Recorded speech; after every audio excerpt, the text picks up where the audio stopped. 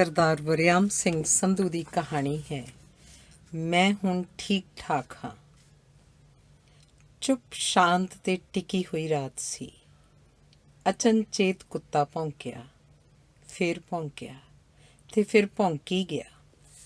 ਉਹ ਝਈਆਂ ਲੈ ਲੈ ਕੇ ਜਾਂਦਾ ਸੀ ਤੇ ਖੇਤਾਂ ਵਿੱਚ ਦੂਰ ਪਰੇ ਕਿੱਲੇ ਕੁ ਦੀ ਵਾਟ ਤੱਕ ਜਾ ਕੇ ਭੌਂਕਦਾ ਹੌਂਕਦਾ ਹੋਇਆ ਵਾਪਸ ਬਾਹਰਲੇ ਦਰਵਾਜ਼ੇ ਵਿੱਚ ਆ ਕੇ ਖੜੋ ਜਾਂਦਾ ਤੇ ਝੱਗੋ ਝੱਗ ਭੌਂਕਦਾ ਹੋਇਆ ਆਪਣੇ ਮਾਲਕਾਂ ਨੂੰ ਕਹਿ ਰਿਹਾ ਲੱਗਦਾ, ਹੁਣ ਤਾਂ ਉੱਠ ਪਓ, ਸੁੱਤੇ ਕਿਉਂ ਪਏ ਜੇ। ਰਾਤ ਜਾਗ ਪਈ ਸੀ, ਪਰ ਘਰ ਵਿੱਚੋਂ ਨਾ ਹੀ ਕੋਈ ਹਿੱਲਿਆ ਤੇ ਨਾ ਹੀ ਬਾਹਰ ਆਇਆ। ਬੰਬੀ ਵਾਲੇ ਕੋਠੇ ਵਿੱਚ ਤਾਰਾਂ ਸਿੱਧੀਆਂ ਲੱਗੀਆਂ ਹੋਣ ਕਰਕੇ ਖਰਚੇ ਦਾ ਕੋਈ ਡਰ ਨਹੀਂ ਸੀ ਤੇ ਕਮਰੇ ਦਾ ਬੱਲਬ ਛੋਟੇ ਸੁਖਦੇਵ ਦੇ ਕਹਿਣ 'ਤੇ ਸਾਰੀ ਰਾਤ ਜਗਦਾ ਰਹਿੰਦਾ ਸੀ। ਬੀਰੋ ਨੇ ਅੱਖਾਂ ਬੱਲਬ ਵੱਲ ਗੱਡੀਆਂ ਹੋਈਆਂ ਸਨ ਤੇ ਕੰਨ ਬਾਹਰ ਦੇ ਖੜਕੇ ਵੱਲ। ਉਹ ਨਾ ਉੱਚੀ ਸਾਹ ਲੈ ਰਹੀ ਸੀ ਨਾ ਹਿੱਲ ਰਹੀ ਸੀ। ਉਹਦੇ ਨਾਲ ਲੇਟੇ 8-9 ਸਾਲ ਦੇ ਸੁਖਦੇਵ ਨੇ ਰਜਾਈ ਮੂੰਹ ਤੋਂ ਲਾ ਕੇ ਉਤਾਂਹ ਨੂੰ ਅੱਖਾਂ ਚੁੱਕ ਕੇ ਮਾਂ ਵੱਲ ਵੇਖਿਆ। ਫਿਰ ਬਿਨਾਂ ਕੁਝ ਪੁੱਛਿਆਂ ਬੋਲਿਆਂ ਮਾਂ ਦੀ ਛਾਤੀ ਨਾਲ ਸਿਰ ਲਾ ਕੇ ਉਹਦੇ ਉੱਤੋਂ ਬਾਂਹ ਵਲਾ ਲਈ। ਅਜਿਹੇ ਮੌਕੇ ਚੁੱਪ ਰਹਿਣ ਦੀ ਟ੍ਰੇਨਿੰਗ ਉਹਨੇ ਸਹਿਜ ਭਾਈ ਪ੍ਰਾਪਤ ਕਰ ਲਈ ਸੀ। ਉਹਨੂੰ ਪਤਾ ਸੀ ਕਿ ਇਹ ਸਵਾਲ ਪੁੱਛਣ ਦਾ ਸਮਾਂ ਨਹੀਂ। ਤੇ ਕੁੱਤਾ ਭੌਂਕੀ ਜਾ ਰਿਹਾ ਸੀ, ਅੰਨੇ ਜੋਸ਼ ਨਾਲ ਹਫਦਾ ਹੋਇਆ, ਹੌਂਕਦਾ ਹੋਇਆ। ਬੀਰੂ ਨੇ ਹੌਲੀ ਜਿਹੀ ਧੌਣ ਟੇਢੀ ਕਰਕੇ ਜੋਗਿੰਦਰ ਦੇ ਮੰਜੇ ਵੱਲ ਵੇਖਿਆ। ਉਹ ਪਹਿਲਾਂ ਹੀ ਜਾਗਦਾ ਪਿਆ ਸੀ। ਉਹਨੇ ਵੀ ਅੱਖਾਂ ਮੋੜ ਕੇ ਬੀਰੂ ਵੱਲ ਵੇਖਿਆ। ਦੋਹਾਂ ਦੀਆਂ ਅੱਖਾਂ ਵਿੱਚ ਸਹਿਮ ਤੇ ਸਵਾਲ ਸੀ। ਬਿਨਾਂ ਕੋਈ ਗੱਲ ਕੀਤਿਆਂ ਉਹਨਾਂ ਧੌਣਾਂ ਮੋੜ ਲਈਆਂ ਤੇ ਛੱਤ ਵੱਲ ਵੇਖਣ ਲੱਗੇ। ਉਹਨਾਂ ਦੇ ਕੰਨ ਬਿੜਕਾਂ ਲੈ ਰਹੇ ਸਨ। ਚੁੱਪ ਕਮਰੇ ਦੀ ਸ਼ਾਂ ਦੀ ਆਵਾਜ਼ ਉਹਨਾਂ ਦੇ ਕੰਨਾਂ 'ਚ ਗੂੰਜ ਰਹੀ ਸੀ। ਠੱਕ ਠੱਕ ਠੱਕ ਪੋਲੇ ਜੇ ਦਰਵਾਜ਼ਾ ਖੜਕਿਆ। ਬੀਰੋ ਇੱਕਦਮ ਤ੍ਰਹਿ ਕੇ ਮੰਜੇ 'ਤੇ ਉੱਠ ਬੈਠੀ। ਜੋਗਿੰਦਰ ਵੀ ਰਜਾਈ ਲਾ ਕੇ ਦਰਵਾਜ਼ੇ ਵੱਲ ਵੇਖਣ ਲੱਗ ਪਿਆ। ਜਿੰਦਿਆ ਵੇ ਜੋਗਿੰਦਰਾ। ਜੋਗਿੰਦਰ ਦੀ ਮਾਂ ਹਰਬੰਸ ਕੌਰ ਸੀ। ਦੱਬੀ ਘੁੱਟੀ ਡਰੀ ਹੋਈ ਆਵਾਜ਼। ਕੀ ਆ? ਜੋਗਿੰਦਰ ਨੇ ਕਾਹਲੀ ਪਰ ਹੌਲੀ ਆਵਾਜ਼ 'ਚ ਪੁੱਛਿਆ। ਸਿੰਘ ਲੱਗਦੇ ਨੇ, ਕੁੱਤਾ ਭੌਂਕੀ ਜਾਂਦਾ ਕਿਤੇ। ਤੂੰ ਲੰਮੀ ਪੈ ਜਾ ਕੇ ਕੁੜੀਆਂ ਕੋਲ, ਚੁੱਪ ਕਰਕੇ। ਹਰਬੰਸ ਕੌਰ ਮੁੜ ਗਈ। ਜੋਗਿੰਦਰ ਜਿੱਥੇ ਸੀ ਉੱਥੇ ਹੀ ਬੈਠਾ ਸੀ। ਸਿਆਲ ਦੀ ਠੰਡੀ ਰੁੱਤ ਸੀ, ਪਰ ਰਜਾਈ ਲੱਥੀ ਹੋਈ ਤੇ ਮੱਥੇ 'ਤੇ ਪਸੀਨੇ ਦੀਆਂ ਬੂੰਦਾਂ। ਇਹ ਕੁੱਤਾ ਲੈ ਕੇ ਰਹੂ ਸਾਰੇ ਟੱਬਰ ਨੂੰ। ਅਗਲੇ ਸੱਚੇ ਵੀ ਸਨ। ਪੂਰਾ 1.5 ਮਹੀਨਾ ਹੋ ਗਿਆ ਸੀ ਜਦੋਂ ਪਿੰਡ ਜਾਂਦੀ ਹਰਬੰਸ ਕੌਰ ਨੂੰ ਸਾਦੇ ਸੀਤਲ ਨੇ ਪਿੱਛੋਂ ਆਵਾਜ਼ ਦੇ ਕੇ ਰੋਕਿਆ ਤੇ ਫਿਰ ਕੋਲ ਆ ਕੇ ਬੜੀ ਗੈਰ ਗੰਭੀਰ ਮੁਦਰਾ 'ਚ ਕਿਹਾ ਸੀ, ਚਾਚੀ ਜਿੰਦੇ ਨੂੰ ਆਖ ਟੌਮੀ ਨੂੰ ਮਾਰ ਦਵੇ। ਪਰਸੋਂ ਭਾਊ ਲੰਘੇ ਸਨ, ਮੈਨੂੰ ਆਖ ਰਹੇ ਸਨ ਕਿ ਤੁਹਾਨੂੰ ਸੁਨੇਹਾ ਪਹੁੰਚਾ ਆਵਾਂ। ਅਸੀਂ ਤਾਂ ਮਹੀਨਾ ਹੋਇਆ ਦੋਵੇਂ ਕੁੱਤੇ ਚੂਹਿਆਂ ਵਾਲੀ ਦਵਾਈ ਪਾ ਕੇ ਮਾਰਤੇ। ਤੁਹਾਡਾ ਕੁੱਤਾ ਤਾਂ ਹੈ ਹੀ ਬੜਾ ਉੰਤਰ ਮੇਲ। ਉਹ ਤਾਂ ਸਮਾਨ ਸਿਰ 'ਤੇ ਚੁੱਕ ਲੈਂਦਾ ਰਾਤ ਨੂੰ। ਹੁਣ ਤਾਂ ਜਿਵੇਂ ਬਾਬੇ ਬੁੱਲੇ ਸ਼ਾਹ ਨੇ ਆਖਿਆ ਸੀ, ਕੁੱਤੇ ਤਾਂ ਬੰਦਿਆਂ ਤੋਂ ਵੀ ਉੱਤੇ ਹੁੰਦੇ ਨੇ। ਅਖੇ ਮਾਲਕ ਦਾ ਦਰਮੂਲ ਨਾ ਛੱਡਣ, ਭਾਵੇਂ ਵੱਜਣ ਜੁੱਤੇ। ਤੇ ਸਾਦਾ ਸੀਤਲ ਬੋਲੀ ਗਿਆ ਸੀ।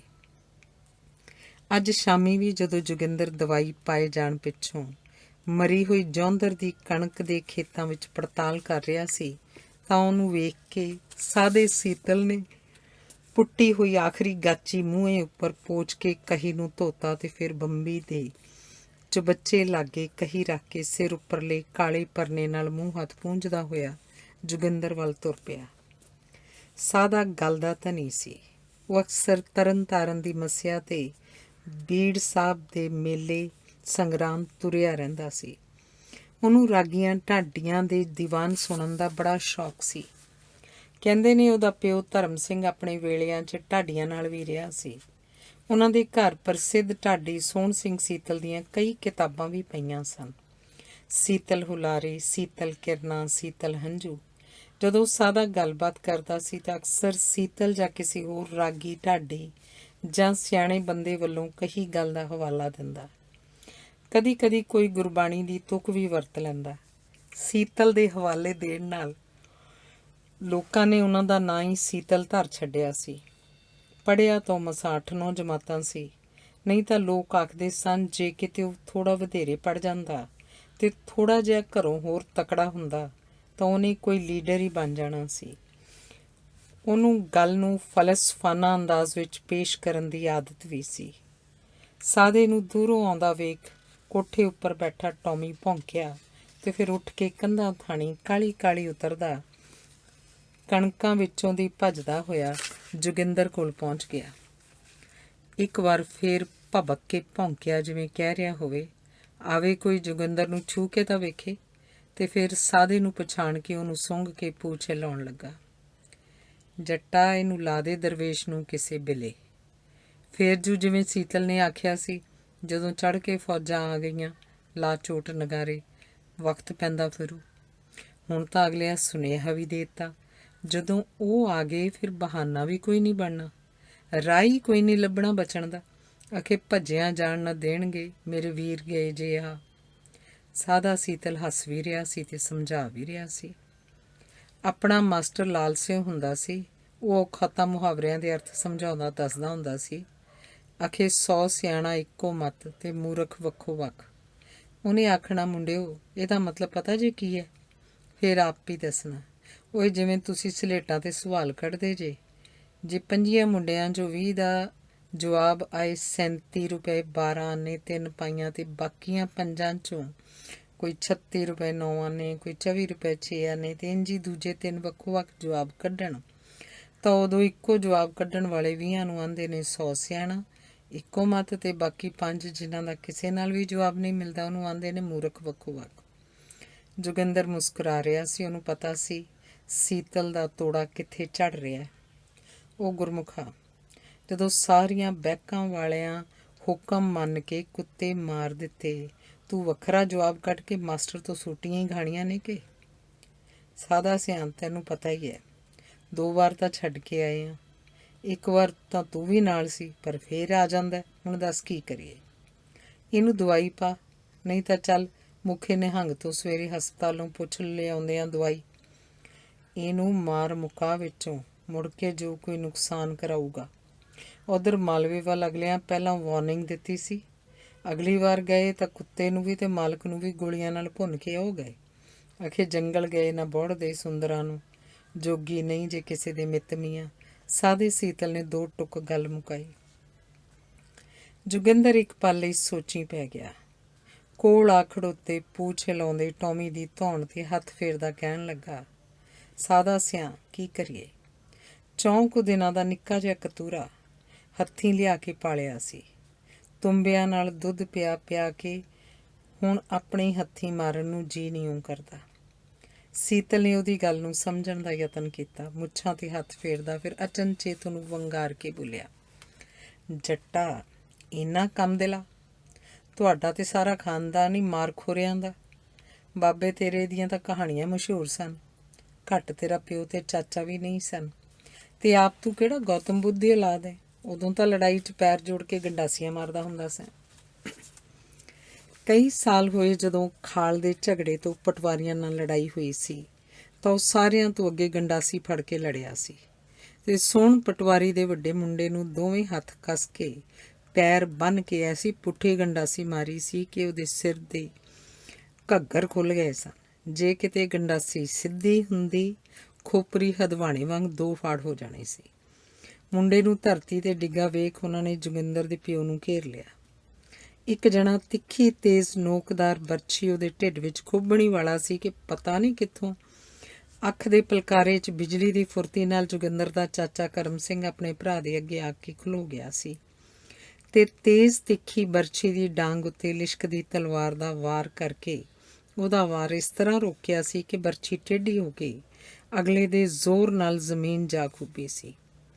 ਜੋਗਿੰਦਰ ਦਾ ਪਿਓ ਹੈਰਾਨ ਹੋਇਆ ਆਪਣੀ ਢਾਲ ਬਣੇ ਆਪਣੇ ਛੋਟੇ ਭਰਾ ਨੂੰ ਵੇਖ ਰਿਹਾ ਸੀ, ਜਿਸ ਨਾਲ ਘਰ ਦੀ ਜ਼ਮੀਨ ਦੀ ਵੰਡ ਵੰਡਾਈ ਤੋਂ ਉਹ 2 ਸਾਲਾਂ ਤੋਂ ਗੁੱਸੇ ਰਾਜੀ ਸੀ ਤੇ ਉਹਨਾਂ ਦੋਵਾਂ ਭਰਾਵਾਂ ਵਿੱਚ ਬੋਲ ਸਾਂਝਾ ਕੀਤਿਆਂ ਵੀ ਕਈ ਚਿਰ ਹੋ ਗਿਆ ਸੀ। ਪਰ ਅੱਜ ਛੋਟਾ ਭਰਾ ਵੱਡੇ ਤੋਂ ਵੀ ਅੱਗੇ ਹੋ ਕੇ ਸੋਹਣ ਪਟਵਾਰੀ ਨੂੰ ਲਲਕਾਰਦਾ ਹੋਇਆ ਕਹਿ ਰਿਹਾ ਸੀ, ਸੁਮੰਦੇ ਵਾਲਿਆ, ਪੁੱਤ ਅੱਗੇ ਵੱਧ ਕੇ ਵੇਖ ਰਤਾ, ਇਹ ਨਾ ਸਮਝੀ ਕਿ ਭਰਾਵਾਂ 'ਚ ਵੱਟ ਆ ਤੇ ਤੂੰ ਕੱਲਾ ਵੇਖ ਕੇ ਮੇਰੇ ਭਰਾ ਨੂੰ ਥੱਲੇ ਲਾ ਲੇਂਗਾ। ਥੱਲੇ ਲੱਗ ਕੇ ਜੀਣਾ ਤਾਂ ਕਿਤੇ ਰਿਹਾ, ਉਹ ਤਾਂ ਆਪਣੇ ਵੱਲ ਕਿਸੇ ਦਾ ਗਹਿਰੀ ਅੱਖੇ ਵੇਖਣਾ ਵੀ ਬਰਦਾਸ਼ਤ ਨਹੀਂ ਸਨ ਕਰਦੇ। ਉਹਦਾ ਬਾਬਾ ਕਿੰਨੇ ਮਾਣ ਨਾਲ ਆਪਣੀ ਉਹ ਗੱਲ ਸੁਣਾਉਂਦਾ ਹੁੰਦਾ ਸੀ ਜਦੋਂ ਆਪਣੇ ਦੋਸਤਾਂ ਦੀ ਢਾਣੀ ਨਾਲ ਤਰਨ ਤਾਰਨ ਦੀ ਮੱਸਿਆ ਗਿਆ ਸੀ। ਉਹਦੇ ਉਦੋਂ ਭਰਪੂਰ ਜਵਾਨੀ ਦੇ ਦਿਨ ਸਨ। ਲੜਾਈਆਂ ਡਾਂਗਾਂ ਦੀਆਂ ਹੁੰਦੀਆਂ ਸਨ। ਅਗਲੇ ਦੀ ਡਾਂਗ ਝੱਲ ਕੇ ਅਗਲੇ 'ਤੇ ਵਾਰ ਕਰਨ ਵਿੱਚ ਜੋਗਿੰਦਰ ਦੇ ਬਾਬੇ ਦੀ ਇਲਾਕੇ 'ਚ ਧੁੰਮ ਸੀ। ਉਸ ਮੱਸਿਆ 'ਚ ਜਦੋਂ ਪਰਿਕਰਮਾ ਕਰ ਰਹੇ ਸਨ ਤਾਂ ਅੱਗੋਂ ਪੁੱਠੀ ਪਰਿਕਰਮਾ ਕਰਦੀ ਇੱਕ ਢਾਣੀ ਆ ਰਹੀ ਸੀ। ਉਹਨਾਂ ਵਿੱਚੋਂ ਇੱਕ ਉੱਚਾ ਲੰਮਾ ਜਵਾਨ ਘੜੀ ਕੁ ਪਿੱਛੋਂ ਆਪਣੀ ਸੱਜੀ ਬਾਂਹ ਅਸਮਾਨ ਵੱਲ ਸਿੱਧੀ ਕਰਕੇ ਜਿਵੇਂ ਸਾਰੀ ਮੱਸਿਆ ਨੂੰ ਵੰਗਾਰ ਕੇ ਆਖ ਰਿਹਾ ਸੀ, ਜੱਟ ਦੀ ਬਾਂਹ ਨਹੀਂ ਨੀਵੀਂ ਕਰ ਸਕਦਾ ਓਏ, ਸਾਰੀ ਮੱਸਿਆ 'ਚੋਂ ਕੋਈ ਵੀ ਸਾਨ ਜੱਟ ਦੀ। ਉਹ ਉੱਚੀ ਭਬਕ ਮਾਰਦਾ। ਜੋਗਿੰਦਰ ਦਾ ਬਾਬਾ ਆਖਦਾ, ਅਸੀਂ 2 ਪਰਿਕਰਮਾ ਅੱਗੋਂ ਉਹਨੂੰ ਟੱਕਰੇ, ਉਹ ਉਂਝ ਕਰੇ, ਮੇਰੇ ਅੰਦਰ ਚੁਆਤੀਆਂ ਮੱਚਣ। ਇਹਨੇ ਸਭ ਨੂੰ ਸਮਝ ਕੀ ਰੱਖਿਆ, ਸਾਰੇ ਜਹਾਨ 'ਤੇ ਲੱਤ ਫੇਰੀ ਜਾਂਦਾ। ਤੀਜੀ ਪਰਿਕਰਮਾ ਜਦੋਂ ਆਮੋ ਸਾਹਮਣੇ ਪਹੁੰਚੇ ਤਾਂ ਉਹਨੇ ਫੇਰ ਬਾਂਹ ਉੱਚੀ ਕਰਕੇ ਲਲਕਾਰਾ ਮਾਰਿਆ, ਪਤਾ ਨਹੀਂ ਮੈਨੂੰ ਕੀ ਹੋਇਆ, ਅੰਦਰੋਂ ਐਸਾ ਉਬਾਲ ਉੱਠਿਆ। ਮੈਂ ਡਾਂਗ ਉਗਰੀ ਤੇ ਐਸੀ ਘੁਕਾ ਕੇ ਉਹਦੀ ਅਰਕ ਕੋਲ ਮਾਰੀ ਕਿ ਬਾਂਹ ਤੋਰੀਆਂ ਲਟਕ ਕੇ ਟੇਢੀ ਹੋ ਗਈ। ਅਸੀਂ ਮਾਰੋ ਮਾਰ ਕਰਦੇ ਪਢਾਣੇ ਵਾਲੇ ਬੁੰਗੇ ਦੇ ਵਿੱਚੋਂ ਦੀ ਤਿੱਤਰ ਹੋ ਗਏ ਤੇ ਅਗਲੇ ਮੂੰਹ ਵੇਖਦੇ ਹੀ ਰਹਿ ਗਏ। ਉਹਦਾ ਬਾਬਾ ਗੱਲ ਸੁਣਾ ਕੇ ਬੋੜੇ ਮੂੰਹ ਵਿੱਚੋਂ ਮਾਣ ਮੱਤਾ ਮੁਸਕਰਾਉਂਦਾ ਹੋਇਆ ਇੰਜ ਕਹਿੰਦਾ ਲੱਗਦਾ, ਇਹਨੂੰ ਕਹਿੰਦੇ ਨੇ ਮਰਦਾਨਗੀ। ਮਰਦਾਨਗੀ 'ਚ ਜੋਗਿੰਦਰ ਕਿਹੜਾ ਘੱਟ ਸੀ।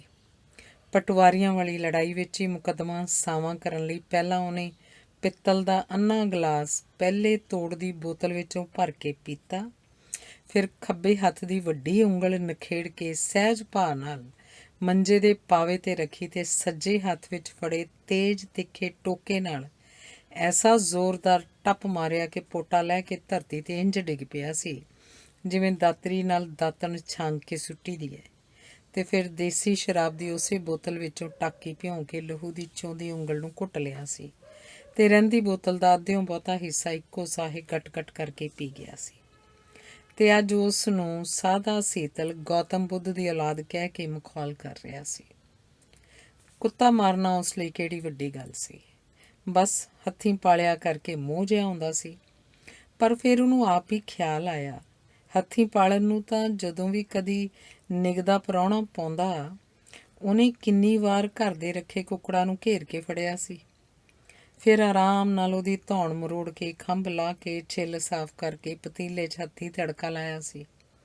ਸ਼ਰਾਬ ਦੀ ਗਲਾਸੀ ਅੰਦਰ ਸੁੱਟ ਕੇ ਦੰਦਾਂ ਨਾਲ ਕੁੱਕੜ ਦੀ ਲੱਤ ਚੱਬਦਿਆਂ ਚੂਸਦਿਆਂ ਉਹਨੂੰ ਕਦੀ ਚਿੱਤ ਖਿਆਲ ਵੀ ਨਹੀਂ ਸੀ ਆਇਆ ਕਿ ਇਹੋ ਕੁੱਕੜ ਕੁਝ ਘੰਟੇ ਪਹਿਲਾਂ ਹਵੇਲੀ ਦੀ ਕੰਧ 'ਤੇ ਖੜ੍ਹਾ ਆਪਣੇ ਚਿੱਤ ਕਬਰੇ ਖੰਭ ਫੈਲਾ ਕੇ ਬਾਂਗਾਂ ਦੇ ਰਿਹਾ ਸੀ ਤੇ ਢਲਦੇ ਸੂਰਜ ਦੀ ਲਾਲੀ ਵਿੱਚ ਉਹਦੀ ਸੁਰਖ ਕਲਗੀ ਚਮਕਾ ਮਾਰਦੀ ਪਈ ਸੀ, ਅਤੇ ਇਹ ਵੀ ਕਿ ਉਹ ਸਾਥਣ ਕੁੱਕੜੀਆਂ ਨਾਲ ਟਪੂ ਟਪੂ ਜ਼ਮੀਨ 'ਤੇ ਪੈਰ ਮਾਰਦਾ ਕਲੋਲਾਂ ਕਰਦਾ ਪਿਆ ਸੀ ਤੇ ਉਹਨੂੰ ਫੜੇ ਜਾਂਦਿਆਂ ਵੇਖ ਕੇ ਬਾਕੀ ਕੁੱਕੜ ਕੁੱਕੜੀਆਂ ਜਿਵੇਂ ਸਹਿਮ ਕੇ ਆਸੇ-ਪਾਸੇ ਭੱਜ ਖਿੱਲਰ ਤੇ ਦੁਬਕ ਗਏ ਸਨ। ਹੱਥੀਂ ਪਾਲਣ ਨੂੰ ਤਾਂ ਉਹਨੇ ਆਪਣੀਆਂ 3 ਭੈਣਾਂ ਦੇ ਵਿਆਹ ਲਈ ਹਰ ਵਾਰ ਛੋਟੇ-ਛੋਟੇ ਪਠੋਰੇ ਮੁੱਲ ਲੈ ਕੇ ਹੱਥੀਂ ਪਾਲੇ ਸਨ। ਆਪਣੇ ਹੱਥੀਂ ਛਾਂਗ ਕੇ ਉਹਨਾਂ ਨੂੰ ਕਿੱਕਰਾਂ ਦੀ ਲੁੰਗ ਖਵਾਈ ਸੀ, ਬੇਰੀਆਂ ਦੇ ਕੂਲੇ ਪੱਤੇ ਖਵਾਏ ਸਨ ਤੇ ਫਿਰ ਵਿਆਹ ਵਾਲੇ ਦਿਨ ਆਪਣੇ ਹੱਥੀਂ ਉਹਨਾਂ ਦੀ ਧੌਣ 'ਤੇ ਵਾਰੀ-ਵਾਰੀ ਪਾਣੀ ਲਾਇਆ ਸੀ, ਵਾਹਿਗੁਰੂ ਕਹਿ ਕੇ ਮਿਆਨ 'ਚੋਂ ਤਲਵਾਰ ਕੱਢੀ ਸੀ। ਫਿਰ ਦੋਵਾਂ ਹੱਥਾਂ 'ਚ ਫੜ ਕੇ ਮੱਥੇ ਨੂੰ ਸਿੱਧੀ ਕਰਕੇ ਅੱਖਾਂ ਮੀਟ ਕੇ ਮੂੰਹ ਵਿੱਚ ਅਰਦਾਸ ਕੀਤੀ ਸੀ ਤੇ ਉਸ ਤੋਂ ਬਾਅਦ ਪਲਕ ਝਪਕਦਿਆਂ ਹੜੱਪ ਕਰਕੇ ਇੱਕੋ ਝਟਕੇ ਨਾਲ ਹੱਥੀਂ ਪਾਲ ਕੇ ਵੱਡੇ ਕੀਤੇ ਬੱਕਰੇ ਦੀ ਧੌਣ 2 ਕਰਮਾਂ ਪਰਾਂ ਡਿੱਗ ਪੈਂਦੀ ਸੀ ਤੇ ਉਹਦੀਆਂ ਅੱਖਾਂ ਸਾਹਮਣੇ ਵੱਡੇ ਹੋਏ ਤੜਪਦੇ ਧੜ ਵਿੱਚੋਂ ਲਹੂ ਦੀ ਤਤੀਰੀ ਧਰਤੀ ਨੂੰ ਗਿੱਲਿਆਂ ਕਰ ਰਹੀ ਹੁੰਦੀ ਸੀ। ਪਰ ਉਹਦਾ ਵਧੇਰੇ ਧਿਆਨ ਆਪਣੇ ਡੋਲਿਆਂ ਦੀ ਤਾਕਤ ਵਿੱਚੋਂ ਪ੍ਰਾਪਤ ਹੋਈ ਪ੍ਰਸ਼ੰਸਾ ਵੱਲ ਜੁੜਿਆ ਰਹਿੰਦਾ, ਜਿਨ੍ਹਾਂ ਡੋਲਿਆਂ ਨੂੰ ਨੇੜੇ ਖੜੀ ਭੀੜ ਨਜ਼ਰਾਂ ਹੀ ਨਜ਼ਰਾਂ 'ਚ ਸਹਿਲਾ ਰਹੀ ਹੁੰਦੀ ਸੀ। ਬਿਜਲੀ ਦੀ ਫੁਰਤੀ ਨਾਲ ਇੱਕੋ ਝਟਕੇ ਬੱਕਰਾ ਵੱਢਣਾ ਉਹਦੀ ਪ੍ਰਾਪਤੀ ਗਿਣੀ ਜਾਂਦੀ ਸੀ। ਅਜਿਹੇ ਵੇਲੇ ਉਹ ਭੁੱਲ ਹੀ ਜਾਂਦਾ ਕਿ ਇਹਨਾਂ ਪਠੋਰਿਆਂ ਨੂੰ ਉਹ ਕਦੀ ਕੁੱਛੜ ਵੀ ਚੁੱਕੀ ਫਿਰਿਆ ਸੀ। ਉਹਨਾਂ ਦੇ ਪੈਰਾਂ ਵਿੱਚ ਉਹਨੇ ਖਰੀਦ ਕੇ ਘੁੰਗਰੀਆਂ ਬੱਧੀਆਂ ਸਨ ਜਾਂ ਉਹ ਲਾਡ ਨਾਲ ਉਹਦੇ ਦੁਆਲੇ ਮਿਆਂਕਦੇ ਉਛਲਦੇ ਰਹੇ ਸਨ ਤੇ ਉਹਨਾਂ ਦੀਆਂ ਕੂਲੀਆਂ ਧੌਣਾਂ ਨੂੰ ਆਪਣੇ ਗਲ ਨਾਲ ਵੀ ਘੁੱਟਦਾ ਰਿਹਾ ਸੀ। ਤਾਂ ਫਿਰ ਹੁਣ ਕੀ ਗੱਲ ਸੀ? ਸੀਤਲ ਤੋਂ ਨਿਖੜ ਕੇ ਵੀ ਉਹ ਕਣਕਾਂ ਦੀਆਂ ਵੱਟਾਂ 'ਤੇ ਤੁਰਦਾ ਸੋਚੀ ਜਾ ਰਿਹਾ ਸੀ। ਟੌਮੀ ਉਹਦੇ ਅੱਗੇ ਅੱਗੇ ਸੀ। ਉਹਨੂੰ ਇਹ ਛਿਣ ਇਹ ਵੀ ਖਿਆਲ ਆਇਆ ਕਿ ਵੱਧਦੀ ਉਮਰ ਨਾਲ ਵੀ ਬੰਦਾ ਸ਼ਾਇਦ ਨਰਮ ਹੁੰਦਾ ਜਾਂਦਾ ਹੈ। ਪਰ ਫਿਰ ਉਹਨੇ ਆਪ ਹੀ ਇਹ ਖਿਆਲ ਝਟਕ ਦਿੱਤਾ। ਉਹ ਕਿਹੜਾ ਬੁੱਢਾ ਹੋ ਗਿਆ ਸੀ, ਮਸਾਂ 43ਵਾਂ ਸਾਲ ਪਾਰ ਕੀਤਾ ਸੀ। ਉਹਦੇ ਅੰਦਰ ਅਜੇ ਵੀ ਖੂਨ ਖੌਰੂ ਪਾਉਂਦਾ ਸੀ। ਉਹਦੇ ਡੋਲਿਆਂ 'ਚ ਅਜੇ ਵੀ ਮੱਛੀਆਂ ਬੁੜਕਦੀਆਂ ਸਨ। ਉਹਨੂੰ ਯਾਦ ਆਇਆ ਜੇ 3 ਸਾਲ ਵੀ ਨਹੀਂ ਸਨ ਹੋਣੇ ਜਦੋਂ ਸਰਪੰਚ ਦੀ ਕੁੜੀ ਦੇ ਵਿਆਹ ਉੱਤੇ ਨਾਮੇ ਦੈਂਤ ਦੀ ਤੇ ਉਹਦੀ ਇੱਕ ਭਾਰੇ ਬੱਕਰੇ ਨੂੰ ਇੱਕੋ ਟੱਪ ਨਾਲ ਵੱਢਣ ਦੀ 50-50 ਰੁਪਏ ਦੀ ਸ਼ਰਤ ਲੱਗੀ ਸੀ। ਨਾਮਾ ਦੈਂਤ ਸਰੀਰੋਂ ਤੇ ਸ਼ਕਤੀ ਪੱਖੋਂ ਉਸ ਨਾਲੋਂ ਕਿਵੇਂ ਵੀ ਘੱਟ ਨਹੀਂ ਸੀ, ਸਗੋਂ ਜੋਗਿੰਦਰ ਨਾਲੋਂ 8-10 ਸਾਲ ਛੋਟਾ ਹੋਣ ਕਰਕੇ ਜਵਾਨੀ ਦੇ ਸੇਕ ਨਾਲ ਮਗਦਾ ਵੀ ਪਿਆ ਸੀ। ਪਰ ਫਿਰ ਵੀ ਉਸ ਤੋਂ ਵਾਲ ਭਰ ਧੌਣ ਅੜੀ ਰਹਿ ਗਈ ਸੀ, ਜਿਹਨੂੰ ਉਹਨੇ ਕਿਰਪਾਨ ਦੀ ਨੋਕ ਨਾਲ ਹੌਲੀ ਜਿਹੀ ਅੱਡ ਕਰ ਦਿੱਤਾ ਸੀ। ਪਰ ਧੌਣ ਨੂੰ ਕਿਰਪਾਨ ਤਾਂ ਦੂਜੀ ਵਾਰ ਲੱਗ ਹੀ ਗਈ ਸੀ ਤੇ ਜੋਗਿੰਦਰ ਦੀ ਵਾਰੀ ਉਹਨੇ ਐਸਾ ਜ਼ੋਰ ਦਾ ਟੱਪ ਇੰਨੀ ਸਫਾਈ ਨਾਲ ਮਾਰਿਆ ਸੀ ਕਿ ਕਿਰਪਾਨ ਜਿਵੇਂ ਗਿੱਲੀ ਚਿਕਣੀ ਮਿੱਟੀ ਵਿੱਚੋਂ ਸਕਿੰਟਾਂ ਵਿੱਚ ਹੀ ਆਰ-ਪਾਰ ਹੋ ਗਈ ਸੀ। ਨਾਮੇ ਦੈਂਤ ਨੇ ਚੁੱਪ ਕਰਕੇ ਡੱਬ ਵਿੱਚੋਂ 50 ਦਾ ਨੋਟ ਕੱਢਿਆ ਤੇ ਉਹਨੂੰ ਫੜਾ ਦਿੱਤਾ ਸੀ ਤੇ ਉਹਨੇ ਉਂਝ ਹੀ ਉਹ ਨੋਟ ਕਰਮੀ ਪੈਂਚ ਵੱਲ ਸਾਂਝੇ ਨੁੱਕੜ ਪਾਣੀ ਲਈ ਵਧਾ ਦਿੱਤਾ ਸੀ। ਪਰ ਇਹ ਕੁੱਤਾ ਮਾਰਨਾ ਉਹਨੂੰ ਡਾਢਾ ਔਖਾ ਲੱਗਦਾ ਸੀ। ਇਸ ਨਾਲ ਉਹਨੂੰ ਅਜੀਬ ਜਿਹਾ ਮੋਹ ਹੋ ਗਿਆ ਸੀ ਤੇ ਮੋਹ ਦੀਆਂ ਜੜ੍ਹਾਂ ਕੁਝ ਵਧੇਰੇ ਡੂੰਘੀਆਂ ਸਨ। 4-5 ਸਾਲ ਪਹਿਲਾਂ ਜਦੋਂ ਸੁਖਦੇਵ ਵੀ ਮਸਾਂ 4 ਕੁ ਸਾਲ ਦਾ ਸੀ ਤਾਂ ਉਹਨੇ ਆਪਣੇ ਨਾਨਕਿਆਂ ਤੋਂ ਇੱਕ ਨਿੱਕਾ ਜਿਹਾ ਕਤੂਰਾ ਭੂਰੇ ਜਿਹੇ ਰੰਗ ਦਾ ਗੁਲ ਮਟੋਲ ਜਿਹਾ ਮਸਾਂ 3-4 ਦਿਨ ਦਾ ਜ਼ਿੱਦ ਨਾਲ ਚੁੱਕ ਕੇ ਲਿਆਂਦਾ ਸੀ। ਉਹਨੂੰ ਖਿਡੌਣੇ ਵਾਂਗ ਚੁੱਕੀ ਉਹਦਾ ਮੂੰਹ ਚੁੰਮਦਾ ਰਹਿੰਦਾ। 13-14 ਸਾਲ ਦਾ ਗੁਰਦੇਵ ਰੂੰ ਦੇ ਫੰਬੇ ਦੁੱਧ 'ਚ ਭਿਉਂ ਕੇ ਕੁੱਤੇ ਨੂੰ ਖੁਰਾਕ ਦੇਣ 'ਚ ਸੁਖਦੇਵ ਦੀ ਮਦਦ ਕਰਦਾ। ਸੁਖਦੇਵ ਰਾਤ ਨੂੰ ਉਹਨੂੰ ਆਪਣੇ ਬਿਸਤਰੇ 'ਤੇ ਹੀ ਲੈ ਕੇ ਸੌਂ ਜਾਂਦਾ। ਸੁਖਦੇਵ ਦੇ ਸੌਣ ਪਿੱਛੋਂ ਸੁੱਤੇ ਪਏ ਕਤੂਰੇ ਨੂੰ ਬੀਰੋ ਹੌਲੀ ਜਿਹੀ ਚੁੱਕ ਕੇ ਹੇਠਾਂ ਉਤਾਰ ਦਿੰਦੀ ਤਾਂ ਉਹ ਮੰਜੇ ਦੇ ਪਾਵੇ ਨਾਲ ਬੂਥਣੀ ਲਾਈ ਲੇਟ ਜਾਂਦਾ। ਦਿਨੇ ਉੱਠਦੇ ਸੁਖਦੇਵ ਪਹਿਲਾਂ ਕੁੱਤੇ ਨੂੰ ਲੱਭਦਾ। ਮੇਰਾ ਰੌਕੀ ਕਹਿੰਦਾ। ਉਹਨੂੰ ਜੱਫੀਆਂ ਪਾਉਂਦਾ, ਮਾਂ ਤੋਂ ਕੌਲੀ 'ਚ ਦੁੱਧ ਪਵਾਉਂਦਾ ਤੇ ਰੂਹ ਨਾਲ ਹੌਲੀ ਹੌਲੀ ਉਹਦੇ ਗਲੇ 'ਚ ਨਿਚੋੜਦਾ। ਉਸ ਤੋਂ ਬਾਅਦ ਆਪ ਸਵੇਰ ਦੀ ਰੋਟੀ ਖਾਂਦਾ। ਗੁਲ ਮਟੋਲ ਭੋਲੂ ਜਿਹਾ ਕਤੂਰਾ ਸਾਰੇ ਟੱਬਰ ਨੂੰ ਬੜਾ ਹੀ ਪਿਆਰਾ ਲੱਗਦਾ। ਚੰਗੀ ਤਰ੍ਹਾਂ ਅੱਖੀਆਂ ਨਾ ਵੀ ਖੁੱਲ੍ਹੀਆਂ ਹੋਣ ਕਰਕੇ ਹੌਲੀ ਹੌਲੀ ਤੁਰਿਆ ਫਿਰਦਾ। ਕਦੀ ਕਿਸੇ ਦੇ ਪੈਰਾਂ ਹੇਠਾਂ ਆ ਜਾਂਦਾ, ਕਦੀ ਕਿਸੇ ਦੇ। ਇੱਕ ਦਿਨ ਸਵੇਰੇ ਉੱਠਦਿਆਂ ਹੀ ਸੁਖਦੇਵ ਨੇ ਰੌਕੀ ਨੂੰ ਦੁੱਧ ਪਿਆਇਆ ਤੇ ਉਹਨੂੰ ਕੁੱਛੜ ਚੁੱਕੀ ਚੌਂਤਰੇ 'ਚ ਰੋਟੀ ਖਾਣਾ ਬੈਠਾ। ਇਹਨੂੰ ਲਾ ਕੇ ਆ ਕੁਲ ਗੱਦੇ ਨੂੰ ਹੇਠਾਂ ਚੌਂਤਰੇ 'ਚ ਵੀ ਨਾਲ ਹੀ ਚੁੱਕੀ ਫਿਰਦਾ, ਕੀ ਗੰਦ ਪਾਇਆ ਇਹਨਾਂ। ਬੀਰੋ ਨੇ ਦੋਵਾਂ ਭਰਾਵਾਂ ਨੂੰ ਝਿੜਕਿਆ। ਉਹਨੂੰ ਹਰ ਵੇਲੇ ਸੁਖਦੇਵ ਦੇ ਕਤੂਰਾ ਚੁੱਕੀ ਫਿਰਨ ਤੇ ਖਿਝ ਆ ਰਹੀ ਸੀ। ਝਿੜਕ ਪੈਣ ਤੇ ਸੁਖਦੇਵ ਡਰਦਾ ਹੋਇਆ ਉਹਨੂੰ ਬਾਹਰਲੀ ਕੰਧ ਕੋਲ ਇੱਟਾਂ ਰੱਖ ਕੇ ਕੁੱਤੇ ਲਈ ਬਣਾਏ ਘਰ 'ਚ ਰੱਖਣ ਤੁਰ ਗਿਆ। ਕੁੱਤੇ ਨੂੰ ਬੋਰੀ ਉੱਤੇ ਬਿਠਾ ਕੇ ਪੋਲਾ ਜਿਹਾ ਥਾਪੜ ਕੇ ਮੇਰਾ ਰੌਕੀ, ਸੋਹਣਾ ਰੌਕੀ ਕਹਿੰਦਾ, ਮਾਂ ਕੋਲ ਰੋਟੀ ਖਵਾਉਣ ਆਗ ਲੱਗਾ। ਪਰਾਂਠੀ ਖਾ ਕੇ ਜਦੋਂ ਕਤੂਰੇ ਦੇ ਘਰ ਕੋਲ ਗਿਆ ਤਾਂ ਵੇਖਿਆ ਕਤੂਰਾ ਤਾਂ ਉੱਥੇ ਹੈ ਹੀ ਨਹੀਂ ਸੀ। ਕਮਰਿਆਂ ਦੇ ਅੰਦਰ ਬਾਹਰ ਉਹ ਕਤੂਰਾ ਲੱਭ ਰਿਹਾ ਸੀ। ਉਹਨੂੰ ਵੇਖ ਕੇ ਸੁਖਦੇਵ ਵੀ ਉਹਦੇ ਨਾਲ ਲੱਗ ਗਿਆ। ਹਵੇਲੀ ਦੀਆਂ ਵਿੱਥਾਂ ਖੂੰਜਿਆਂ 'ਚ ਵੇਖ ਜਦੋਂ ਦੋਵੇਂ ਸੋਟੀ ਲੈ ਕੇ ਪੇਟੀ ਥੱਲੇ ਫੇਰ ਰਹੇ ਸਨ ਕਿ ਕਿਤੇ ਇੱਥੇ ਨਾ ਲੁਕਿਆ ਹੋਵੇ ਤਾਂ ਅਚਨਚੇਤ ਚੱਲਦੀ ਮੋਟਰ ਦੇ ਖੜਾਕ ਵਿੱਚ ਉਹਨੇ ਚੌਂ ਚੌਂ ਦੀ ਮੱਧਮ ਜਿਹੀ ਆਵਾਜ਼ ਸੁਣੀ ਸੀ, ਜਿਸ ਨੂੰ ਉਹਨੇ ਅਣਗੌਲਿਆਂ ਕਰ ਛੱਡਿਆ ਸੀ। ਉਹ ਚੁੱਪ-ਚੁਪੀਤਾ ਉੱਠਿਆ ਤੇ ਬਾਹਰ ਪੈਲੀਆਂ 'ਚ ਇੱਧਰ ਉੱਧਰ ਵੇਖਣ ਲੱਗਾ। ਕੀ ਗੱਲ, ਸੋਨੇ ਦੀਆਂ ਮੋਹਰਾਂ ਤਾਂ ਨਹੀਂ ਗੁਆਚ ਗਈਆਂ? ਕੀ ਲੱਭੀ ਜਾਣਾ ਸਵੇਰੇ ਸਵੇਰੇ? ਉਹਨੂੰ ਇੰਜ ਕੁਝ ਲੱਭਦਿਆਂ ਵੇਖ ਕੇ ਕੁੰਦੂ ਫੌਜੀ ਨੇ ਪੁੱਛਿਆ। ਯਾਰ, ਆ ਸੁੱਖੇ ਦਾ ਕਤੂਰਾ ਵਹਿੰਦਾ ਫਿਰਦਾ। ਕਿੱਡਾ ਕੁ ਸੀ? ਕਿੱਦਾਂ ਦਾ ਸੀ? ਭੂਰੇ ਜਿਹੇ ਰੰਗ ਦਾ, ਮਸਾਂ 6-7 ਦਿਨਾਂ ਦਾ ਹੋਊ। ਆਪਣੇ ਮਾਮਿਆਂ ਤੋਂ ਲਿਆਂਦਾ ਸੂ। ਉਹਨਾਂ ਦੀ ਨਸਲ ਦੀ ਕੁੱਤੀ ਆ ਅਲਸੇਸ਼ਨ। ਪਿਛਲੇ ਦਿਨੀ ਗਿਆ ਤਾਂ ਰਿਹਾੜੇ ਪੈ ਗਿਆ। ਆਖੇ ਲੈ ਕੇ ਜਾਣਾ। ਅਸੀਂ ਵੀ ਆਖਿਆ।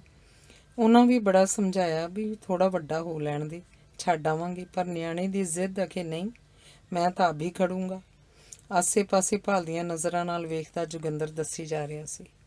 ਉਹਦਾ ਤਾਂ ਕੰਮ ਹੋ ਗਿਆ ਫਿਰ, ਕੁੰਦੂ ਨੇ ਕਿਹਾ। ਹੈਰਾਨੀ ਨਾਲ ਜੋਗਿੰਦਰ ਉੱਥੇ ਹੀ ਖੜੋ ਕੇ ਉਹਦੇ ਮੂੰਹ ਵੱਲ ਵੇਖਣ ਲੱਗਾ। ਸੀਤਲ ਦੀ ਕਾਲੀ ਕੁੱਤੀ ਉਹਨੂੰ ਲਈ ਜਾਂਦੀ ਸੀ, ਪਰਲੀ ਵੱਟੇ। ਮੈਂ ਜਦ ਤੱਕ ਕੋਈ ਸਿਆ ਹੋਣਾ ਕੁੱਤੀ ਨੂੰ ਦਬਕਾਇਆ ਵੀ ਸੁੱਟ ਦਊ ਥੱਲੇ, ਪਰ ਉਹ ਪਰਲੀ ਵੱਟੇ ਸਿੱਧੀ ਛੂਟਾਂ ਵੱਟ ਗਈ। ਜੋਗਿੰਦਰ ਕਾਹਲੀ ਤੇ ਉਤਸੁਕਤਾ ਨਾਲ ਕੁੰਦੂ ਦੀ ਦੱਸੀ ਵੱਟੇ ਤੁਰੀ ਗਿਆ। ਸਾਦੇ ਸੀਤਲ ਦੀ ਬੰਬੀ ਦੇ ਉਰਲੇ ਪਾਸੇ ਪਏ ਕਾਨਿਆਂ ਦੇ ਢੇਰ ਉੱਤੇ ਸਾਹਮਣੇ ਪਿਆ ਕਤੂਰਾ ਉਹਨੂੰ ਦਿਸ ਪਿਆ। ਕਾਲੀ ਕੁੱਤੀ ਪਰਾਂ ਪੈਲੀਆਂ 'ਚ ਤੁਰੀ ਫਿਰਦੀ ਸੀ। ਜੋਗਿੰਦਰ ਨੇ ਲਪਕ ਕੇ ਕਤੂਰੇ ਨੂੰ ਚੁੱਕਿਆ, ਸ਼ਾਇਦ ਕੋਈ ਸਾਹ ਪ੍ਰਾਣ ਬਾਕੀ ਹੋਣ।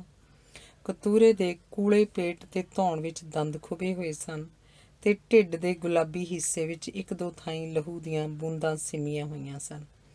ਸਵੇਰੇ ਪੀਤਾ ਹੋਇਆ ਦੁੱਧ ਉਹਦੀਆਂ ਵਰਾਛਾਂ ਵਿੱਚੋਂ ਬਾਹਰ ਨਿਕਲਿਆ ਹੋਇਆ ਸੀ ਤੇ ਰੂੰ ਦਾ ਗੋੜਾ ਜਿਹਾ ਉਹ ਨੰਨਾ ਕਤੂਰਾ ਜੋਗਿੰਦਰ ਦੇ ਦੋਹਾਂ ਭਾਰੇ ਹੱਥਾਂ ਵਿੱਚ ਲੁੜਕਿਆ ਹੋਇਆ ਸੀ। ਕਤੂਰੇ ਨੂੰ ਹੱਥਾਂ 'ਚ ਸੰਭਾਲੀ ਉਹ ਬੈਕ ਵੱਲ ਤੁਰ ਪਿਆ। ਉਹਨੂੰ ਹੱਥਾਂ 'ਚ ਕੁਝ ਚੁੱਕੀ ਆਉਂਦਾ ਵੇਖ ਦੋਵੇਂ ਭਰਾ ਅਗਲਵਾਂਢੀ ਦੌੜੇ ਆਏ। "ਭਾ ਲੱਭ ਗਿਆ ਰੌਕੀ?" ਗੁਰਦੇਵ ਨੇ ਪੁੱਛਿਆ। ਲੱਭ ਗਿਆ ਮੇਰਾ ਰੌਕੀ," ਕਹਿੰਦਾ ਹੋਇਆ ਸੁਖਦੇਵ ਲਪਕ ਕੇ ਜੋਗਿੰਦਰ ਦੇ ਹੱਥਾਂ ਨੂੰ ਪਿਆ। "ਕਤੂਰਾ ਤਾਂ ਤੇਰਾ ਕੁੱਤੀ ਨੇ ਮਾਰਤਾ ਪੁੱਤ।" ਜੋਗਿੰਦਰ ਨੂੰ ਲੱਗਾ ਉਹਦੀ ਆਵਾਜ਼ ਕੁਝ ਭਾਰੀ ਭਾਰੀ ਸੀ। ਸੁਖਦੇਵ ਤਾਂ ਇੱਕ ਪਲ ਲਈ ਜਿਵੇਂ ਸੁੰਨ ਹੋ ਗਿਆ। ਉਹਨੇ ਦੋਹਾਂ ਹੱਥਾਂ 'ਚ ਕਤੂਰਾ ਫੜ ਲਿਆ। ਬਿਟਰ ਬਿਟਰ ਅੱਖਾਂ ਪਾੜ ਪਾੜ ਉਸ ਵੱਲ ਵੇਖਣ ਲੱਗਾ। ਉਹਦੀ ਕੂਲੀ ਭੂਰੀ ਜੱਤ ਵਿੱਚ ਹੱਥ ਫੇਰਿਆ ਤੇ ਉਹਨੂੰ ਉਲਟ ਪੁਲਟ ਕੇ ਵੇਖਿਆ ਤੇ ਫਿਰ ਇੱਕਦਮ ਉਸ ਦੀ ਉੱਚੀ ਸਾਰੀ ਡਾਂਡ ਨਿਕਲ ਗਈ। "ਉਹ ਭਾ ਮੇਰਾ ਕਤੂਰਾ, ਹਾਏ ਓਏ ਮੇਰਾ ਰੌਕੀ, ਓਏ ਭਾ ਉਹ ਕੁੱਤੀ ਕਿੱਥੇ ਜਿਹਨੇ ਮੇਰਾ ਕਤੂਰਾ ਮਾਰਤਾ? ਨਹੀਂ ਬੀਬੀ ਮੇਰਾ ਰੌਕੀ ਮਰ ਗਿਆ, ਨਹੀਂ ਹਾਏ ਓਏ, ਨਹੀਂ ਬੀਬੀ ਵੇਖ ਇਹਦੇ ਮੂੰਹ 'ਚੋਂ ਦੁੱਧ ਵਗਿਆ, ਨਹੀਂ ਮਾਂ ਆਹ ਵੇਖ ਲਹੂ ਵਗਿਆ ਪੋਲੇ ਜੇ ਢਿੱਡ 'ਚੋਂ, ਰੌਕੀ ਮੇਰਿਆ ਰੌਕੀ ਤੂੰ ਬੋਲਦਾ ਨਹੀਂ ਓਏ, ਹਾਏ ਓਏ।" ਉਹਨੇ ਕਤੂਰੇ ਦਾ ਮੂੰਹ ਆਪਣੇ ਵੱਲ ਸਿੱਧਾ ਕੀਤਾ ਹੋਇਆ ਸੀ ਤੇ ਉੱਚੀ ਉੱਚੀ ਡਾਡਾ ਮਾਰੀ ਜਾ ਰਿਹਾ ਸੀ। ਘਰ ਦੇ ਜੀਆਂ ਨੂੰ ਬੁਲਾ ਰਿਹਾ ਸੀ। ਹਰਬੰਸ ਕੌਰ ਲਾਗੇ ਆ ਖੜੀ ਸੀ, ਬੀਰੋ ਵੀ। ਸੁਖਦੇਵ ਵੱਲ ਵੇਖ ਗੁਰਦੇਵ ਦੀਆਂ ਅੱਖਾਂ ਵਿੱਚ ਵੀ ਅੱਥਰੂ ਆ ਗਏ ਸਨ। ਬੁੱਤ ਬਣਿਆ ਜੋਗਿੰਦਰ ਉਹਨਾਂ ਨੂੰ ਵੇਖ ਰਿਹਾ ਸੀ। ਪੁੱਤਰ ਦਾ ਦਰਦ ਭਰਿਆ ਵਿਰਲਾਪ ਉਹਦੇ ਮਨ ਨੂੰ ਛੋਹ ਗਿਆ ਸੀ। "ਬਸ ਪੁੱਤ ਬਸ, ਮਰ ਗਿਆ ਇਹ ਤਾਂ, ਕੋਈ ਨਹੀਂ ਆਪਾਂ ਹੋਰ ਕਤੂਰਾ ਲੈ ਆਵਾਂਗੇ, ਬਸ ਮੇਰਾ ਲਾਲ।" ਹਰਬੰਸ ਕੌਰ ਨੇ ਉਹਨੂੰ ਗਲ ਨਾਲ ਲਾਇਆ ਤੇ ਹੱਥੋਂ ਕਤੂਰਾ ਫੜ ਕੇ ਗੁਰਦੇਵ ਨੂੰ ਫੜਾਇਆ।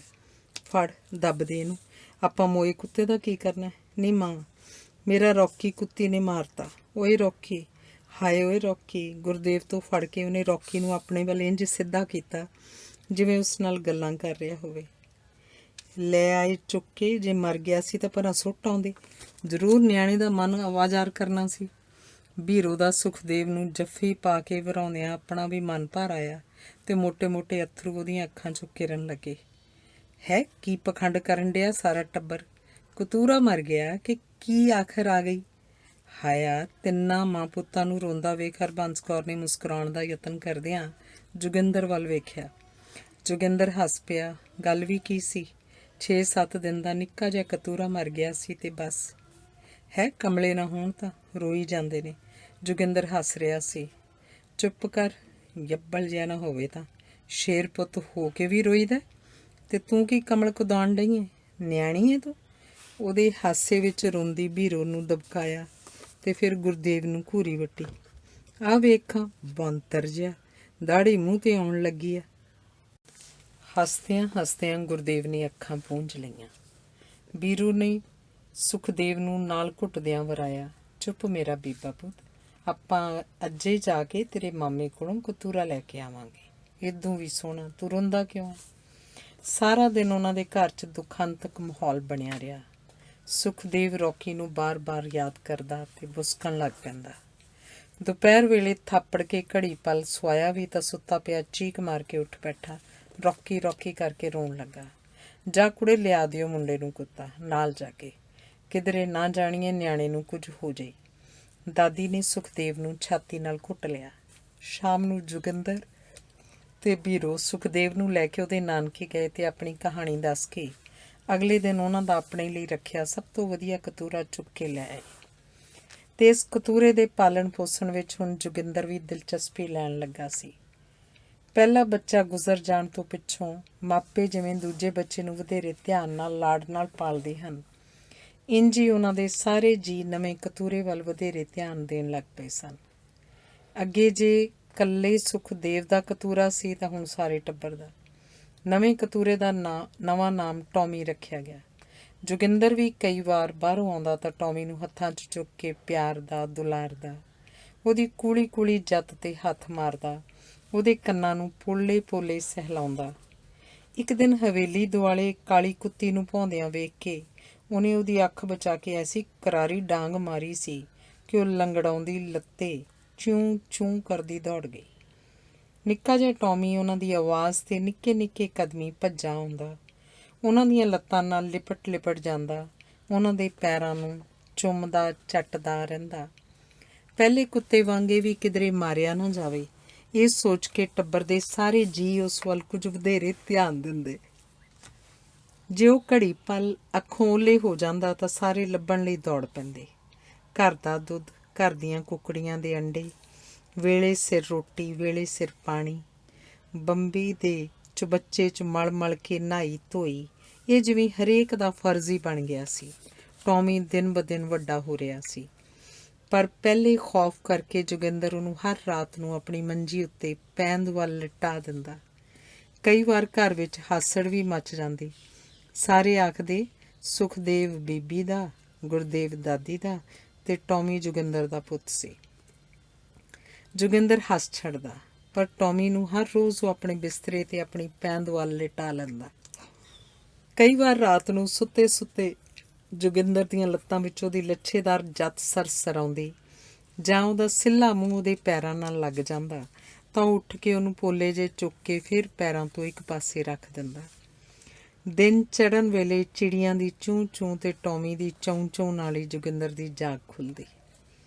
ਰਜਵੀਂ ਖੁਰਾਕ ਤੇ ਸੇਵਾ ਤੇ ਰਜਵਾਂ ਪਿਆਰ ਟੌਮੀ ਦਿਨਾਂ 'ਚ ਹੀ ਕੱਦ ਕੱਢ ਆਇਆ ਸੀ ਤੇ ਹੁਣ ਤਾਂ ਉਹ ਨਿਰਾ ਬਘਿਆੜ ਸੀ।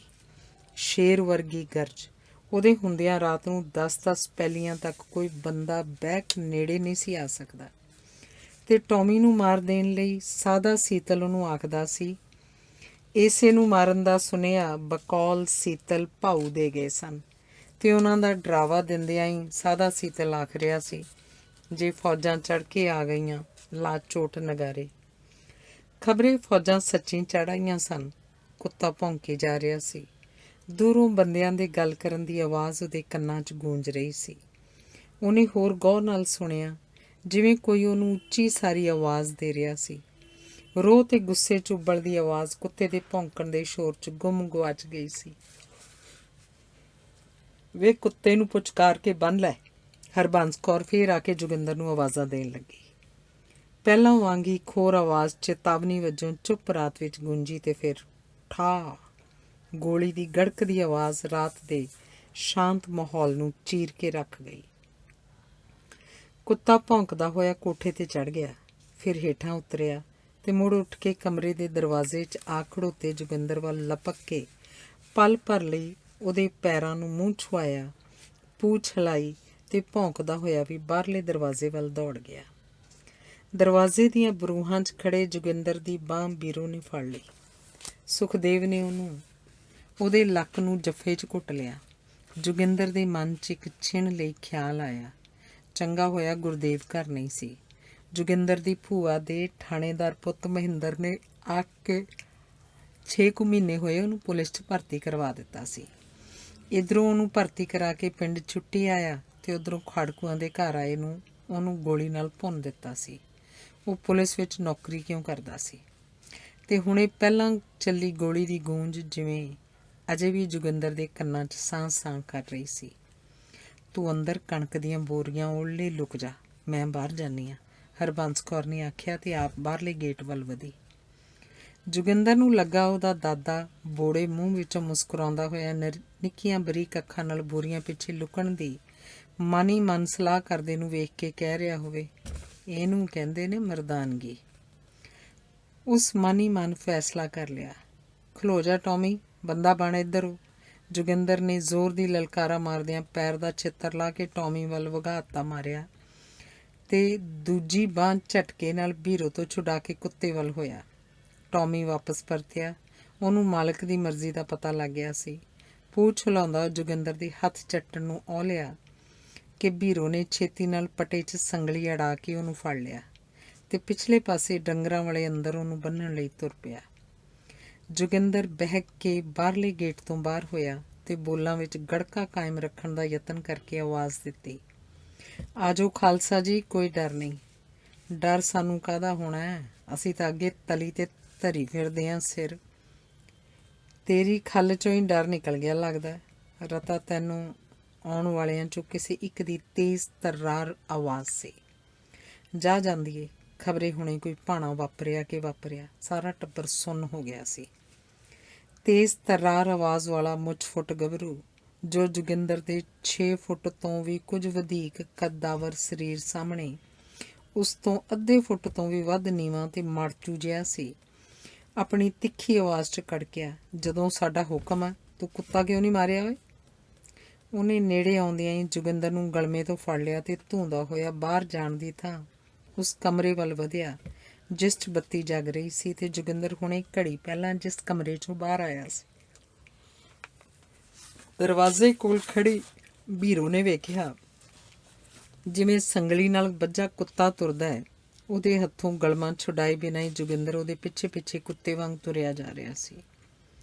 ਜੋਗਿੰਦਰ ਨੇ ਇੱਕ ਵਾਰ ਚਾਹਿਆ ਵੀ ਕਿ ਹੱਥ ਵਧਾ ਕੇ ਉਹ ਤੋਂ ਗਲਮਾ ਛੁਡਾ ਲਏ। ਉਹ ਮੜਚੂ ਜਿਹਾ ਮੁੰਡਾ ਉਹਦੀ ਤਾਕਤ ਸਾਹਮਣੇ ਕੀ ਸੀ, ਪਰ ਉਹਦੇ ਹੱਥ ਮਸਾਂ ਉਹਦੀ ਛਾਤੀ ਤੱਕ ਆਏ ਤੇ ਫਿਰ ਆਪ ਹੀ ਥੱਲੇ ਲੁੜਕ ਗਏ। ਅੰਦਰ ਵੜਦਿਆਂ ਹੀ ਉਹਨੇ ਇੱਕ ਵਾਰ ਫਿਰ ਉਹਦੇ ਗਲਮੇ ਨੂੰ ਖਿੱਚ ਕੇ ਜ਼ੋਰ ਦੀ ਹਿਲਾਉਣਿਆ ਤੇ ਫਿਰ ਗਲਮੇ ਨੂੰ ਛੱਡ ਕੇ ਸਟੇਨ ਦੀ ਨਾਲੀ ਉਹਦੀ ਛਾਤੀ ਨਾਲ ਲਾਤੀ। ਦੱਸ ਹੁਣ ਕਰ ਦਈਏ ਗੋਲੀ ਗੰਦੀ? ਦੂਜੇ ਵੀ ਪਿੱਛੇ ਪਿੱਛੇ ਦਗੜ ਦਗੜ ਕਰਦੇ ਆਏ ਤੇ ਮੰਜੀਆਂ ਖਿੱਚ ਕੇ ਬੈਠ ਗਏ। ਉਹ 4 ਜਣੇ ਸਨ। ਮੈਂ ਜੀ ਗੱਲ ਇੰਝ ਆ ਜਥੇਦਾਰ ਜੀ, ਜਿਵੇਂ ਤੁਸੀਂ ਹੁਕਮ ਕਰੋ। ਅਸੀਂ ਤਾਂ ਬਸ ਉਹਨਾਂ ਜੀ ਕੁੱਤਾ ਹੈ ਜਿਹੜਾ ਜੋਗਿੰਦਰ ਤੋਂ ਪੂਰੀ ਗੱਲ ਨਹੀਂ ਸੀ ਬਣ ਰਹੀ। ਦੂਜਿਆਂ ਨਾਲੋਂ ਉਮਰੋਂ ਵਡੇਰਾ, ਲੰਮੀ ਦਾੜੀ ਤੇ ਤਿੱਖੇ ਨੱਕ ਵਾਲਾ ਉਹਨਾਂ ਦਾ ਲੀਡਰ ਜਾਪਦਾ ਭਾਰਾ ਜਿਹਾ ਗੱਭਰੂ ਉੱਠਿਆ ਤੇ ਸਟੇਨ ਦੀ ਨਾਲੀ ਨੂੰ ਹੱਥ ਨਾਲ ਪਾਸੇ ਕਰਕੇ ਤੇਜ਼ ਤਰਾਰ ਗੱਭਰੂ ਨੂੰ ਬੈਠਣ ਲਈ ਇਸ਼ਾਰਾ ਕੀਤਾ। ਫਿਰ ਬਿਜਲੀ ਦੇ ਚਾਨਣ ਵਿੱਚ ਜੋਗਿੰਦਰ ਦੇ ਚਿਹਰੇ ਨੂੰ ਬੜੀ ਘੋਖ ਨਾਲ ਨਿਹਾਰਨ ਲੱਗਾ। ਉਹ ਜੋਗਿੰਦਰ ਦੀ ਭਰਵੀਂ ਖਿਲਰੀ ਦਾੜੀ ਵਿੱਚੋਂ ਉਤਰਦੀ ਦਾੜੀ ਵਾਲਾ ਤਾਂਬੇ ਰੰਗਾ ਚਮਕਦਾ ਦਮਕਦਾ ਚਿਹਰਾ ਲੱਭ ਰਿਹਾ ਸੀ, ਜਿਹੜਾ ਉਹਦੇ ਪਿੰਡ ਜੇਠ ਦੇ ਮੇਲੇ ਦੇ ਅਖਾੜੇ ਵਿੱਚ ਕਬੱਡੀ ਦੇ ਫਸਵੇਂ ਮੈਚ ਵਿੱਚ ਕਈ ਸਾਲ ਪਹਿਲਾਂ ਜਦੋਂ ਛੋਟਾ ਜਿਹਾ ਸੀ ਉਹਨੇ ਵੇਖਿਆ ਸੀ। ਉਹ ਚਮਕਦਾ ਚਿਹਰਾ ਤੇ ਦਮਕਦਾ ਸਰੀਰ ਉਹਦੇ ਚੇਤਿਆਂ 'ਚ ਕਿਧਰੇ ਧੁਰ ਡੂੰਘਾ ਖੁੱਭ ਗਿਆ ਸੀ। ਉਦੋਂ ਪਹਿਲੀ ਵਾਰ ਉਹਨਾਂ ਦੇ ਪਿੰਡ ਜੋਤੇ ਸਭਰਾਈਏ ਦੀ ਕਬੱਡੀ ਦੀ ਟੀਮ ਨਾਲ ਜੋਗਿੰਦਰ ਹੋਰਾਂ ਦੀ ਟੀਮ ਭਿੜੀ ਸੀ। ਜੋਗਿੰਦਰ ਉਦੋਂ ਨਵਾਂ ਖੇਡ ਦੇ ਮੈਦਾਨ 'ਚ ਨਿਤਰਿਆ ਸੀ। ਉਹ ਪੈਂਦੀ ਸੱਟੀ ਪੰਜਾਬ ਦੇ ਮੰਨੇ ਪਰਮੰਨੇ ਧੱਕੜ ਧਾਵਕ ਜੋਤੇ ਸਭਰਾਈਏ ਨੂੰ ਫੜਨ ਲਈ ਢੇਰੀ ਦੇ ਉਰਲੇ ਪਾਸੇ ਜਾ ਖੜੋਤਾ ਸੀ। ਜੋਤਾ ਝਕਾਨੀ ਦੇ ਕੇ ਤੇਜ਼ ਦੌੜਨ ਦੀ ਥਾਂ ਸਦਾ ਵਾਂਗ ਬਾਹਾਂ ਤੇ ਹਿੱਕ ਦੇ ਜ਼ੋਰ ਨਾਲ ਵਿਰੋਧੀ ਨੂੰ ਕੁੱਟ ਕੇ ਜਾਣ 'ਚ ਆਪਣੀ ਸ਼ਕਤੀ ਦਾ ਵਿਖਾਲਾ ਕਰਨਾ ਚਾਹੁੰਦਾ ਸੀ। ਤੇ ਅੱਗੇ ਤਾਂ ਉਹਦੇ ਲਈ ਹੈ ਵੀ ਬਿਲਕੁਲ ਨਵਾਂ ਮੁੱਛ ਫੁੱਟ ਗੱਭਰੂ ਸੀ। ਜੋਤੇ ਦੇ ਸ਼ਬਦਾਂ 'ਚ ਨਿਰਾ ਦਾਲ ਫੁਲਕਾ, ਪਰ ਜੋਗਿੰਦਰ ਉਸ ਅੱਗੇ ਦੀਵਾਰ ਬਣਿਆ ਖੜਾ ਸੀ, ਜੋ ਇੱਕ ਵਿੱਚ ਜੋਤੇ ਦੀ ਦੁਹੱਥੜ ਖਾ ਕੇ ਸੰਭਲ ਚੁੱਕਾ ਸੀ। ਤੇ ਫਿਰ ਜਿਵੇਂ ਰੇਲ ਦਾ ਇੰਜਣ ਰੇਲ ਦੇ ਇੰਜਣ 'ਚ ਵੱਜਦਾ ਹੈ, ਖੜਕ ਤੜਕ ਸਾਹ ਭਿੜ ਰਹੇ ਸਨ। ਲੋਕਾਂ ਦੇ ਸਾਹ ਰੁਕੇ ਹੋਏ ਸਨ। ਜੋਤੇ ਨੇ ਫਿਰ ਅੱਗੇ ਵੱਧ ਕੇ ਫੜਾਕ ਕਰਦੀ ਭਾਰੀ ਧੌਲ ਜਿੰਦੇ ਦੇ ਕੰਨਾਂ ਤੇ ਧੌਣ ਵਿਚਕਾਰ ਜੜੀ। ਉਹ ਕਿਧਰੋਂ ਕੱਲ੍ਹ ਦਾ ਛੋਕਰਾ ਉਹਦੇ ਅੱਗੇ ਬਿਫਰ ਰਿਹਾ ਸੀ। ਸਾਰੇ ਅਖਾੜੇ 'ਚ ਧੌਲ ਦਾ ਖੜਾਕ ਸੁਣਿਆ। ਜੋਗਿੰਦਰ ਉਖੜ ਕੇ ਇੱਕ ਪਾਸੇ ਨੂੰ 2 ਪੈਰ ਉਲਰਿਆ, ਪਰ ਫਿਰ ਪਾਸਾ ਬਚਾ ਕੇ ਦੌੜਨ ਲੱਗੇ ਜੋਤੇ ਦੇ ਸਾਹਮਣੇ ਜਾ ਖੜੋਤਾ। ਦੁਹੱਥੜਾਂ, ਧੌਲਾਂ ਤੇ ਅਖੀਰ ਢੇਰੀਆਂ ਤੇ ਪਹੁੰਚਣ ਤੋਂ ਪਹਿਲਾਂ ਹੀ ਜੋਗਿੰਦਰ ਨੇ ਜੋਤੇ ਨੂੰ ਹਿੱਕ ਵੱਲੋਂ ਸਿੱਧਾ ਜੱਫਾ ਮਾਰ ਕੇ ਉਹਦੀਆਂ ਟੰਗਾਂ ਵਿੱਚ ਟੰਗਾਂ ਅੜਾ ਦਿੱਤੀਆਂ ਤੇ ਦੋਵੇਂ ਜਣੇ ਧਰਤੀ ਉੱਤੇ ਸੁਹਾਗੇ ਵਾਂਗ ਚੌਫਾਲ ਡਿੱਗ ਪਏ ਸਨ। ਕੁਝ ਸਕਿੰਟ ਤੇ ਰੈਫਰੀ ਨੇ ਸੀਟੀ ਮਾਰ ਦਿੱਤੀ ਸੀ। ਸਾਰਾ ਅਖਾੜਾ ਉੱਲਰ ਕੇ ਜੋਗਿੰਦਰ ਵੱਲ ਆ ਗਿਆ ਸੀ। ਨੋਟਾਂ ਦਾ ਮੀਂਹ ਵਰ ਗਿਆ ਸੀ। ਲੀਡਰ ਜਾਪਦਾ ਗੱਭਰੂ, ਜੋ ਉਦੋਂ ਛੋਟਾ ਬਾਲ ਸੀ, ਆਪਣੇ ਪਿਓ ਨਾਲ ਦੌੜਦਾ ਅਖਾੜੇ ਵਿੱਚ ਗਿਆ ਸੀ ਤੇ ਮੁੜਕਾ ਚਾਹੁੰਦੇ ਜੋਗਿੰਦਰ ਦੇ ਜਿਸਮ ਨੂੰ ਨੇੜਿਓਂ ਜਾ ਕੇ ਇੰਝ ਵੇਖਿਆ ਸੀ ਜਿਵੇਂ ਉਹ ਕੋਈ ਡਾਢਾ ਪਿਆਰਾ ਤੇ ਅਨੋਖਾ ਅਜੂਬਾ ਸੀ। ਅਸ਼ਕੇ ਓਏ ਜੱਟ ਦੇ ਜੱਫੇ ਦੇ। ਤੇ ਉਸ ਦਿਨ ਤੋਂ ਜੋਗਿੰਦਰ ਜਿੰਦੇ ਜਾਫੀ ਦੇ ਨਾਂ ਨਾਲ ਮਸ਼ਹੂਰ ਹੋ ਗਿਆ ਸੀ। ਗੱਭਰੂ ਨੂੰ ਯਾਦ ਆਇਆ ਉਦੋਂ ਪਿੰਡ ਪਿੰਡ ਜੋਗਿੰਦਰ ਦੀ ਕੌਡੀ ਦੀਆਂ ਧੁੰਮਾਂ ਸਨ। ਇਲਾਕੇ ਦੇ ਲੋਕ ਆਖਦੇ, ਆਉਂਦੇ ਖਿਡਾਰੀ ਨੂੰ ਐਦਾਂ ਸਾਧ ਗੁੱਟੋਂ ਲੈਂਦਾ ਹੁੰਦਾ ਸੀ ਜਾਂ ਹੁਣ ਜਿੰਦਾ ਸੀ। ਅਗਲੇ ਦਾ ਅੱਧਾ ਮੁੜਕਾ ਤਾਂ ਉਦੋਂ ਹੀ ਚੋ ਜਾਂਦਾ ਜਦੋਂ ਜਿੰਦਾ ਉਹਨੂੰ ਫੜਨ ਲਈ ਢੇਰੀ ਦੇ ਉਰਲੇ ਪਾਸੇ ਜਾ ਖੜਦਾ। ਭਾਊ, ਤੂੰ ਉਹ ਜੋਗਿੰਦਰ ਸੋਂ ਤਾਂ ਨਹੀਂ ਜਿਹੜਾ ਕੌਡੀ ਖੇਡਦਾ ਹੁੰਦਾ ਸੀ? ਗੱਭਰੂ ਨੇ ਹੋਰ ਪੁਸ਼ਟੀ ਲਈ ਪੁੱਛਿਆ। ਹੈ ਤਾਂ ਉਹ ਹੀ ਆ ਭਰਾਵਾ। ਜੋਗਿੰਦਰ ਨੇ ਸੌਖਾ ਸਾਹ ਲਿਆ, ਗਲਮੇ ਨੂੰ ਠੀਕ ਕੀਤਾ। ਬੋਲਣ ਵਾਲੇ ਦੀ ਆਵਾਜ਼ ਵਿਚਲੀ ਅਪਣੱਤ ਅਤੇ ਆਪੇ ਦੀ ਪਛਾਣ ਵਿੱਚੋਂ ਸਹਿਜੇ ਹੀ ਉਸ ਵਿੱਚ ਆਤਮ ਵਿਸ਼ਵਾਸ ਪਰਤ ਆਇਆ ਤੇ ਉਹਨੂੰ ਪਤਾ ਵੀ ਨਾ ਲੱਗਾ ਕਿ ਉਹਨੇ ਜਥੇਦਾਰ ਜੀ ਤੋਂ ਭਰਾਵਾਂ ਤੱਕ ਦਾ ਮੋੜ ਇੱਕ ਪਲ ਵਿੱਚ ਹੀ ਕਿਵੇਂ ਕੱਟ ਲਿਆ ਸੀ। ਗੱਭਰੂ ਹੱਸ ਪਿਆ। ਬਹਿ ਜਾ ਮੰਜੇ ਤੇ, ਤੂੰ ਤਾਂ ਐਂ ਮੁਲਜ਼ਮਾਂ ਵਾਂਗੂ ਖੜ ਗਿਆ, ਜਿਵੇਂ ਘੱਟੇ ਮਿੱਟੀ ਦਾ ਕਣ ਅੜਿਆ ਹੋਣ ਕਰਕੇ ਕੋਈ ਖਲੋਤੀ ਘੜੀ ਮਾੜਾ ਜਿਹਾ ਝਟਕਾ ਮਾਰ ਕੇ ਹਿਲਾਉਣ ਨਾਲ ਟਿਕ ਟਿਕ ਕਰਕੇ ਚੱਲਣ ਲੱਗ ਪੈਂਦੀ ਹੈ। ਪਰਿਵਾਰ ਦੇ ਜੀਆਂ ਅੰਦਰ ਰੁਕੀ ਹੋਈ ਜ਼ਿੰਦਗੀ ਇੱਕ ਵਾਰਗੀ ਧੜਕ ਉੱਠੀ। ਜੋਗਿੰਦਰ ਮੰਜੇ ਤੇ ਬਹਿ ਗਿਆ। ਹਰਬੰਸ ਕੌਰ ਨੇ ਸੁਖਦੇਵ ਨੂੰ ਲੈ ਕੇ ਇੱਕ ਨੁੱਕਰੇ ਖੜੀ ਖਲੋਤੀ ਬੀਰੋ ਵੱਲ ਵੱਧ ਕੇ ਆਖਿਆ, ਬਲਬੀਰ ਕੌਰੇ, ਦੁੱਧ ਤੱਤਾ ਧਰ ਵੀਰਾਂ ਆਪਣਿਆਂ ਲਈ। ਕਾਲੀ ਪੱਗ ਤੇ ਕਾਲੀ ਲੋਈ ਵਾਲਾ ਕੋਈ ਹੋਰ ਜਣਾ ਬੋਲਿਆ, ਮਾਂ ਇਸ ਵੇਲੇ ਇੰਨੇ ਜਣਿਆਂ ਲਈ ਦੁੱਧ ਕਿੱਥੇ ਹੋਣਾ ਹੈ? ਦੁੱਧ ਤਾਂ ਲੈ ਜਾਂਦੇ ਨੇ ਦੋਧੀਆਂ ਦੇ ਡੋਹਣੇ ਤੇ ਜਾਂ ਵੇਰਕੇ ਵਾਲੇ, ਤੇ ਰਹਿੰਦੇ ਨੂੰ ਜਾਗ ਲੱਗੀ ਹੋਊ। ਚਾਹ ਹੀ ਬਣਾ ਲਓ ਥੋੜ੍ਹੀ ਥੋੜ੍ਹੀ, ਨਾਲੇ ਨਿੱਘ ਜਿਹਾ ਆਜੂ। ਬੀਰੋ ਨੇ ਮਿੱਟੀ ਦੇ ਚੁੱਲ੍ਹੇ 'ਚ ਰੱਖੇ ਹੀਟਰ ਤੇ ਚਾਹ ਧਰ ਦਿੱਤੀ। ਉਧਰ ਚਾਹ ਬਣਦੀ ਰਹੀ ਤੇ ਇੱਧਰ ਜੋਗਿੰਦਰ ਤੇ ਹਰਬੰਸ ਕੌਰ ਸਪਸ਼ਟੀਕਰਨ ਦਿੰਦੇ ਰਹੇ। ਪਿਛਲੇਰੀ ਸੰਗਰਾਂਦ ਵਾਲੇ ਦਿਨ ਸੰਮਾ ਤੇ ਜੋਗਿੰਦਰ ਵਾਰੀ-ਵਾਰੀ ਸਾਈਕਲ ਪਿੱਛੇ ਟੌਮੀ ਦੀ ਸੰਗਲੀ ਫੜੀ ਬੀੜ ਬਾਬਾ ਬੁੱਢਾ ਸਾਹਿਬ ਲੈ ਕੇ ਗਏ ਸਨ। ਉਹਨਾਂ ਝਕਾਨੀ ਦੇ ਕੇ ਉਹਨੂੰ ਭੀੜ ਵਿੱਚ ਘੁਸਾ ਵੀ ਦਿੱਤਾ ਸੀ। ਬੀੜ ਸਾਹਿਬ ਤੋਂ ਵਾਪਸ ਆਉਂਦਿਆਂ ਉਹ ਜੋਗਿੰਦਰ ਦੀ ਭੈਣ ਕੋਲ ਰਾਤ ਨੂੰ 5 ਵੜ ਰੁਕ ਗਏ ਸਨ। ਸਵੇਰੇ ਘਰ ਪਹੁੰਚੇ ਤਾਂ ਟੌਮੀ ਪਹਿਲਾਂ ਹੀ ਬਰੂਹਾਂ 'ਚ ਖੜਾ ਪੂਛ ਹਿਲਾ ਰਿਹਾ ਸੀ। ਉਹਦੇ ਪਿੱਛੇ ਖਲੋਤਾ ਮੁਸਕਰਾਉਂਦਾ ਹੋਇਆ ਸੁਖਦੇਵ ਕਹਿ ਰਿਹਾ ਸੀ, ਟੌਮੀ ਆ ਗਿਆ, ਟੌਮੀ ਆ ਵੀ ਗਿਆ। ਫਿਰ ਮੱਸਿਆ ਵਾਲੇ ਦਿਨ ਸਾਧੇ ਜੀਤਲ ਨੇ ਬਾਬੇ ਸ਼ੇਖ ਫਤਿਹ ਦੀ ਕਬਰ 'ਤੇ ਸੱਜਰ ਸੂਈ ਮੱਝ ਦੇ ਦੁੱਧ ਦੀ ਖੀਰ ਚੜਾਉਣ ਜਾਣਾ ਸੀ ਤਾਂ ਉਸ ਸੁਝਾਅ ਦਿੱਤਾ, ਉੱਥੇ ਖੀਰ ਵਾਧੂ ਹੁੰਦੀ ਹੈ, ਕੁੱਤੇ ਵੀ ਵਾਧੂ, ਟੌਮੀ ਉੱਥੇ ਜ਼ਰੂਰ ਟਿਕ ਜੂ। ਜੋਗਿੰਦਰ ਸੀਤਲ ਦੀ ਟਰਾਲੀ 'ਤੇ ਬਿਠਾ ਕੇ ਟੌਮੀ ਨੂੰ ਸ਼ੇਖ ਫਤਿਹ ਲੈ ਗਿਆ। ਉੱਥੇ ਉਹਨਾਂ ਨੇ ਇੱਕ ਸੇਵਕ ਨੂੰ 10 ਰੁਪਏ ਦਿੱਤੇ, ਸਾਰੀ ਗੱਲ ਸਮਝਾਈ ਤੇ ਕੁੱਤੇ ਨੂੰ ਸੰਗਲੀ ਨਾਲ ਇੱਕ ਕਿੱਲੇ 'ਤੇ ਬੰਨ੍ਹ ਦਿੱਤਾ ਤੇ ਸੇਵਕ ਨੂੰ ਹਦਾਇਤ ਕੀਤੀ ਕਿ ਉਹ ਅਗਲਾ ਦਿਨ ਚੜ੍ਹਨ ਤੋਂ ਪਹਿਲਾਂ ਕੁੱਤੇ ਨੂੰ ਨਾ ਛੱਡੇ। ਸ਼ਾਮ ਤੱਕ ਉਹ ਵਾਪਸ ਮੁੜ ਆਏ ਸਨ। ਰਾਤ ਨੂੰ ਘਰ ਦੇ ਸਾਰੇ ਜੀਅ ਰਲ ਬੈਠੇ ਤਾਂ ਉਹਨਾਂ ਨੂੰ ਇੰਜ ਲੱਗੇ ਜਿਵੇਂ ਉਹਨਾਂ ਦੇ ਘਰ ਦਾ ਇੱਕ ਜੀਅ ਘਟ ਗਿਆ ਸੀ। ਉਹਨਾਂ ਦੇ ਅੰਦਰੋਂ ਰੁੱਗ ਭਰ ਕੇ ਕਿਸੇ ਨੇ ਕੁਝ ਕੱਢ ਲਿਆ ਸੀ। ਉਹ ਟੌਮੀ ਦੀਆਂ ਨਿੱਕੀਆਂ ਨਿੱਕੀਆਂ ਗੱਲਾਂ ਕਰਦੇ ਉਹਨੂੰ ਯਾਦ ਕਰਨ ਲੱਗੇ। ਕਿਵੇਂ ਉਹਦੇ ਚਾਰ ਚੁਫੇਰੇ ਦਹਿਸ਼ਤ ਸੀ, ਕਿਵੇਂ ਉਹ ਪਰਿਵਾਰ ਦੇ ਜੀਆਂ ਨੂੰ ਬੰਦਿਆਂ ਤੋਂ ਵੀ ਵਧੇਰੇ ਮੁਹੱਬਤ ਕਰਦਾ ਸੀ, ਕਿਵੇਂ ਉਹ ਹਰ ਰੋਜ਼ ਸੁੱਤੇ ਹੋਏ ਜੋਗਿੰਦਰ ਨੂੰ ਸਵੇਰੇ ਸਵੇਰੇ ਉਠਾਉਂਦਾ ਸੀ। ਸੂਰਜ ਦੀ ਲੋ ਲੱਗਦਿਆਂ ਹੀ ਜੇ ਜੋਗਿੰਦਰ ਸੁੱਤਾ ਹੁੰਦਾ ਤਾਂ ਟੌਮੀ ਚੌਂ ਚੌਂ ਕਰਦਾ ਉਹਦੀ ਮੰਜੀ ਦੁਆਲੇ ਚੱਕਰ ਕੱਟਣ ਲੱਗਦਾ। ਜੇ ਉਹ ਨਾ ਉੱਠਦਾ ਤਾਂ ਉਹਦੀ ਪੈਂਦ ਵੱਲ ਜਾ ਕੇ ਇੱਕ ਵੇਰ ਭੌਂਕਦਾ ਤੇ ਫਿਰ ਉਹਦੇ ਬਿਸਤਰੇ ਦੀ ਚਾਦਰ ਮੂੰਹ 'ਚ ਲੈ ਕੇ ਪੋਲੇ ਜੇ ਖਿੱਚਦਾ। ਹੁਣ ਤੱਕ ਜੋਗਿੰਦਰ ਉੱਠ ਹੀ ਬੈਠਦਾ, ਪਰ ਜੇ ਸਵੇਰ ਦੀ ਗੂੜੀ ਨੀਂਦ ਨੇ ਰਤਾ ਵਧੇਰੇ ਹੀ ਜ਼ੋਰ ਪਾਇਆ ਹੁੰਦਾ ਤਾਂ ਟੌਮੀ ਉਹਦੇ ਸਰਾਣੇ ਵੱਲ ਆ ਕੇ ਉਹਦੇ ਉੱਪਰ ਲਈ ਰਜਾਈ ਜਾਂ ਚਾਦਰ ਨੂੰ ਮੂੰਹ 'ਚ ਲੈ ਕੇ ਖਿੱਚਦਾ। ਇਹ ਆਖਰੀ ਚੇਤਾਵਨੀ ਹੁੰਦੀ ਸੀ। ਉਸ ਤੋਂ ਪਿੱਛੋਂ ਉਹ ਛਾਲ ਮਾਰ ਕੇ ਮੰਜੇ 'ਤੇ ਚੜ੍ਹ ਜਾਂਦਾ ਤੇ ਜੋਗਿੰਦਰ ਨੂੰ ਉੱਠਣਾ ਹੀ ਪੈਂਦਾ। ਫਿਰ ਉਹ ਦੋਵੇਂ ਖੇਤ ਵੱਲ ਨਿਕਲ ਜਾਂਦੇ। ਸ਼ਾਇਦ ਹੀ ਕੋਈ ਅਜਿਹਾ ਦਿਨ ਹੋਵੇ ਜਿਸ ਦਿਨ ਟੌਮੀ ਨੇ ਆਪਣਾ ਹੀ ਫਰਜ਼ ਅਦਾ ਨਾ ਕੀਤਾ ਹੋਵੇ। ਜੋਗਿੰਦਰ ਵੀ ਕਈ ਵਾਰ ਜਾਗਦਾ ਹੋਇਆ ਜਾਣ ਬੁੱਝ ਕੇ ਲੰਮੇ ਪਿਆ ਰਹਿੰਦਾ ਤੇ ਟੌਮੀ ਦੀ ਉਡੀਕ ਕਰਦਾ ਰਹਿੰਦਾ। ਘਰ ਦਾ ਕੋਈ ਜੀਅ ਜਦੋਂ ਜੋਗਿੰਦਰ ਨਾਲ ਸਖਤੀ ਨਾਲ ਬੋਲਦਾ ਤਾਂ ਟੌਮੀ ਉਸ ਵੱਲ ਵੇਖ ਕੇ ਗੁਰਰਾਉਣ ਲੱਗ ਪੈਂਦਾ ਤੇ ਜੇ ਕੋਈ ਹਾਸੇ ਭਾਣੇ ਵੀ ਜੋਗਿੰਦਰ ਵੱਲ ਹੱਥ ਉਲਾਰਦਾ ਤਾਂ ਟੌਮੀ ਉਹਦੀ ਰੱਖਿਆ ਲਈ ਅਗਲੇ ਵੱਲ ਲਪਕ ਕੇ ਵੱਢਣ ਨੂੰ ਪੈਂਦਾ। ਉਂਝ ਜਦੋਂ ਜੀਅ ਕਰਦਾ ਬਘਿਆੜ ਕੱਦੇ ਟੌਮੀ ਉੱਤੇ ਸੁਖਦੇਵ ਇੰਝ ਚੜ੍ਹ ਜਾਂਦਾ ਜਿਵੇਂ ਘੋੜੇ ਉੱਪਰ ਚੜ੍ਹਿਆ ਹੋਇਆ ਹੋਵੇ। ਕਦੀ ਉਹ ਪੈਲੀਆਂ ਵਿੱਚ ਗੇਂਦ ਵਗਾ ਕੇ ਸੁੱਟਦਾ ਤਾਂ ਟੌਮੀ ਸ਼ਿਕਾਰ ਲੱਭਣ ਵਾਂਗ ਗੇਂਦ ਮਗਰ ਝਪਟਦਾ ਤੇ ਦੂਜੇ ਪਲ ਮੂੰਹ ਵਿੱਚ ਗੇਂਦ ਫੜੀ ਸੁਖਦੇਵ ਕੋਲ ਦੌੜ ਆਉਂਦਾ। ਐਤਕੀ ਵੀ ਸੁਖਦੇਵ ਹੀ ਸੀ ਜਿਹਨੇ ਟੌਮੀ ਦੇ ਜਾਣ ਦਾ ਸਭ ਤੋਂ ਵਧੇਰੇ ਵੈਰਾਗ ਕੀਤਾ ਸੀ, ਪਰ ਹਾਲਾਤ ਦਾ ਤਕਾਜ਼ਾ ਹੀ ਸੀ ਕਿ ਸੁਖਦੇਵ ਨੇ ਟੌਮੀ ਨੂੰ ਘਰੋਂ ਨਾ ਕੱਢਣ ਲਈ ਤਰਲਾ ਤਾਂ ਲਿਆ ਸੀ, ਪਰ ਜ਼ਿੱਦ ਬਿਲਕੁਲ ਨਾ ਕੀਤੀ। ਹੁਣ ਨਿਆਣੇ ਵੀ ਇੰਨੇ ਕੁ ਸਿਆਣੇ ਹੋ ਗਏ ਸਨ ਕਿ ਉਹਨਾਂ ਨੂੰ ਪਤਾ ਲੱਗ ਗਿਆ ਸੀ ਕਿ ਕਿਹੜੀ ਜ਼ਿੱਦ ਪਰਿਵਾਰ ਨੂੰ ਵਧੇਰੇ ਮਹਿੰਗੀ ਪੈ ਸਕਦੀ ਸੀ। ਰਾਤ ਨੂੰ ਸੁਖਦੇਵ ਟੌਮੀ ਨਾਲ ਸੰਬੰਧਿਤ ਨਿੱਕੇ ਨਿੱਕੇ ਵੇਰਵੇ ਪੁੱਛ ਰਿਹਾ ਸੀ। ਜਦੋਂ ਤੁਸੀਂ ਟੌਮੀ ਨੂੰ ਬੰਨ੍ਹ ਕੇ ਤੁਰੇ ਸੀ ਤਾਂ ਟੌਮੀ ਕੀ ਕਰਦਾ ਸੀ?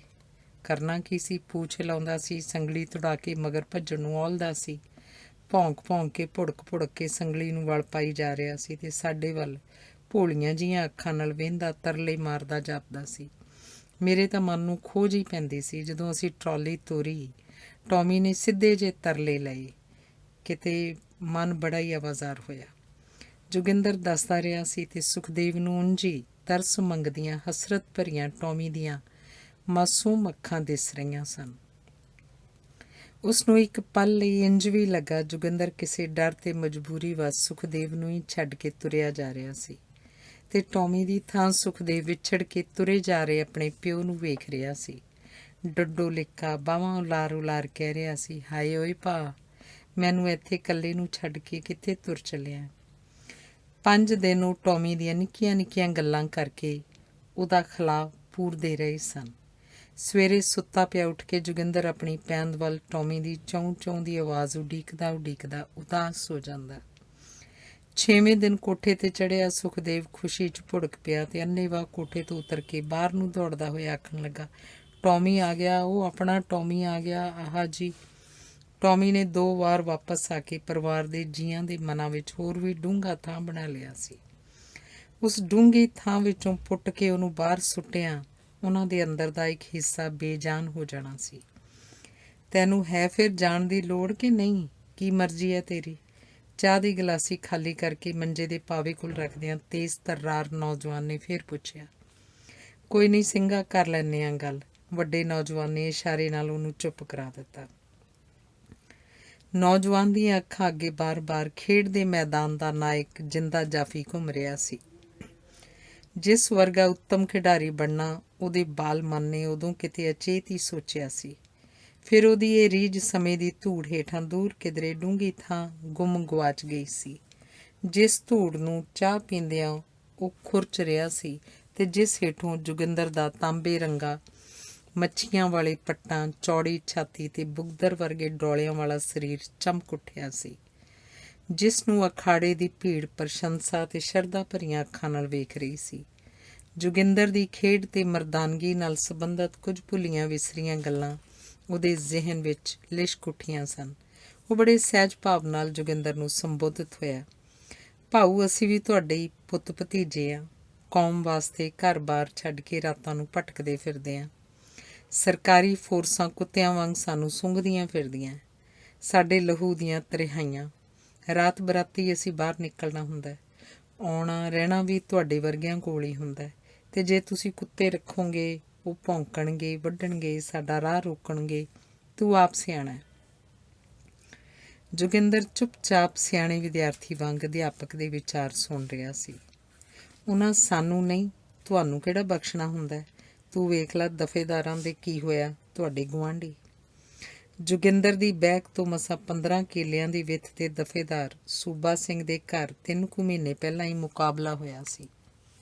ਸੂਹ ਮਿਲਣ ਤੇ ਸੁਰੱਖਿਆ ਫੌਜਾਂ ਨੇ ਸਾਰੀਆਂ ਬੈਕਾਂ ਨੂੰ ਘੇਰੇ 'ਚ ਲੈ ਕੇ ਸਭ ਮਰਦਾਂ ਨੂੰ ਘਰੋਂ ਬਾਹਰ ਕੱਢ ਕੇ ਵਲ ਕੇ ਬਿਠਾ ਲਿਆ ਸੀ। ਘਰ ਘਰ ਦੀ ਤਲਾਸ਼ੀ ਲਈ ਸੀ। ਜਦੋਂ ਦਫੇਦਾਰਾਂ ਦੇ ਘਰ ਕੋਲ ਪਹੁੰਚੇ ਤਾਂ ਘਰ ਵਿੱਚ ਲੁਕੇ 2 ਖਾੜਕੂ ਕੋਈ ਚਾਰਾ ਨਾ ਚੱਲਦਾ ਵੇਖ ਇਹ ਆਖੇ ਘਰੋਂ ਨਿਕਲ ਕੇ ਗੋਲੀਆਂ ਚਲਾਉਂਦੇ ਨੇੜੇ ਦੇ ਕਮਾਦ ਨੂੰ ਦੌੜੇ ਕਿ ਜੇ ਘਰ ਵਿੱਚ ਹੀ ਮੁਕਾਬਲਾ ਕੀਤਾ ਤਾਂ ਘਰ ਦੇ ਜੀਆਂ ਦਾ ਨੁਕਸਾਨ ਹੋ ਜਾਊ। 2 ਘੰਟੇ ਦੇ ਮੁਕਾਬਲੇ ਪਿੱਛੋਂ ਜਦੋਂ ਸੁਰੱਖਿਆ ਫੋਰਸਾਂ ਦਾ ਇੱਕ ਸਿਪਾਹੀ ਮਾਰਿਆ ਗਿਆ ਤੇ ਇੱਕ ਇੰਸਪੈਕਟਰ ਜ਼ਖਮੀ ਹੋ ਗਿਆ ਸੀ, ਕਮਾਦ ਵੱਲੋਂ ਗੋਲੀਆਂ ਚੱਲਣੀਆਂ ਬੰਦ ਹੋ ਗਈਆਂ ਸਨ। ਸੁਰੱਖਿਆ ਅਧਿਕਾਰੀ ਨੇ ਘਰ ਵਿੱਚ ਲੁਕੇ ਸਭ ਲੋਕਾਂ ਨੂੰ ਬਾਹਰ ਆ ਜਾਣ ਦਾ ਆਦੇਸ਼ ਸੁਣਾਇਆ। ਦਫੇਦਾਰ ਸੂਬਾ ਸਿੰਘ ਤੇ ਉਹਦੇ ਦੋਵੇਂ ਪੁੱਤਰ ਹੱਥ ਖੜੇ ਕਰੀ ਘਰੋਂ ਬਾਹਰ ਆਏ। ਉਹਨਾਂ ਦੇ ਪਿੱਛੇ ਪਿੱਛੇ ਪਰਿਵਾਰ ਦੀਆਂ ਜਨਾਨੀਆਂ ਵੀ ਸਨ। ਘਰੋਂ ਨਿਕਲਦੇ ਸਾਰੀ ਅੱਗੋਂ ਤਾੜ ਗੋਲੀਆਂ ਚੱਲੀਆਂ ਸਨ ਤੇ ਅਗਲਿਆਂ ਨੇ 3 ਪਿਓ ਪੁੱਤਾਂ ਨੂੰ ਢੇਰੀ ਕਰ ਦਿੱਤਾ ਸੀ। ਅਗਲੇ ਦਿਨ 5 ਖਤਰਨਾਕ ਅੱਤਵਾਦੀਆਂ ਦੇ ਮਾਰੇ ਜਾਣ ਦੀ ਤੇ ਦਫੇਦਾਰ ਸੂਬਾ ਸਿੰਘ ਦੇ ਗੋਲਿਆਂ ਨਾਲ ਢੱਠੇ ਧੂੰਆਂ ਛੱਡਦੇ ਘਰ ਦੀ ਖਬਰ TV ਉੱਤੇ ਪ੍ਰਸਾਰਿਤ ਹੋਈ ਸੀ। 3 ਦਿਨ ਬੈਕਾਂ ਦੇ ਸਾਰੇ ਗੱਭਰੂ ਪੁੱਛਤਾਛ ਲਈ ਆਪਣੇ ਕਬਜ਼ੇ 'ਚ ਲੈ ਕੇ ਉਹਨਾਂ ਦੇ ਤਸ਼ੱਦਦ ਕੀਤਾ ਗਿਆ ਸੀ ਤੇ ਉਹਨਾਂ ਤੋਂ ਬੈਕਾਂ ਉੱਪਰ ਆਉਣ ਵਾਲੇ ਖਾੜਕੂਆਂ ਦੀ ਸੂਚਨਾ ਮੰਗੀ ਗਈ ਸੀ। ਉੱਦਾਂ ਦਾ ਸੜਦਾ ਧੂੰਆਂ ਕਿਸੇ ਘਰੋਂ ਵੀ ਨਿਕਲ ਸਕਦਾ, ਸਾਡਿਓਂ ਵੀ, ਤੁਹਾਡਿਓਂ ਵੀ ਤੇ ਕਿਸੇ ਵੀ ਹੋਰ ਦਿਓ। ਉਸਨੇ ਆਖਿਆ ਤਾਂ ਹਰਬੰਸ ਕੌਰ ਨੇ ਵਿੱਚੋਂ ਹੀ ਗੱਲ ਬੋਚ ਲਈ। ਲੈ ਪੁੱਤ, ਤੁਸੀਂ ਤਾਂ ਸੁੱਖ ਨਾਲ ਸਾਡੇ ਵਾਸਤੇ ਹੀ ਕੁਰਬਾਨੀ ਕਰਦੇ ਫਿਰਦੇ ਹੋ, ਪੰਥ ਵਾਸਤੇ ਜਾਨਾਂ ਵਾਰਦੇ ਪਏ ਹੋ। ਸਾਡਾ ਹੀ ਲਹੂ ਮਾਸ ਜੇ ਕੋਈ ਦੁਪਿਆਰਾ ਥੋੜ੍ਹਾ। ਮਾਂ ਸਦਕੇ ਜਿਵੇਂ ਆਖੋਗੇ। ਤੇ ਹਰਬੰਸ ਕੌਰ ਨੂੰ ਪਤਾ ਹੀ ਨਾ ਲੱਗਾ ਕਦੋਂ ਗਲੇ ਦੇ ਉੱਪਰੋਂ ਫੋਕਾ ਫੋਕਾ ਬੋਲਣ ਦੀ ਥਾਂ ਦਿਲ ਦੀਆਂ ਡੁਗਾਣਾਂ 'ਚੋਂ ਬੋਲਣ ਲੱਗ ਪਈ ਸੀ। ਪੁੱਤ ਮੇਰਾ ਤਾਂ ਆਪਣਾ ਭਣੇਵਾਂ ਪਿਛਲੇ ਸਾਲ ਸ਼ਹੀਦ ਹੋਇਆ। ਹੀਰੇ ਵਰਗਾ ਪੁੱਤ ਮਾਪਿਆਂ ਦਾ, 3 ਭੈਣਾਂ ਦਾ ਇੱਕੋ ਇੱਕ, 100 ਸਰਫਿਆਂ ਦਾ ਵੀਰ। ਉਹਦਾ ਗੱਚ ਭਰ ਆਇਆ। ਭਣੇਵੇਂ ਦੀ ਮੌਤ ਦਾ ਉਹਨੂੰ ਬੜਾ ਹੀ ਦੁੱਖ ਸੀ। ਉਹਨੂੰ ਯਾਦ ਕਰਕੇ ਅਕਸਰ ਅੱਖਾਂ ਭਰ ਲੈਂਦੀ ਸੀ। ਆਪਣੀ ਛੋਟੀ ਭੈਣ ਦਾ ਦੁੱਖ ਉਹ ਤੋਂ ਜਰਿਆ ਨਹੀਂ ਸੀ ਜਾਂਦਾ। ਦੁੱਖ ਤਾਂ ਉਹਨੂੰ ਆਪਣੇ ਪਤੀ ਤੇ ਭਣੇਵੇਂ ਮਹਿੰਦਰ ਦਾ ਵੀ ਬੜਾ ਸੀ, ਜਿਹਨੂੰ ਸਿਰਫ ਪੁਲਿਸ ਵਿੱਚ ਹੋਣ ਕਰਕੇ ਖੜਕੂਆਂ ਨੇ ਮਾਰ ਦਿੱਤਾ ਸੀ। ਤੇ ਹੁਣ ਉਹਦੇ ਭਣੇਵੇਂ ਸੁਖਵੰਤ ਦੇ ਨਾਲ ਹੀ ਮਹਿੰਦਰ ਵੀ ਉਹਨੂੰ ਆਪਣੀ ਥਾਣੇਦਾਰੀ ਦੀ ਵਰਦੀ 'ਚ ਕੱਸਿਆ ਦਿਸ ਰਿਹਾ ਸੀ ਤੇ ਆਖ ਰਿਹਾ ਸੀ, ਮਾਮੀ ਮਾਰਿਆ ਤਾਂ ਮੈਂ ਵੀ ਹਾਂ, ਮੇਰੀ ਗੱਲ ਵੀ ਕਰ। ਹਰਬੰਸ ਕੌਰ ਚੇਤਨ ਹੋ ਗਈ। ਕਿਤੇ ਆਉਣ ਵਾਲਿਆਂ ਨੇ ਮਹਿੰਦਰ ਦੀ ਗੱਲ ਤਾਂ ਨਹੀਂ ਸੀ ਸੁਣ ਲਈ। ਉਹਨੇ ਮਹਿੰਦਰ ਨੂੰ ਹੱਥ ਜੋੜ ਕੇ ਤਰਲੇ ਕਰਕੇ ਤੇ ਆਖਰਕਾਰ ਧੱਕ ਕੇ ਪਿੱਛੇ ਕਰ ਦਿੱਤਾ ਤੇ ਸੁਖਵੰਤ ਨੂੰ ਖਿੱਚ ਕੇ ਅੱਗੇ ਲੈ ਆਈ। ਤੁਸੀਂ ਤਾਂ ਨਾਂ ਸੁਣਿਆ ਹੋਣਾ ਸੁਖਵੰਤ ਠੇਠਰਕਿਆਂ ਵਾਲੇ ਦਾ। ਸਾਡੇ ਤਾਈ ਦੀ ਧੀ ਕੋਲ ਛੀਨੀ ਆਪਣੇ ਮਾਂ ਤੇ ਛੋਟੇ ਵੀਰ ਨੂੰ ਮਿਲਣ ਲਈ ਬੁਲਾਇਆ। ਪਤਾ ਨਹੀਂ ਰਾਤ ਨੂੰ ਕਿੱਧਰੋਂ ਧਾੜਾਂ ਚੜ੍ਹਾਈਆਂ, ਸਾਰਾ ਘਰ ਘੇਰ ਲਿਆ। ਸੁੱਤਿਆਂ ਜੀਆਂ ਨੂੰ ਉਠਾ ਕੇ ਲਾਈਨ 'ਚ ਖਿਲਾਰ ਕੇ ਪੁੱਛਣ ਲੱਗੇ, ਸੁਖਵੰਤ ਕਿਹੜਾ, ਬਾਹਰ ਆ ਜੇ। ਉਹ ਬਾਹਰ ਨਿਕਲ ਆਇਆ। ਭਈ ਘਰ ਦੇ ਜੀਆਂ ਨੂੰ ਕੁਝ ਨਾ ਆਖਣ, ਬਸ ਫੇਰ ਪੁੱਤ ਕੁਛ ਨਾ ਪੁੱਛੋ। ਹਰਬੰਸ ਕੌਰ ਨੇ ਅੱਖਾਂ ਮੀਟੀਆਂ, ਕੰਨਾਂ ਨੂੰ ਹੱਥ ਲਾਏ। ਉਹ ਮਾਂ ਹੀ ਜਾਣਦੀ ਹੈ, ਜਿਹਦੀਆਂ ਅੱਖਾਂ ਸਾਹਮਣੇ ਉਹਦੇ ਲਾਲ ਦੀਆਂ ਲੱਤਾਂ ਬਾਹਾਂ ਭੰਨ ਕੇ ਪੰਡ ਬੰਨ੍ਹ ਕੇ ਗੱਡੀ 'ਚ ਸੁੱਟ ਕੇ ਲੈ ਗਏ। ਕਈ ਦਿਨ ਪਿੱਛੇ ਪਿੰਡ ਦੀਆਂ ਪੰਚਾਇਤਾਂ ਰੁਲਦੀਆਂ ਰਹੀਆਂ। ਅਗਲੇ ਨੰਨਾ ਨਾ ਧਰਨ, ਆਖਣ ਸਾਨੂੰ ਤਾਂ ਪਤਾ ਹੀ ਕੋਈ ਨਹੀਂ, ਇਸ ਨਾਂ ਦਾ ਮੁੰਡਾ ਉਹਨਾਂ ਫੜਿਆ ਹੀ ਕੋਈ ਨਹੀਂ। ਤੇ ਵੀਰਾ 15 ਦਿਨੀ ਅਖਬਾਰਾਂ 'ਚ ਖਬਰ ਆ ਗਈ, ਸੁਖਵੰਤ ਕਿਸੇ ਮੁਕਾਬਲੇ 'ਚ ਮਾਰਿਆ ਗਿਆ ਸੀ।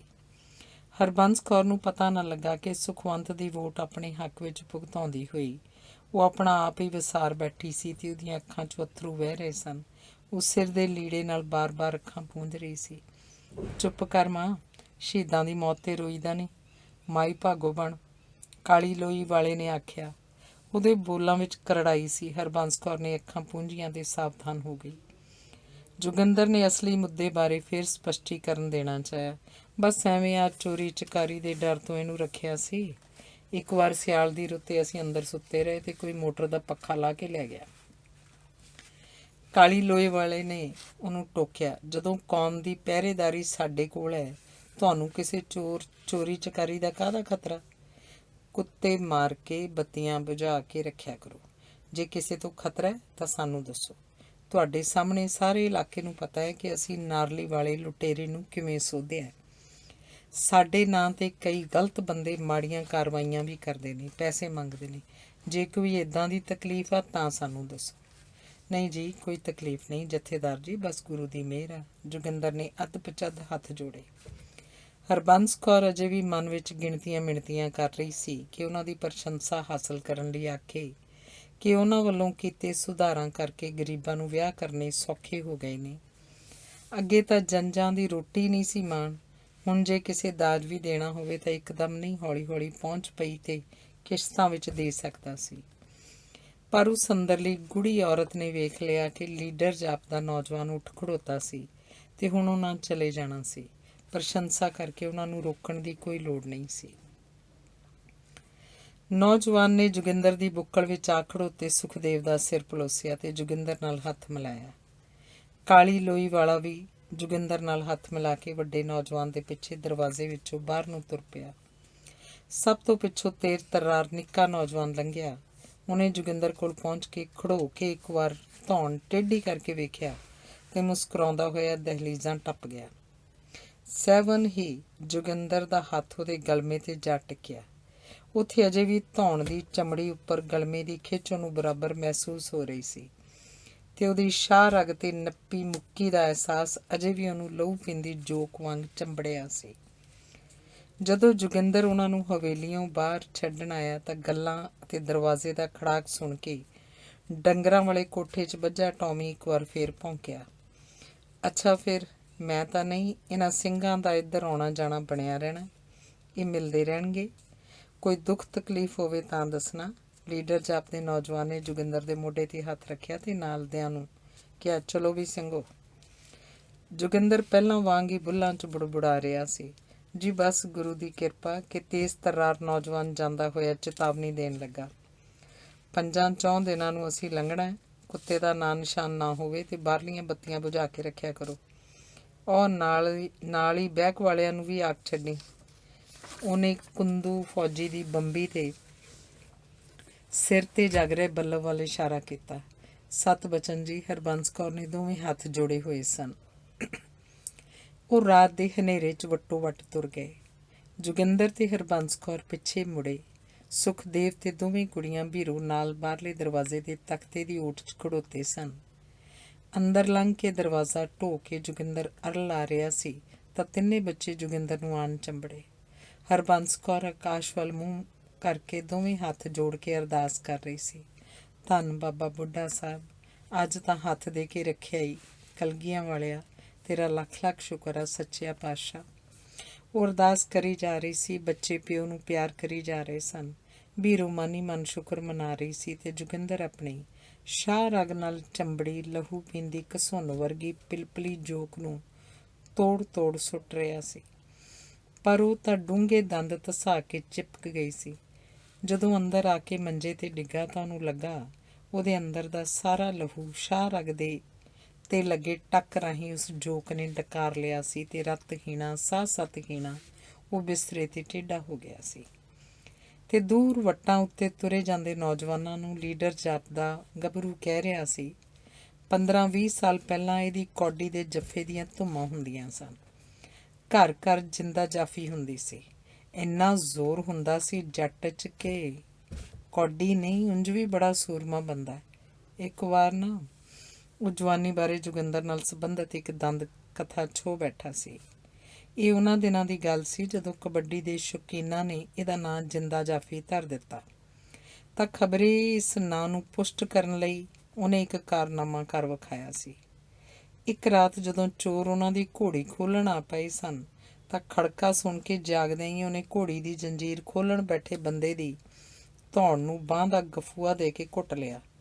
ਦੂਜੇ ਬੰਦੇ ਨੇ ਉਹਦੇ ਡਾਂਗ ਮਾਰੀ ਸੀ ਤਾਂ ਮੋਰਾਂ ਤੇ ਇੱਕ ਡਾਂਗ ਖਾਣ ਮਗਰੋਂ ਦੂਜੀ ਡਾਂਗ ਉਹਨੇ ਹੱਥ 'ਚ ਘੁੱਟ ਲਈ ਸੀ ਤੇ ਨਾਲ ਹੀ ਰੌਲਾ ਪਾ ਦਿੱਤਾ ਸੀ। ਘਰ ਦੇ ਤੇ ਆਸੇ ਪਾਸੇ ਦੇ ਲੋਕ ਜਾਗ ਪਏ ਸਨ। ਦੂਜਾ ਬੰਦਾ ਰੌਲਾ ਸੁਣ ਕੇ ਭੱਜ ਗਿਆ ਸੀ, ਪਰ ਕਾਬੂ ਆਇਆ ਸਿਰੀ ਨੱਪੇ ਹੋਏ ਸੱਪ ਵਾਂਗ ਬਥੇਰਾ ਪਾਸੇ ਮਾਰਦਾ ਰਿਹਾ, ਤੜਫਦਾ ਰਿਹਾ, ਪਰ ਜਿੰਦੇ ਨੇ ਛੱਡਿਆ ਨਹੀਂ ਸੀ। ਲੋਕਾਂ ਦੀ ਇਕੱਠੀ ਹੋਈ ਭੀੜ ਵਿੱਚ ਉਹਨੇ ਉਹਨੂੰ ਧਰਤੀ 'ਤੇ ਪਟਕਾ ਮਾਰਿਆ ਸੀ। ਜ਼ਮੀਨ 'ਤੇ ਡਿੱਗਦਿਆਂ ਹੀ ਉਸ ਬੰਦੇ ਦੀ ਡੱਬ ਵਿਚਲਾ ਪਿਸਤੌਲ ਬੁੜਕ ਕੇ ਇੱਕ ਪਾਸੇ ਜਾ ਡਿੱਗਾ ਸੀ। ਸਭ ਭੈਭੀਤ ਹੋ ਗਏ ਸਨ। ਰਤਾ ਵੀ ਢਿੱਲ ਹੋ ਜਾਂਦੀ ਤਾਂ ਅਗਲੇ ਨੇ ਆਪਣਾ ਕਾਰਾ ਕਰ ਜਾਣਾ ਸੀ। ਜਿੰਦੇ ਨੇ ਕਿੰਨਾ ਵੱਡਾ ਖਤਰਾ ਮੁੱਲ ਲਿਆ ਸੀ, ਪਰ ਜੋਗਿੰਦਰ ਜੱਟ ਖਤਰਿਆਂ ਤੋਂ ਕਦੋਂ ਘਬਰਾਉਂਦਾ ਸੀ। ਉਹਨੂੰ ਤਾਂ ਕਦੀ ਕਦੀ ਇਹ ਵੀ ਲੱਗਦਾ ਕਿ ਇਹ ਜਾਨਦਾਰ ਜਿਸਮ, ਇਹ ਚੌੜੀ ਚੱਕਲੀ ਛਾਤੀ ਤੇ ਭਰਵੇਂ ਡੌਲੇ ਵੇਖ ਕੇ ਹੀ ਕਿਸੇ ਨੇ ਉਹ ਕਵਿਤਾ ਲਿਖੀ ਹੋਏਗੀ ਜਿਹੜਾ ਪ੍ਰਾਇਮਰੀ 'ਚ ਪੜ੍ਹਦੇ ਸਮੇਂ ਉਹਦਾ ਜਮਾਤੀ ਗੱਜਣ ਫਗਵਾੜੀਆ ਉੱਚੀ ਹੇਕ ਲਾ ਕੇ ਗਾਉਂਦਾ ਹੁੰਦਾ ਸੀ। ਮੈਂ ਗੱਭਰੂ ਦੇਸ ਪੰਜਾਬ ਦਾ, ਮੈਨੂੰ ਭਾਰਤ ਉੱਤੇ ਮਾਣ, ਮੇਰੇ ਡੌਲੇ ਵਾਂਗ ਫੌਲਾਦ ਦੇ, ਮੇਰੀ ਛਾਤੀ ਵਾਂਗ ਚੱਟਾਨ। ਉਹਨੇ ਮਹਿਸੂਸ ਕੀਤਾ ਹੁਣ ਉਹ ਪੰਜਾਬ ਦਾ ਗੱਭਰੂ ਨਹੀਂ ਸੀ ਰਹਿ ਗਿਆ। ਉਹ ਤਾਂ 4 ਬੱਚਿਆਂ ਦਾ ਬਾਪ, 10-12 ਕਿੱਲੇ ਘਰ ਦੀ ਜ਼ਮੀਨ ਵਾਹ ਕੇ ਘਰ ਦਾ ਤੋਰਾ ਤੋਰਨ ਵਾਲਾ ਸਧਾਰਨ ਜੱਟ ਰਹਿ ਗਿਆ ਸੀ, ਜਿਹਨੇ ਦੋਹਾਂ ਪੁੱਤਾਂ ਲਈ ਵਾਹੀ ਲਈ ਥੋੜ੍ਹੀ ਜ਼ਮੀਨ ਵੇਖ ਕੇ ਪੁੱਤਰ ਨੂੰ ਪੁਲਿਸ 'ਚ ਭਰਤੀ ਕਰਵਾ ਦਿੱਤਾ ਸੀ ਤੇ ਮਹਿੰਦਰ ਦੇ ਪੁਲਿਸ ਵਿੱਚ ਹੋਣ ਕਰਕੇ ਮਾਰੇ ਜਾਣ ਤੋਂ ਪਿੱਛੋਂ ਵੀ ਜਿਹਨੇ ਪੁੱਤਰ ਦਾ ਪੁਲਿਸ ਵਿੱਚ ਰਹਿਣਾ ਮਨਜ਼ੂਰ ਕਰ ਰੱਖਿਆ ਸੀ। ਉਹਨੇ ਆਪਣੀਆਂ ਦੋਹਾਂ ਕੁੜੀਆਂ ਦੇ ਵਿਆਹ ਵੀ ਤਾਂ ਕਰਨੇ ਸਨ। ਉਂਝ ਵੀ ਉਹਨੂੰ ਮੁੰਡੇ ਦੇ ਇੱਥੇ ਰਿਹਾ ਡਰ ਸੀ ਕਿਧਰੇ ਦੂਜੇ ਪਾਸੇ ਨਾ ਤੁਰ ਪਵੇ ਜਾਂ ਪੁਲਿਸ ਵਾਲੇ ਹੀ ਨਾ ਫੜ ਕੇ ਲੈ ਜਾਣ। ਆਖਣ ਨੂੰ ਤਾਂ ਉਹਦੇ ਡੋਲਿਆਂ 'ਚ ਅਜੇ ਵੀ ਤਾਕਤ ਸੀ। ਅਜੇ ਵੀ ਪੈਲੀਆਂ ਦੀਆਂ ਨੁੱਕਰਾਂ ਗੋੜ ਗੋੜ ਮਿੰਟਾਂ ਸਕਿੰਟਾਂ 'ਚ ਵਾਹਣ ਵਿੱਚ ਸੁੱਟ ਪਾਉਂਦਾ ਸੀ। ਅਜੇ ਵੀ ਪਿੰਡ ਦਾਤਰੀਆਂ ਦੇ ਦੰਦੇ ਕਢਾਉਣ ਗਿਆ ਦੂਲੇ ਲੁਹਾਰ ਦੀ ਆਰਨ ਸਿਰੋਂ ਉੱਚੀ ਚੁੱਕ ਲੈਂਦਾ ਸੀ। ਉਹਦੇ ਅੰਦਰ ਅਣਖ ਤੇ ਵਿਉਂ ਵੀ ਉਂਝ ਹੀ ਸੀ, ਪਰ ਉਹਨੂੰ ਲੱਗਦਾ ਹੁਣ ਉਹ ਦਿਨ ਨਹੀਂ ਸਨ। ਹੁਣ ਤਾਂ ਪੰਜਾਬ ਦੇ ਕੁਝ ਵੱਖਰੇ ਜਿਹੇ ਦਿਨ ਆਣ ਚੜ੍ਹੇ ਸਨ, ਜਿਨ੍ਹਾਂ ਦੀਆਂ ਧੁੱਪਾਂ ਵਿੱਚ ਵੀ ਰਾਤ ਦੀ ਕਾਲਖ ਤੇ ਲਹੂ ਦਾ ਰੰਗ ਘੁਲਿਆ ਹੋਇਆ ਸੀ।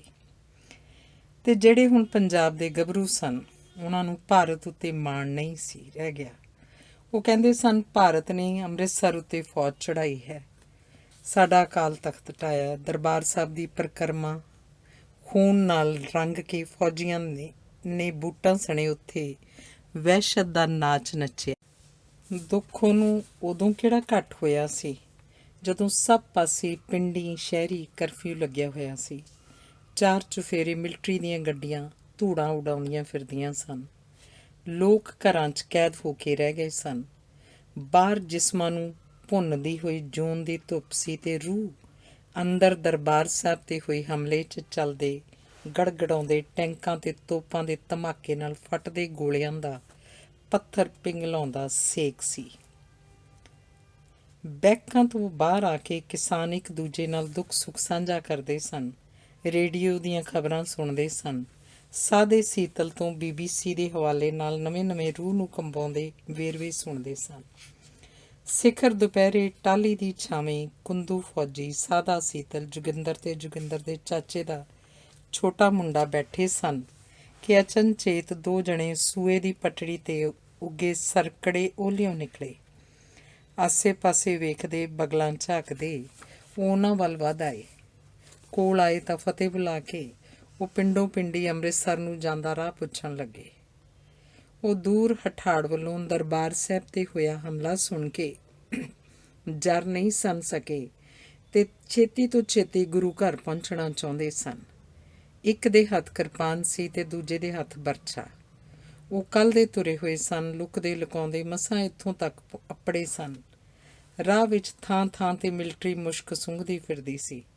ਜੋਗਿੰਦਰ ਨੇ ਜਲ ਪਾਣੀ ਛਕਣ ਤੇ ਘੜੀ ਟਿਕਣ ਲਈ ਆਖਿਆ ਤਾਂ ਉਹਨਾਂ ਕਿਹਾ, ਗੁਰੂ ਘਰ ਨੂੰ ਅੱਗ ਲੱਗੀ ਹੋਵੇ ਤਾਂ ਸਿੰਘੋ ਮਨ ਨੂੰ ਕਿਵੇਂ ਟਿਕਾ ਆਵੇ।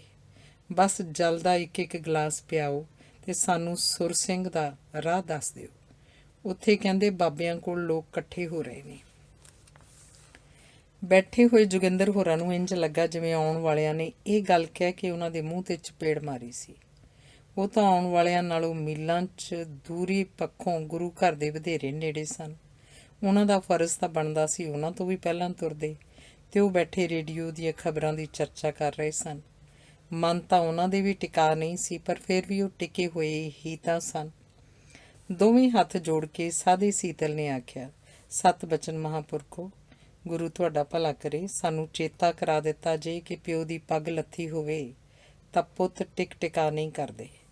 ਪਰ ਹੁਣ ਤੁਸੀਂ 2 ਘੜੀਆਂ ਰੁਕੋ, ਜਲ ਪਾਣੀ ਛਕੋ, ਅਸੀਂ ਵੀ ਨਾਲ ਚੱਲਦੇ ਹਾਂ। ਮੈਂ ਘਰ ਖਬਰ ਕਰ ਆਵਾਂ। ਉਹਨੇ ਪਰਨਾ ਝਾੜਦਿਆਂ ਉੱਠ ਕੇ ਜੋਗਿੰਦਰ ਹੋਣਾ ਵੱਲ ਸਵਾਲੀਆ ਨਜ਼ਰ ਨਾਲ ਵੇਖਿਆ। ਕਿਉਂ ਬਈ, ਚੱਲਦੇ ਹਾਂ ਕਿ? ਜੋਗਿੰਦਰ ਤੋਂ ਪਹਿਲਾਂ ਹੀ ਸੁਰਜੀਤ ਉਹਦੇ ਚਾਚੇ ਦਾ ਪੁੱਤ ਬੋਲ ਪਿਆ। ਜਾਂਦਾ ਜਾਂਦਾ ਸਾਦਾ ਸੀਤਲ ਗਾ ਰਿਹਾ ਸੀ, ਰਗਾਂ ਵਿੱਚ ਜੇ ਖੂਨ ਦਸ਼ਮੇਸ਼ ਜੀ ਦਾ, ਹੋ ਜਾਓ ਜੰਗ ਦੇ ਲਈ ਤਿਆਰ ਸਿੰਘੋ। ਅੱਜ ਪੱਗ ਪੰਜਾਬ ਦੀ ਹੱਥ ਸਾਡੇ, ਦਿਓ ਦੇਸ਼ ਖਾਤਰ ਜਾਨਾਂ ਵਾਰ ਸਿੰਘੋ। ਘੰਟੇ ਕੁ ਪਿੱਛੋਂ ਆਉਣ ਵਾਲਿਆਂ ਨੂੰ ਅੰਨ ਪਾਣੀ ਛਕਾਉਣ ਮਗਰੋਂ ਜੋਗਿੰਦਰ, ਉਹਦੇ ਚਾਚੇ ਦਾ ਪੁੱਤ ਸੁਰਜੀਤ ਤੇ ਸਾਦਾ ਸੀਤਲ ਉਹਨਾਂ ਨਾਲ ਡਾਂਡੇ ਮੀਂਡੇ ਤੁਰਦੇ ਸੁਰ ਸਿੰਘ ਨੂੰ ਹੋ ਤੁਰੇ। ਉੱਥੇ ਗੁਰਦੁਆਰੇ ਮੱਥਾ ਟੇਕਿਆ, ਬਾਬਿਆਂ ਤੋਂ ਆਸ਼ੀਰਵਾਦ ਲਈ ਤੇ ਪਿੱਛੋਂ ਵਹੀਰਾਂ ਬਣ ਕੇ ਤੁਰੇ ਆ ਰਹੇ ਲੋਕਾਂ ਨਾਲ ਸ਼ਾਮਲ ਹੋ ਕੇ ਮੂਸਿਆਂ ਵਾਲੇ ਸੂਏ ਦੇ ਨਾਲ ਨਾਲ ਭੋਜੀਆਂ ਮੀਰਪੁਰ ਰਾਹੀਂ ਲੰਘਦੇ ਹੋਏ ਲਾਲੂ ਘੁੰਮਣ ਪਹੁੰਚੇ। ਉੱਥੋਂ ਤੱਕ ਸੰਗਤਾਂ ਦਾ ਭਾਰੀ ਇਕੱਠ ਹੋ ਚੁੱਕਾ ਸੀ। ਇੱਥੇ ਜੋਗਿੰਦਰ ਦੀ ਮਾਸੀ ਦਾ ਪੁੱਤਰ ਠੇਠਰਕਿਆਂ ਵਾਲਾ ਸੁਖਵੰਤ ਉਹਨਾਂ ਨੂੰ ਆਣ ਮਿਲਿਆ ਸੀ, ਜੋ ਹਮਲੇ ਤੋਂ ਪਹਿਲਾਂ ਨਾਨਕੇ ਪਿੰਡ ਝਬਾਲ ਆਇਆ ਹੋਇਆ ਸੀ ਤੇ ਇੱਥੇ ਫਸ ਗਿਆ ਸੀ। ਇੱਥੇ ਭੀੜ ਵਿੱਚ ਸਾਦੇ ਸੀਤਲ ਹੋਰਾਂ ਨੂੰ ਵੇਖ ਕੇ ਉਹਨਾਂ ਦੇ ਪਿੰਡ ਦੇ ਸਰਕਾਰੀ ਹਸਪਤਾਲ ਦਾ ਸੇਵਾਦਾਰ ਮੁੱਖਾ ਉਤਸ਼ਾਹ ਨਾਲ ਇਹਨਾਂ ਕੋਲ ਆਇਆ ਤੇ ਹੱਥ ਜੋੜ ਕੇ ਫਤਿਹ ਗਜਾਉਂਦਿਆਂ ਕਹਿਣ ਲੱਗਾ, ਮੈਨੂੰ ਡਾਕਟਰ ਗਿੱਲ ਨੇ ਬੜਾ ਰੋਕਿਆ। ਆਖੇ ਮੁੱਖਾ ਸਿਆ ਨਾ ਜਾ, ਮਾਰਿਆ ਜਾਏਗਾ ਭੰਗ ਦੇ ਭਾੜੇ। ਮੈਂ ਆਖਿਆ ਮੈਂ ਤਾਂ ਜਾਊਂ ਗੁਰੂ ਮਹਾਰਾਜ ਦੇ ਘਰ, ਭਾਵੇਂ ਕੁਛ ਹੋ ਜੇ। ਉਹਨੇ ਆਪਣੇ ਸਿਰ ਉੱਪਰ ਉਲਝੇ ਹੋਏ ਕੱਟੇ ਵਾਲਾਂ ਵਿੱਚ ਹੱਥ ਫੇਰਿਆ। ਸਾਦੇ ਸੀਤਲ ਨੇ ਉਹਦੀ ਪਿੱਠ ਥਾਪੜੀ। ਸ਼ਾਬਾਸ਼ ਏ ਮੁੱਖਾ ਸਿਆ, ਸ਼ਾਬਾਸ਼ ਏ। ਦਾਈਆ ਸੂਰਮੇ ਦਾ ਸਿਰ ਦੇ ਨਾਲ ਹੁੰਦਾ ਹੈ, ਜਿੱਤ ਹਾਰ ਦੀ ਜਾਣੇ ਕਰਤਾਰ ਸਿੰਘੋ। ਇੱਥੇ ਮਿਲਟਰੀ ਨੇ ਉਹਨਾਂ ਨੂੰ ਰੋਕ ਲਿਆ ਸੀ, ਪਰ ਫਿਰ ਪਤਾ ਨਹੀਂ ਕਿਉਂ ਵਾਇਰਲੈਸ 'ਤੇ ਕੁਝ ਸੁਣਨ ਪਿੱਛੋਂ ਅੱਗੇ ਜਾਣ ਦਿੱਤਾ।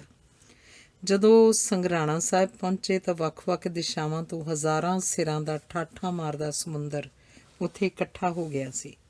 ਇੱਧਰ ਹਜ਼ਾਰਾਂ ਦੀ ਗਿਣਤੀ 'ਚ ਨਿਹੱਥੇ ਲੋਕ ਰੋਹ, ਗਮ ਤੇ ਗੁੱਸੇ ਨਾਲ ਭਰੇ ਹੋਏ, ਤੇ ਉੱਧਰ ਉਹਨਾਂ ਦੀਆਂ ਹਿੱਕਾਂ ਵੱਲ ਗੱਡੀਆਂ ਉੱਪਰ ਮਸ਼ੀਨ ਗੰਨਾਂ ਸਿੱਧੀ ਖਲੋਤੀ ਮਿਲਟਰੀ।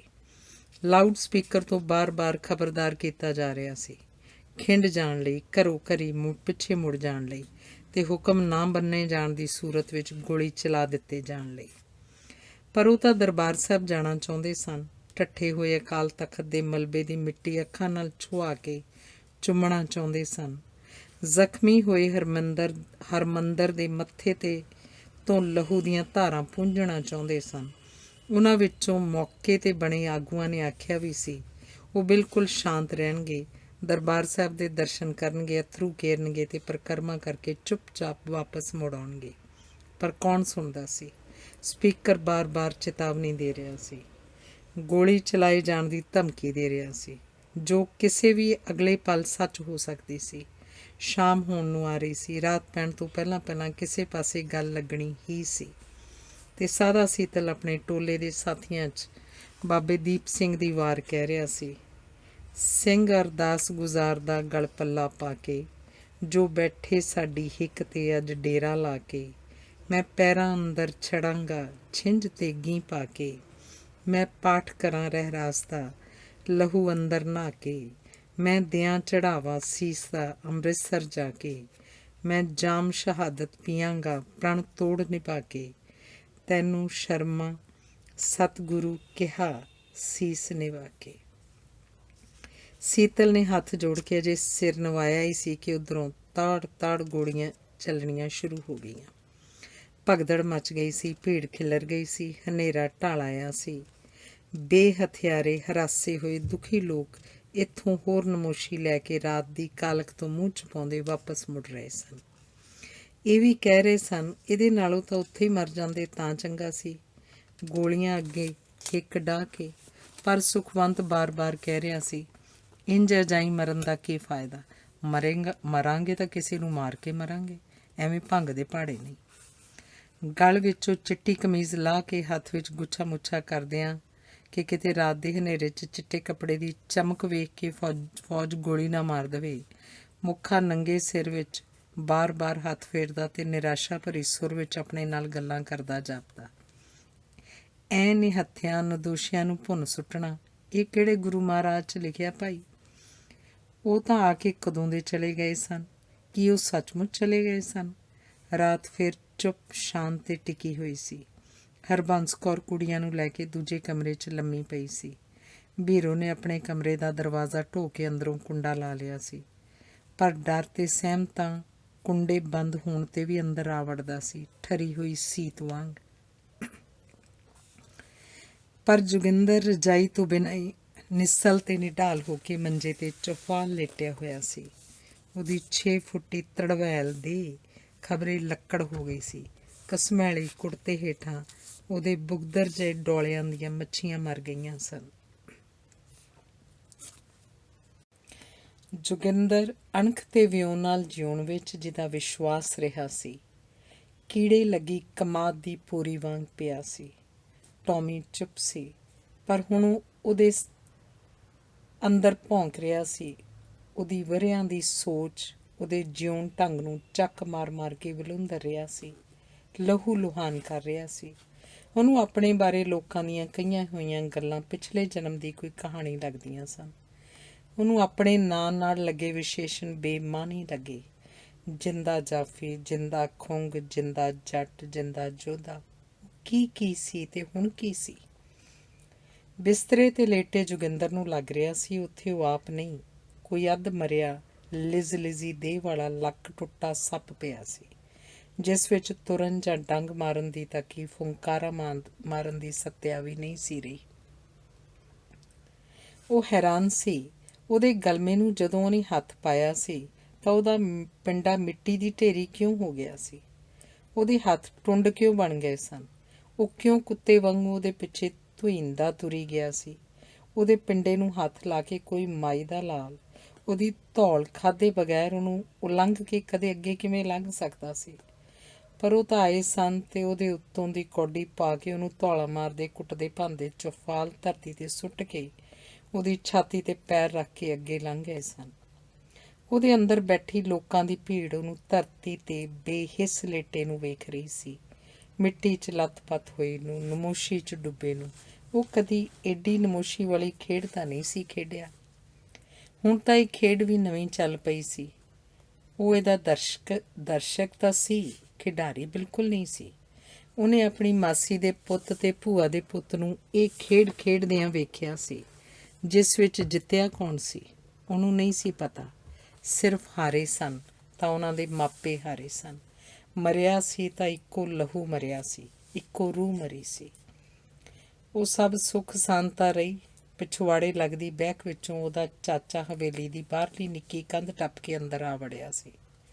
ਜੋਗਿੰਦਰ ਅਕਸਰ ਉਹਦਾ ਖੂਨ ਸੀ। ਜੋਗਿੰਦਰ ਨੂੰ ਦਿਸਿਆ ਉਹਦਾ ਚਾਚਾ ਉਹਦੇ ਪਿਓ ਦੀ ਢਾਲ ਬਣਿਆ ਪਟਵਾਰੀ ਨੂੰ ਕਹਿ ਰਿਹਾ ਸੀ, ਸਮੁੰਦੇ ਵਾਲਿਆ, ਪੁੱਤ ਅੱਗੇ ਵੱਧ ਕੇ ਵੇਖ ਰਤਾ, ਇਹ ਨਾ ਸਮਝੀ ਭਰਾਵਾਂ ਦਾ ਵੱਟ ਆ ਤੇ ਕੱਲਾ ਵੇਖ ਕੇ ਤੂੰ ਮੇਰੇ ਭਰਾ ਨੂੰ ਥੱਲੇ ਲਾ ਲਏਗਾ। ਹੁਣ ਤਾਂ ਉਹਦੇ ਚਾਚੇ ਦੇ ਬੁਰਛਿਆਂ ਵਰਗੇ 2 ਜਵਾਨ ਪੁੱਤਰ ਵੀ ਸਨ, ਪਰ ਉਹ ਫਾਇਰ ਦੀ ਆਵਾਜ਼ ਸੁਣ ਕੇ ਤੇ ਜੋਗਿੰਦਰ ਵੱਲ ਹੁੰਦਾ ਬੋਲ ਬੁਲਾਰਾ ਸੁਣ ਕੇ ਵੀ ਨਹੀਂ ਸੀ ਆ ਸਕਿਆ। ਉਹਦੀ ਵੱਡੀ ਨੂੰਹ ਨੇ ਜੁੱਤੀ ਪਾਉਂਦਿਆਂ ਵੇਖ ਕੇ ਹੀ ਆਖ ਦਿੱਤਾ ਸੀ, ਬਾਪੂ ਤੂੰ ਟਿਕ ਕੇ ਨਹੀਂ ਬਹਿ ਸਕਦਾ, ਤੂੰ ਕੀ ਕਰ ਲਏਂਗਾ ਜਾ ਕੇ? ਅਗਲੇ ਊਂ ਵੀ ਕੌੜ ਮਨਾਉਣਗੇ, ਅਖੇ ਇਹ ਸਵਾਦ ਲੈਂਦਾ ਫਿਰਦਾ।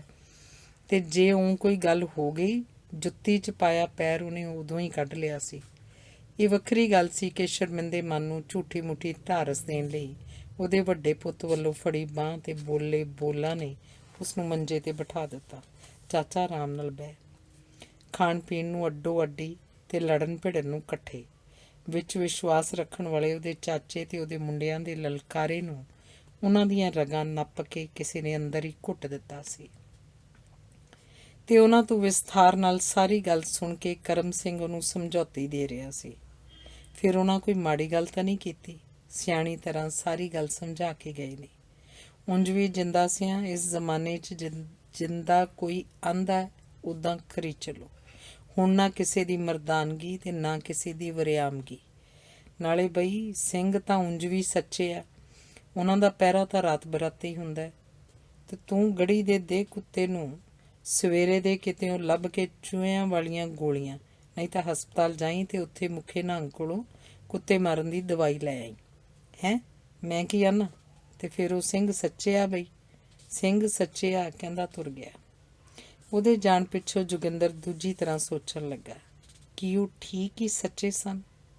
ਉਹ ਆਪਣੇ ਆਪ ਨੂੰ ਤਸੱਲੀ ਦੇਣ ਲੱਗਾ। ਉਸ ਨੌਜਵਾਨ ਨੇ ਬੜੇ ਪਿਆਰ ਤੇ ਤਹੱਮਲ ਨਾਲ ਸਾਰੀ ਗੱਲ ਕੀਤੀ ਸੀ, ਸਮਝਾਈ ਸੀ, ਦੁੱਖ ਤਕਲੀਫ ਵੀ ਪੁੱਛੀ ਸੀ। ਬਸ ਇੱਕ ਜੇ ਉਹ ਗਲਮੇ ਨੂੰ ਹੱਥ ਨਾ ਪਾਉਂਦਾ ਤਾਂ ਉਹਨੂੰ ਫੇਰ ਆਪਣੇ ਗੱਲ 'ਤੇ ਕੁਝ ਲੜਨ ਲੱਗ ਪੈਂਦਾ। ਮੁੰਡੇ ਦੇ ਰੁੱਖੇ ਬੋਲੋ ਉਹਦੀ ਰੂਹ ਨੂੰ ਪੱਛਣ ਲੱਗ ਪੈਂਦੇ। ਸਵੇਰੇ ਉੱਠਦਿਆਂ ਹੀ ਪਹਿਲਾਂ ਉਹਨੇ ਕਣਕ ਨੂੰ ਦਵਾਈ ਪਾ ਕੇ ਖਾਲੀ ਹੋਏ ਡੱਬੇ ਇਕੱਠੇ ਕੀਤੇ ਤੇ ਉਹਨਾਂ ਵਿੱਚੋਂ ਥੋੜ੍ਹੀ ਥੋੜ੍ਹੀ ਦਵਾਈ ਕੱਢ ਕੇ ਜਾਚਿਆ, ਕਾਫੀ ਹੋਏਗੀ। ਉਹਨੇ ਮਨ ਨਾਲ ਕੋਈ ਫੈਸਲਾ ਕਰ ਲਿਆ ਲੱਗਦਾ ਸੀ। ਦਹੀਂ 'ਚ ਦਵਾਈ ਘੋਲ ਕੇ ਖੰਡ ਮਿਲਾ ਕੇ ਉਹਨੇ ਬਾਲਟਾ ਵਿਹੜੇ 'ਚ ਰੱਖ ਦਿੱਤਾ ਤੇ ਫਿਰ ਟੌਮੀ ਨੂੰ ਆਵਾਜ਼ ਮਾਰੀ। ਟੌਮੀ ਆਇਆ ਤਾਂ ਅਗਲੇ ਦੋਵੇਂ ਪੈਰ ਚੁੱਕ ਕੇ ਜੋਗਿੰਦਰ ਵੱਲ ਮੂੰਹ ਨਾਲ ਲਪਕਿਆ ਤੇ ਫਿਰ ਇੱਧਰ ਉੱਧਰ ਵੇਖਦਾ ਪੂਛ ਹਿਲਾਉਣ ਲੱਗਾ। ਹਰਬੰਸ ਕੌਰ ਮੰਜੀ 'ਤੇ ਬੈਠੀ ਸੀ। ਬੀਰੋ ਤੇ ਦੋਵੇਂ ਕੁੜੀਆਂ ਚੌਂਤਰੇ 'ਚ ਉੱਠ ਕੇ ਵੇਖਣ ਲੱਗੀਆਂ। ਜੋਗਿੰਦਰ ਦੇ ਸੱਜੇ ਪਾਸੇ ਆ ਖਲੋਤਾ ਸੁਖਦੇਵ ਪੁੱਛ ਰਿਹਾ ਸੀ, ਭਾ ਟੌਮੀ ਨੂੰ ਦਵਾਈ ਪਾ ਦੇਣੀ ਆ ਫਿਰ?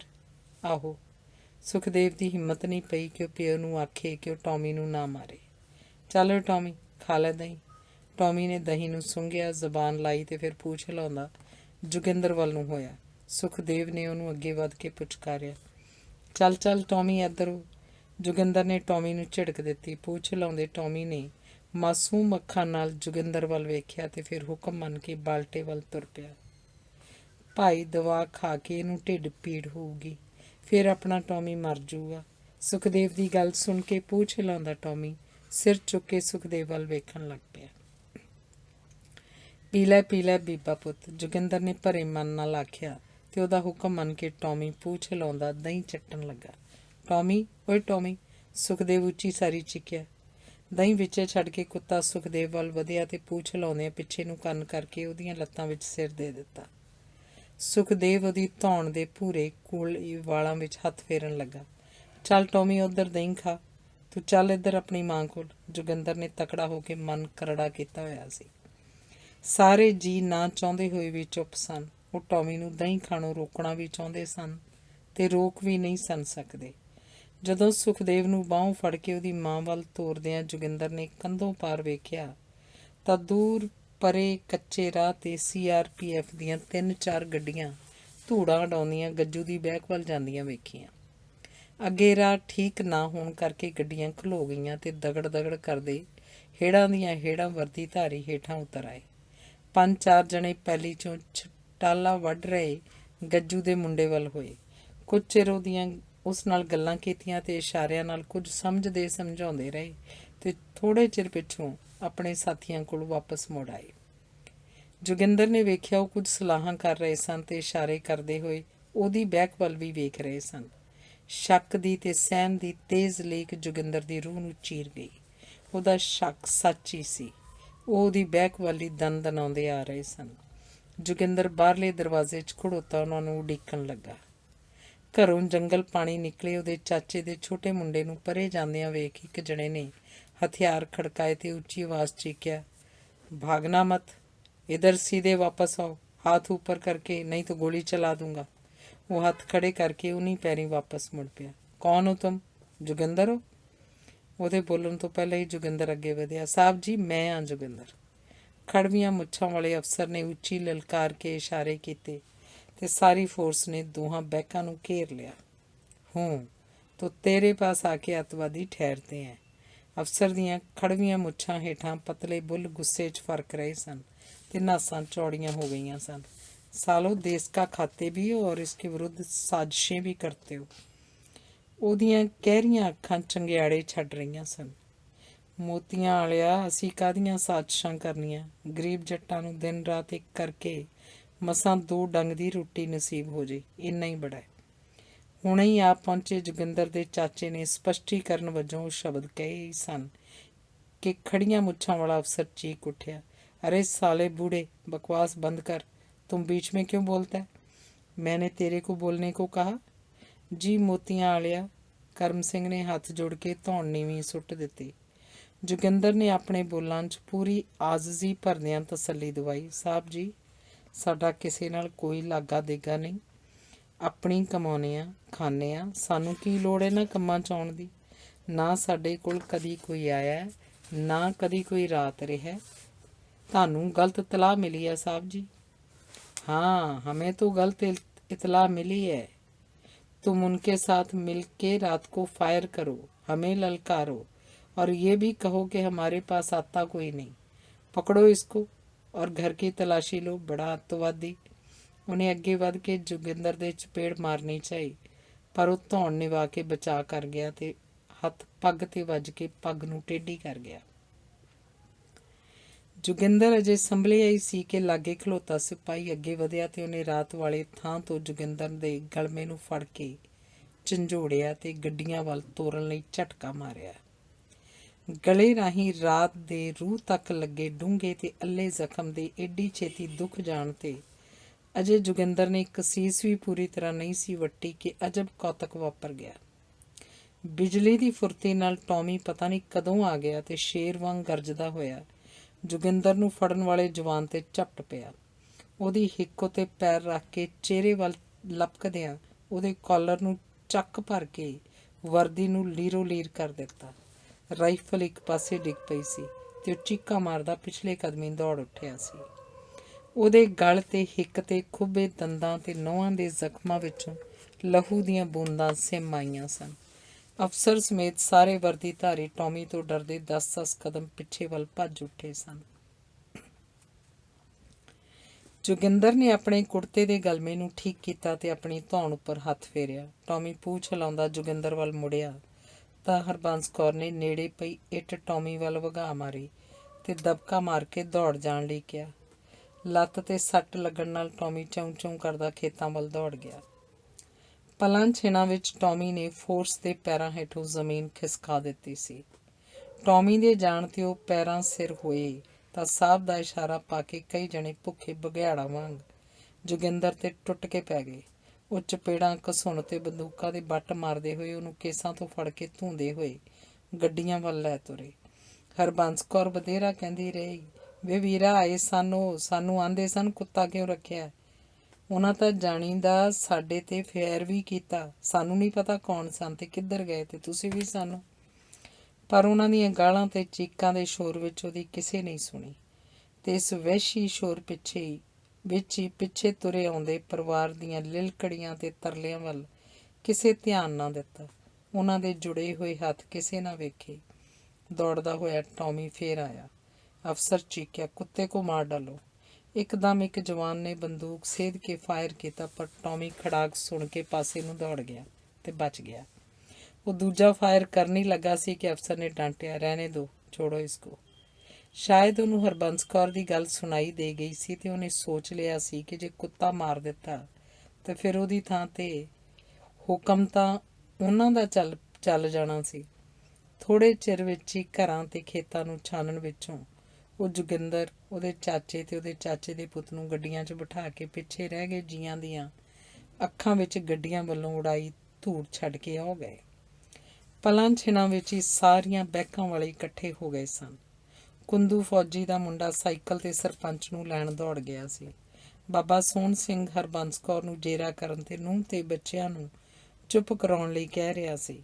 ਕਰਮ ਸਿੰਘ ਦਾ ਵੱਡਾ ਮੁੰਡਾ ਗੁੰਮਸੁੰਮ ਹੋਇਆ ਭੀੜ ਵੱਲ ਵੇਖਦਾ ਪੁੱਛ ਰਿਹਾ ਸੀ, ਹੁਣ ਕੀ ਹੋਊ? ਉਹ ਕਿਤੇ ਉਹਨਾਂ ਨੂੰ ਗੋਲੀ ਨਾ ਮਾਰ ਦਿੰਦੇ ਹੋਣ। ਲੈ, ਇੰਨਾ ਹਨੇਰ ਪੈ ਗਿਆ ਕਿਧਰੇ। ਸਾਦਾ ਸੀਤਲ ਇਹ ਜਾਣਦਾ ਹੋਇਆ ਵੀ ਕਿ ਹਨੇਰ ਤਾਂ ਇਸ ਤੋਂ ਵੀ ਕਿਧਰੇ ਜ਼ਿਆਦਾ ਸੀ, ਸਿਰਫ ਹੌਸਲਾ ਦੇਣ ਲਈ ਕਹਿ ਰਿਹਾ ਸੀ। ਲੈ, ਸਾਰਾ ਪਿੰਡ ਹੁਣੇ ਇਕੱਠਾ ਹੋ ਕੇ ਮਗਰ ਜਾਂਦੇ ਆ, ਗਵਰਨਰ ਤੱਕ ਤਾਰਾਂ ਖੜਕਾਉਂਦੇ ਆ, ਸਾਰਾ ਟਿੱਲ ਲਾ ਦਿਆਂਗੇ। ਜਾਂ ਤਾਂ ਹੋਵੇ ਨਾ ਕੋਈ ਕਸੂਰ ਬੰਦੇ ਦਾ, ਅਣਿਆ ਨਿਰਾ ਨਾ ਹੱਕ ਗਊਆਂ ਨੂੰ ਬੰਨ੍ਹ ਕੇ ਲੈ ਤੁਰੇ। ਸੱਚਿਆ ਪਾਤਸ਼ਾਹ, ਇਹ ਵੇਖ ਕੇ ਤੈਨੂੰ ਦਰਦ ਨਹੀਂ ਆਇਆ? ਮੈਂ ਆਨਾ ਸਾਡਾ ਹੱਜ ਆ ਕੋਈ ਜਿਉਣ ਦਾ? ਕੋਈ ਨਹੀਂ। ਕੋਈ ਨਹੀਂ। ਉਹਨੇ ਨਾਂਹ 'ਚ ਸਿਰ ਫੇਰਿਆ। ਫਿਰ ਗੱਜੂ ਨੂੰ ਵੇਖ ਕੇ ਕਹਿਣ ਲੱਗਾ, ਗੱਜਣ ਸਿਆਂ ਤੂੰ ਵੀ ਟਰਾਲੀ ਤਿਆਰ ਕਰ, ਇੱਕ ਮੈਂ ਲਿਆਉਣਾ। ਤੁਸੀਂ ਪਰਿਓਂ ਜੀਤੇ ਦੇ ਦਿਆਲੇ ਹੋਰਾਂ ਨੂੰ ਆਵਾਜ਼ ਮਾਰੋ। ਮੈਂ ਇੱਧਰੋਂ ਪੂਰਨ ਤੇ ਸੂਬੇਦਾਰ ਨੂੰ ਲੈ ਕੇ ਆਇਆ, ਸਰਪੰਚ ਨੂੰ ਰਾਹ 'ਚੋਂ ਲੈ ਲਾਂਗੇ। ਪਿੰਡੋਂ ਵੀ ਨਾਲ ਬੰਦੇ ਖੜਨੇ ਪੈਣੇ ਨੇ। ਸ਼ਾਬਾ ਮੇਰੇ ਵੀਰ, ਇੰਜ ਖਲੋਤਿਆਂ ਗੱਲ ਨਹੀਂ ਬਣਨੀ। ਇਹ ਤਾਂ ਫੌਰੀ ਪੈਰਵੀ ਕਰਨੀ ਪਊ, ਨਹੀਂ ਤਾਂ ਦਫੇਦਾਰ ਸੂਬਾ ਸਿੰਘ ਦੇ ਪਰਿਵਾਰ ਦੇ ਸਾਰੇ ਮਰਦ ਮੈਂਬਰਾਂ ਦੀਆਂ ਨਿਰਦੋਸ਼ ਲਾਸ਼ਾਂ ਉਹਦੀਆਂ ਅੱਖਾਂ ਅੱਗੋਂ ਗੁਜ਼ਰ ਗਈਆਂ ਸਨ ਤੇ ਉਹਨੂੰ ਹਰ ਕਿਸਮ ਦੀ ਦੁਰਘਟਨਾ ਵਾਪਰ ਜਾਣ ਦਾ ਖਦਸ਼ਾ ਵੀ ਅੰਦਰੇ ਅੰਦਰ ਖਾਈ ਜਾ ਰਿਹਾ ਸੀ। ਤੇ ਸਾਰੀ ਦਿਹਾੜੀ ਦੀ ਖੱਜਲ ਖੁਆਰੀ ਤੋਂ ਬਾਅਦ ਜਦੋਂ ਉਹ ਧੌਣਾ ਲਟਕਾਈ ਵਾਪਸ ਆਏ ਸਨ ਤਾਂ ਸੁਰੱਖਿਆ ਅਧਿਕਾਰੀਆਂ ਦੇ ਤਿੱਖੇ ਬੋਲ ਹੀ ਉਹਨਾਂ ਦੇ ਕੰਨਾਂ 'ਚ ਗੂੰਜ ਰਹੇ ਸਨ। ਇਹ ਅੱਤਵਾਦੀਆਂ ਨੂੰ ਪਨਾਹ ਹੀ ਨਹੀਂ ਦਿੰਦੇ, ਇਹ ਆਪ ਵੀ ਅੱਤਵਾਦੀ ਨੇ। ਰਾਤੀ ਇਹਨਾਂ ਨੇ ਫਾਇਰ ਕੀਤੇ, ਲਲਕਾਰੇ ਮਾਰੇ ਤੇ ਪਿੱਛੇ ਆਉਣ ਵਾਲਿਆਂ ਨੂੰ ਉਹਨਾਂ ਇਹ ਵੀ ਕਿਹਾ ਕਿ ਉਹ ਕਿਹੜੇ ਮੂੰਹ ਨਾਲ ਪਿੱਛੇ ਆਉਂਦੇ ਨੇ। ਅਜੇ ਤਾਂ ਕੁਝ ਮਹੀਨੇ ਹੋਏ ਉਹਨਾਂ ਦੇ ਖੇਤਾਂ ਵਿੱਚ ਹੀ ਏਡਾ ਵੱਡਾ ਮੁਕਾਬਲਾ ਹੋਇਆ ਸੀ। आप तो ये भी कहोगे वो भी अतवादी नहीं थे। तुम देखना इनसे हथियार बरामद करेंगे। कई कत्लों में इनका हाथ है। खड़वियां मुੱਛਾਂ ਵਾਲਾ ਅਫਸਰ ਨਾਸਾਂ ਫਰਕਾ ਰਿਹਾ ਸੀ। ਸਿਰਫ ਵਾਪਸ ਆਉਂਦਿਆਂ ਉਹਨਾਂ ਨੂੰ ਇੱਕ ਢਾਰਸ ਵੱਜੀ ਸੀ। ਜਦੋਂ ਸਰਪੰਚ ਦਾ ਸਾਲਾ ਮਿਲਿਆ ਸੀ, ਉਸ ਕਿਹਾ ਸੀ ਕਿ ਇੱਥੋਂ ਦਾ DSP ਉਹਦਾ ਜਮਾਤੀ ਸੀ, ਉਹ ਸਵੇਰੇ ਉਹਨਾਂ ਨਾਲ ਜਾਏਗਾ ਤੇ DSP ਨੂੰ ਆਖੇਗਾ। ਅਗਲੇ ਦਿਨ ਫੇਰ ਲੋਕ ਟਰਾਲੀਆਂ ਭਰ ਕੇ ਗਏ ਤੇ ਸ਼ਾਮ ਨੂੰ ਤਰਲਿਆਂ ਮਿੰਨਤਾਂ ਪਿੱਛੋਂ ਪਿੰਡ ਤੇ ਇਲਾਕੇ ਦੇ ਮੋਹਤਬਰਾਂ ਵੱਲੋਂ ਉਹਨਾਂ ਤਿੰਨਾਂ ਦੀ ਸਫਾਈ ਦੇ ਕੇ ਉਹਨਾਂ ਨੂੰ ਛੁਡਵਾ ਕੇ ਲਿਆਏ ਤਾਂ ਕੁੱਟ ਨਾਲ ਉਹਨਾਂ ਦੇ ਪਾਸੇ ਛਿੱਲੇ ਹੋਏ ਸਨ। ਪੈਰ ਮਸਾਂ ਪੁਟੀਂਦੇ ਸਨ, ਪਾਤਲੀਆਂ ਸੁੱਜੀਆਂ ਹੋਈਆਂ ਸਨ, ਅਰਕਾਂ ਤੇ ਮੱਥਿਆਂ ਤੋਂ ਚਿੱਠੀਆਂ ਲੱਥੀਆਂ ਹੋਈਆਂ ਸਨ। ਜੋਗਿੰਦਰ ਤੇ ਕਰਮ ਸਿੰਘ ਤਾਂ ਚੁੱਪ ਸਨ, ਪਰ ਸੁਰਜੀਤ ਬਾਰ-ਬਾਰ ਕਹਿ ਰਿਹਾ ਸੀ, ਮੈਂ ਆਨਾ ਬੰਦੇ ਦਾ ਪੁੱਤ ਨਹੀਂ, ਜੇ ਸਿੰਘਾਂ ਨਾਲ ਨਾ ਤੁਰਿਆ ਤਾਂ ਕੋਈ ਇਹ ਜਿਉਣ, ਇੱਦੋਂ ਤਾਂ ਮਰ ਗਏ ਚੰਗੇ। ਓਏ ਭੌਂਕ ਨਾ ਕੁੱਤਿਆ, ਭੌਂਕ ਨਾ, ਲਗਾਮ ਦੇ ਜ਼ਬਾਨ ਨੂੰ। ਕਰਮ ਸਿੰਘ ਵਰਜ ਰਿਹਾ ਸੀ। ਚੱਲ ਚੱਲ, ਘਰ ਨੂੰ ਵੱਡਾ ਸੂਰਮਾ ਆ ਗਿਆ। ਸੂਰਮੇ ਨੂੰ ਸਾਨੂੰ ਕੀ ਹੋਇਆ? ਨਿਹੱਥੇ ਬੇਕਸੂਰਿਆਂ ਨੂੰ ਵਰਦੀਆਂ ਪਾ ਕੇ ਮਾਰਨਾ ਕੁੱਟਣਾ ਬੜਾ ਸੌਖਾ ਹੈ। ਕਿਤੇ ਰੱਖਣ ਖਾਂ ਹਥਿਆਰ ਪਾਸੇ ਤੇ ਕੱਲੇ ਨਾਲ ਕੱਲਾ ਆਉਣ। ਜੇ ਘੀਸੀਆਂ ਨਾ ਕਰਾ ਦਈਏ ਤਾਂ ਆਖੀ, ਤੇ ਜਾਂ ਫਿਰ ਸਾਨੂੰ ਵੀ ਹਥਿਆਰ ਫੜਾ ਦੇਣ, ਫਿਰ ਵੇਖੀ ਕਿਹੜੇ ਭਾਅ ਤੁਲਦੀ ਹੈ। ਤੇ ਐਤਕੀ ਉਹਨੇ ਪਹਿਲਾਂ ਨਾਲੋਂ ਘੱਟ ਵੇਗ ਵਿੱਚ ਆਪਣੇ ਆਪ ਨਾਲ ਗੱਲਾਂ ਕਰਨ ਦੇ ਅੰਦਾਜ਼ 'ਚ ਆਖਿਆ, ਖੌਰੇ ਫੜਨੇ ਹੀ ਪੈਣੇ ਆ। ਉਹ ਬੋਲੀ ਜਾ ਰਿਹਾ ਸੀ ਤੇ ਜੋਗਿੰਦਰ ਸੋਚੀ ਜਾ ਰਿਹਾ ਸੀ, ਕੱਲੇ ਨਾਲ ਕੱਲੇ ਦੇ ਜ਼ਮਾਨੇ ਕਿੱਥੇ। ਹੁਣ ਤਾਂ ਕੌਡੀ ਵਿੱਚ ਵੀ ਕੱਲੇ ਨਾਲ ਕੱਲੇ ਦੀ ਖੇਡ ਮੁੱਕ ਗਈ ਸੀ। ਛੋਟੀ ਜਿਹੀ ਡੱਬੀ 'ਚ ਕੌਡੀ ਪਾਉਣ ਵਾਲੇ ਉੱਤੇ ਸਾਰੀ ਵਿਰੋਧੀ ਟੀਮ ਟੁੱਟ ਪੈਂਦੀ ਸੀ। ਫੜਨ ਲਈ ਉਹਨੂੰ ਮਹਿਸੂਸ ਹੋ ਰਿਹਾ ਸੀ ਕਿ ਉਹ ਇਕੱਲਾ ਵਿਰੋਧੀਆਂ ਦੇ ਜੱਫਿਆਂ ਵਿੱਚ ਜਕੜਿਆ ਗਿਆ ਸੀ ਤੇ ਉਹਦਾ ਅੰਗ ਅੰਗ ਉਸ ਕੱਸ ਵਿੱਚ ਪੀੜ ਕਰ ਰਿਹਾ ਸੀ।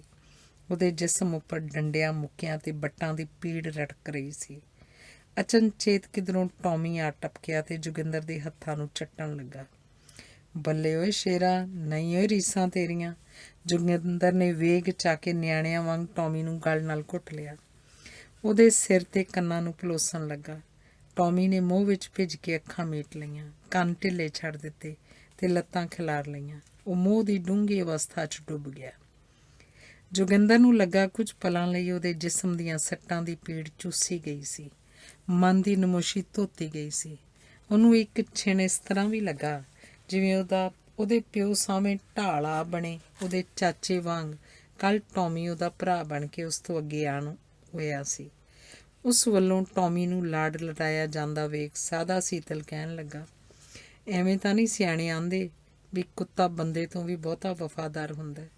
ਕੁੱਤਿਆਂ ਦੀ ਭਗਤੀ ਵੇਖ ਕੇ ਹੀ ਤਾਂ ਬਾਬੇ ਬੁੱਲੇ ਸ਼ਾਹ ਨੇ ਆਖਿਆ ਸੀ, ਉਹ ਉੱਠ ਬੁੱਲਿਆ, ਉੱਠ ਪੀਰ ਮਨਾ ਲੈ, ਨਹੀਂ ਤਾਂ ਬਾਜੀ ਲੈ ਗਏ ਕੁੱਤੇ। ਇਹਨੇ ਤਾਂ ਕੱਲ੍ਹ ਮਰਦਾਂ ਵਾਲੀ ਕਰ ਵਿਖਾਈ ਭਾਈ। ਸਭ ਨੂੰ ਲੱਗਾ ਉਹਨਾਂ ਦੀ ਧੁਰ ਪਿੱਛੇ ਜਾ ਲੁਕੀ ਮਰਦਾਨਗੀ ਕੱਲ੍ਹ ਟੌਮੀ ਦੇ ਰੂਪ 'ਚ ਭਬਕ ਉੱਠੀ ਸੀ। ਟੌਮੀ ਨੇ ਜੋਗਿੰਦਰ ਦੀ ਗੋਦੀ 'ਚ ਸਿਰ ਰੱਖਿਆ ਹੋਇਆ ਸੀ ਤੇ ਉਹਨੂੰ ਪੁਚਕਾਰਦਾ ਹੋਇਆ ਜੋਗਿੰਦਰ ਮਨ ਹੀ ਮਨ ਉਹਨੂੰ ਦਵਾਈ ਪਾਉਣ 'ਤੇ ਵੀ ਉਹਦੇ ਬਚ ਜਾਣ ਬਾਰੇ ਸੋਚੀ ਜਾ ਰਿਹਾ ਸੀ। ਪਤਾ ਲੱਗਾ ਕਿ ਕੱਲ੍ਹ ਜਿਉਂ ਹੀ ਉਹ CRPF ਦੀਆਂ ਗੱਡੀਆਂ ਵੇਖ ਕੇ ਬਾਹਰ ਨੂੰ ਹੋਇਆ ਸੀ, ਸੁਖਦੇਵ ਨੇ ਛੇਤੀ ਨਾਲ ਦਹੀਂ ਡੋਲ ਕੇ ਉੱਪਰ ਬਾਲਟਾ ਮੂਧਾ ਮਾਰ ਦਿੱਤਾ ਸੀ। ਸੁੱਖ ਦਾ ਲੰਮਾ ਸਾਹ ਲੈ ਕੇ ਜੋਗਿੰਦਰ ਨੇ ਸੁਖਦੇਵ ਨੂੰ ਕੋਲ ਬੁਲਾ ਕੇ ਗਲ ਨਾਲ ਲਾ ਲਿਆ। ਉਹਨੇ ਉਹਦੇ ਹੱਥੋਂ ਪਾਪ ਹੁੰਦਾ ਬਚਾ ਲਿਆ ਸੀ, ਪਰ ਇਸ ਪਾਪ ਤੋਂ ਕਿੰਨਾ ਕੁ ਚਿਰ ਬਚਿਆ ਜਾ ਸਕਦਾ ਸੀ। ਉਹਨੂੰ ਆਪਣੀਆਂ ਪਸਲੀਆਂ 'ਚ ਸਟੇਨ ਦੀ ਨਾਲੀ ਖੁੱਭੀ ਜਾਪੀ। ਗਲਮੇ ਨੂੰ ਪਿਆ ਹੱਥ ਮਹਿਸੂਸ ਹੋਇਆ ਤੇ ਉਹਦਾ ਜਿਸਮ ਇੱਕ ਵਾਰਗੀ ਤਰੇਲੋ ਤਰੇਲੀ ਹੋ ਗਿਆ।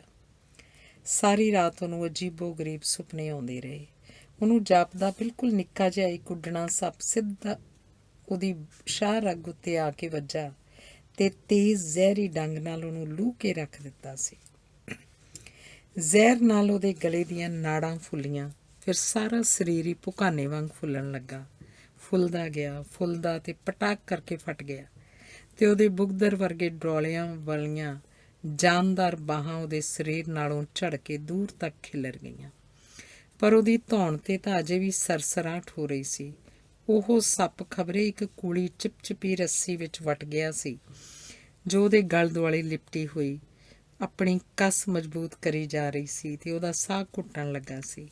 ਉਹ ਜਾਨ ਬਚਾਉਣ ਲਈ ਤਰਲੋ ਮੱਛੀ ਹੋ ਰਿਹਾ ਸੀ।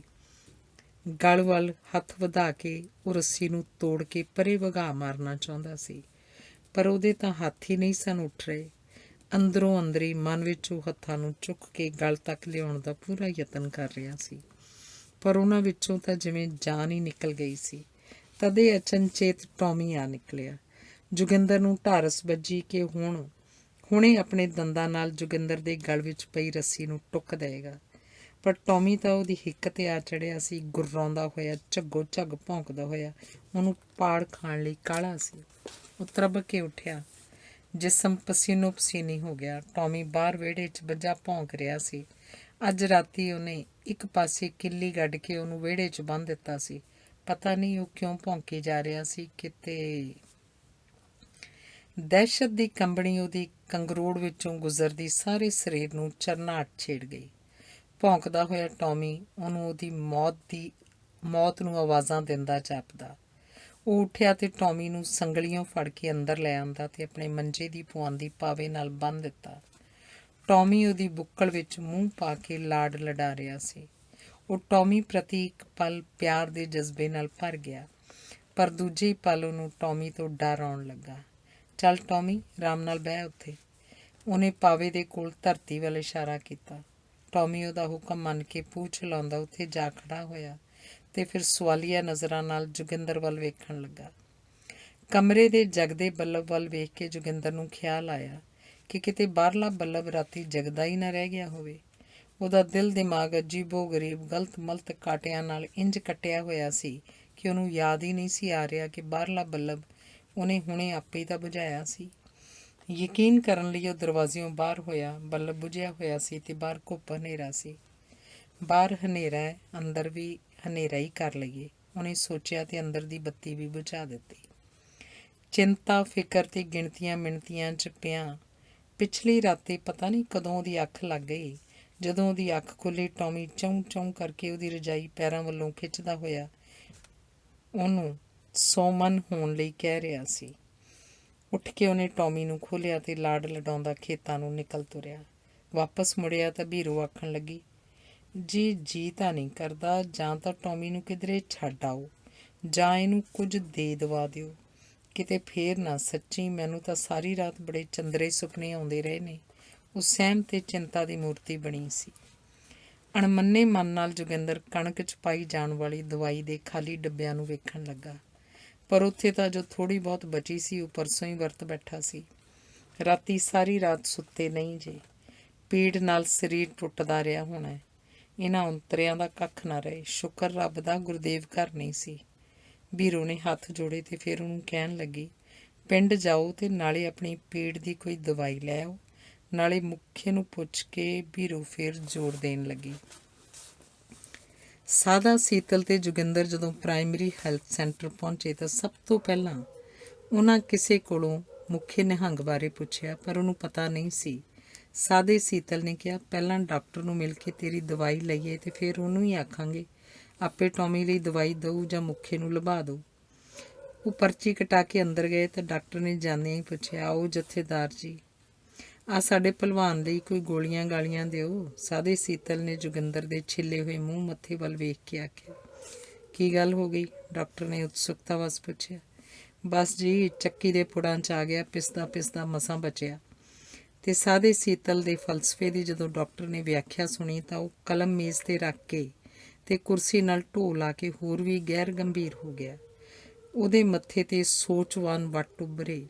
ਉਹਨੇ ਫੌਰਨ ਘੰਟੀ 'ਤੇ ਬਟਨ 'ਤੇ ਉਂਗਲ ਟਿਕਾਈ। ਚੰਨਣ ਚੌਕੀਦਾਰ ਅੰਦਰ ਆਇਆ। ਚੰਨਣਾ, ਦਿਲਬਾਗ ਹੋਰਾਂ ਨੂੰ ਪੁੱਛਣਾ ਸੀ, ਤੁਰੇ ਨੇ ਅਜੇ ਕਿ ਸਲਾਹਾਂ ਹੀ ਕਰਦੇ ਫਿਰਦੇ ਨੇ? ਜੇ ਨਹੀਂ ਗਏ ਤਾਂ ਅਮਰਨਾਥ ਤੇ ਦਿਲਬਾਗ ਨੂੰ ਮੇਰੇ ਵੱਲ ਭੇਜ ਛੇਤੀ। ਚੰਨਣ ਜਾਣ ਦੀ ਥਾਂ ਖਲੋਤਾ ਰਿਹਾ ਤੇ ਮੁੱਛਾਂ 'ਚ ਮੁਸਕਰਾਉਂਦਾ ਜੀਭ ਮਲਦਾ ਹੌਲੀ ਹੌਲੀ ਬੋਲਣ ਲੱਗਾ, ਉਹ ਜੀ ਡਾਕਟਰ ਸਾਹਿਬ ਮੁੱਖਾ ਨਹੀਂ ਮੰਨਦਾ ਨਾਲ ਜਾਣ ਨੂੰ। ਜਦੋਂ ਦਾ ਪ੍ਰਾਇਮਰੀ ਹੈਲਥ ਸੈਂਟਰ ਬਣਿਆ ਸੀ ਲਗਭਗ ਉਦੋਂ ਤੋਂ ਹੀ ਮੁੱਖਾ ਇੱਥੇ ਸੇਵਾਦਾਰ ਸੀ। ਉਹਦੀ ਡਿਊਟੀ ਇਲਾਕੇ ਦੇ ਅਵਾਰਾ ਕੁੱਤਿਆਂ ਨੂੰ ਮਾਰਨ ਦੀ ਸੀ। ਗਰਮੀਆਂ ਵਿੱਚ ਕੁਝ ਖਾਸ ਨਿਸ਼ਚਿਤ ਦਿਨਾਂ ਵਿੱਚ ਉਹ ਗੁੜ ਦਾ ਕੜਾਹ ਬਣਾ ਕੇ ਉਹਦੇ ਵਿੱਚ ਦਵਾਈ ਮਿਲਾ ਕੇ ਗੋਲੀਆਂ ਵੱਟੀ, ਕਦੀ ਪਿੰਡ ਦੀ ਇਸ ਪੱਤੀ, ਕਦੀ ਉਸ ਪੱਤੀ, ਕਦੀ ਇਸ ਪਿੰਡ, ਕਦੀ ਉਸ ਪਿੰਡ ਕੁੱਤਿਆਂ ਨੂੰ ਗੋਲੀਆਂ ਪਾਈ ਜਾਂਦਾ। ਤੇ ਜਿੱਧਰੋਂ ਦੀ ਲੰਘਦਾ ਗਲੀਆਂ ਤੇ ਰੋੜਾਂ ਸ਼ਾਮ ਤੱਕ ਕੁੱਤਿਆਂ ਦੀਆਂ ਲਾਸ਼ਾਂ ਨਾਲ ਭਰੀਆਂ ਹੁੰਦੀਆਂ। ਉਹਨੂੰ ਵੇਖਦਿਆਂ ਹੀ ਜਿਨ੍ਹਾਂ ਨੇ ਪਾਲਤੂ ਕੁੱਤੇ ਰੱਖੇ ਹੁੰਦੇ ਭੱਜ ਉੱਠਦੇ ਤੇ ਗਲੀਆਂ 'ਚੋਂ ਆਪਣੇ ਕੁੱਤਿਆਂ ਨੂੰ ਲੱਭਦੇ ਤੇ ਉਹਨਾਂ ਦੇ ਗਲ ਪਟੇ ਤੇ ਸੰਗਲੀਆਂ ਪਾਉਂਦੇ ਫਿਰਦੇ ਤੇ ਦੂਜਿਆਂ ਨੂੰ ਚੇਤਾਵਨੀ ਦਿੰਦੇ ਆਖਦੇ, ਮੁੱਖਾ ਜੰਮ ਆ ਗਿਆ ਜੀ, ਆਪਣੇ ਆਪਣੇ ਕੁੱਤੇ ਬੰਨ੍ਹ ਲਓ। ਕਈ ਸਾਲ ਮੁੱਖਾ ਢੇਰਾਂ ਦੇ ਢੇਰ ਕੁੱਤੇ ਮਾਰਦਾ ਰਿਹਾ ਸੀ ਤੇ ਉਹਨਾਂ ਦੀਆਂ ਵਿਛੀਆਂ ਲਾਸ਼ਾਂ ਵੇਖ ਕੇ ਮਨ ਹੀ ਮਨ ਵਿੱਚ ਸੰਤੁਸ਼ਟੀ ਅਨੁਭਵ ਕਰਦਾ ਰਿਹਾ ਸੀ। ਪਿੱਛੋਂ ਮੁੱਖਾ ਜੰਮ ਆਖਣ ਵਾਲੇ ਉਹਨੂੰ ਕਈ ਵਾਰ ਹੱਸਦਿਆਂ ਪੁੱਛਦੇ, ਡਾਕਦਾਰਾ, ਤੈਨੂੰ ਰਾਤੀ ਸੁੱਤਿਆਂ ਵੀ ਕੁੱਤੇ ਮਾਰਨ ਦੇ ਸੁਪਨੇ ਆਉਂਦੇ ਹੋਣੇ ਆ? ਮੁੱਖਾ ਹੱਸ ਛੱਡਦਾ, ਸਰਕਾਰੀ ਡਿਊਟੀ ਵਜਾਈ ਦੀ ਆ ਭਾਈ, ਸਰਕਾਰੀ ਡਿਊਟੀ। ਡਾਕਟਰ ਨੇ ਚੰਨਣ ਨੂੰ ਆਖਿਆ, ਜਾ ਮੁੱਖੇ ਨੂੰ ਵੀ ਬੁਲਾ ਕੇ ਲਿਆ ਨਾਲ ਹੀ। ਸਰਕਾਰੀ ਡਿਊਟੀ ਆ? ਉਹ ਨਾ ਕਿਵੇਂ ਕਰਦਾ? ਕੱਲ੍ਹ ਦੁਪਹਿਰ ਬਾਅਦ ਦੀ ਡਾਕ ਵਿੱਚ ਡਾਕਟਰ ਨੂੰ ਚਿੱਠੀ ਮਿਲੀ ਸੀ। ਛਪੇ ਲੈਟਰ ਪੈਡ 'ਤੇ ਗੁਰਮੁਖੀ ਅੱਖਰਾਂ 'ਚ ਚੇਤਾਵਨੀ ਦਿੰਦਿਆਂ ਕਿਹਾ ਗਿਆ ਸੀ ਕਿ ਜੇ ਇੱਕ ਹਫ਼ਤੇ ਦੇ ਅੰਦਰ ਅੰਦਰ ਇਲਾਕੇ ਦੇ ਸਾਰੇ ਅਵਾਰਾ ਕੁੱਤੇ ਨਾ ਮਾਰੇ ਗਏ ਤਾਂ ਹਸਪਤਾਲ ਦੇ ਸਾਰੇ ਕਰਮਚਾਰੀਆਂ ਨੂੰ ਸੋਧ ਦਿੱਤਾ ਜਾਏਗਾ। ਚਿੱਠੀ ਦੇ ਹੇਠਾਂ ਇਲਾਕੇ ਦੇ 3 ਖਾੜਕੂ ਜਰਨੈਲਾਂ ਦੇ ਦਸਖਤ ਸਨ।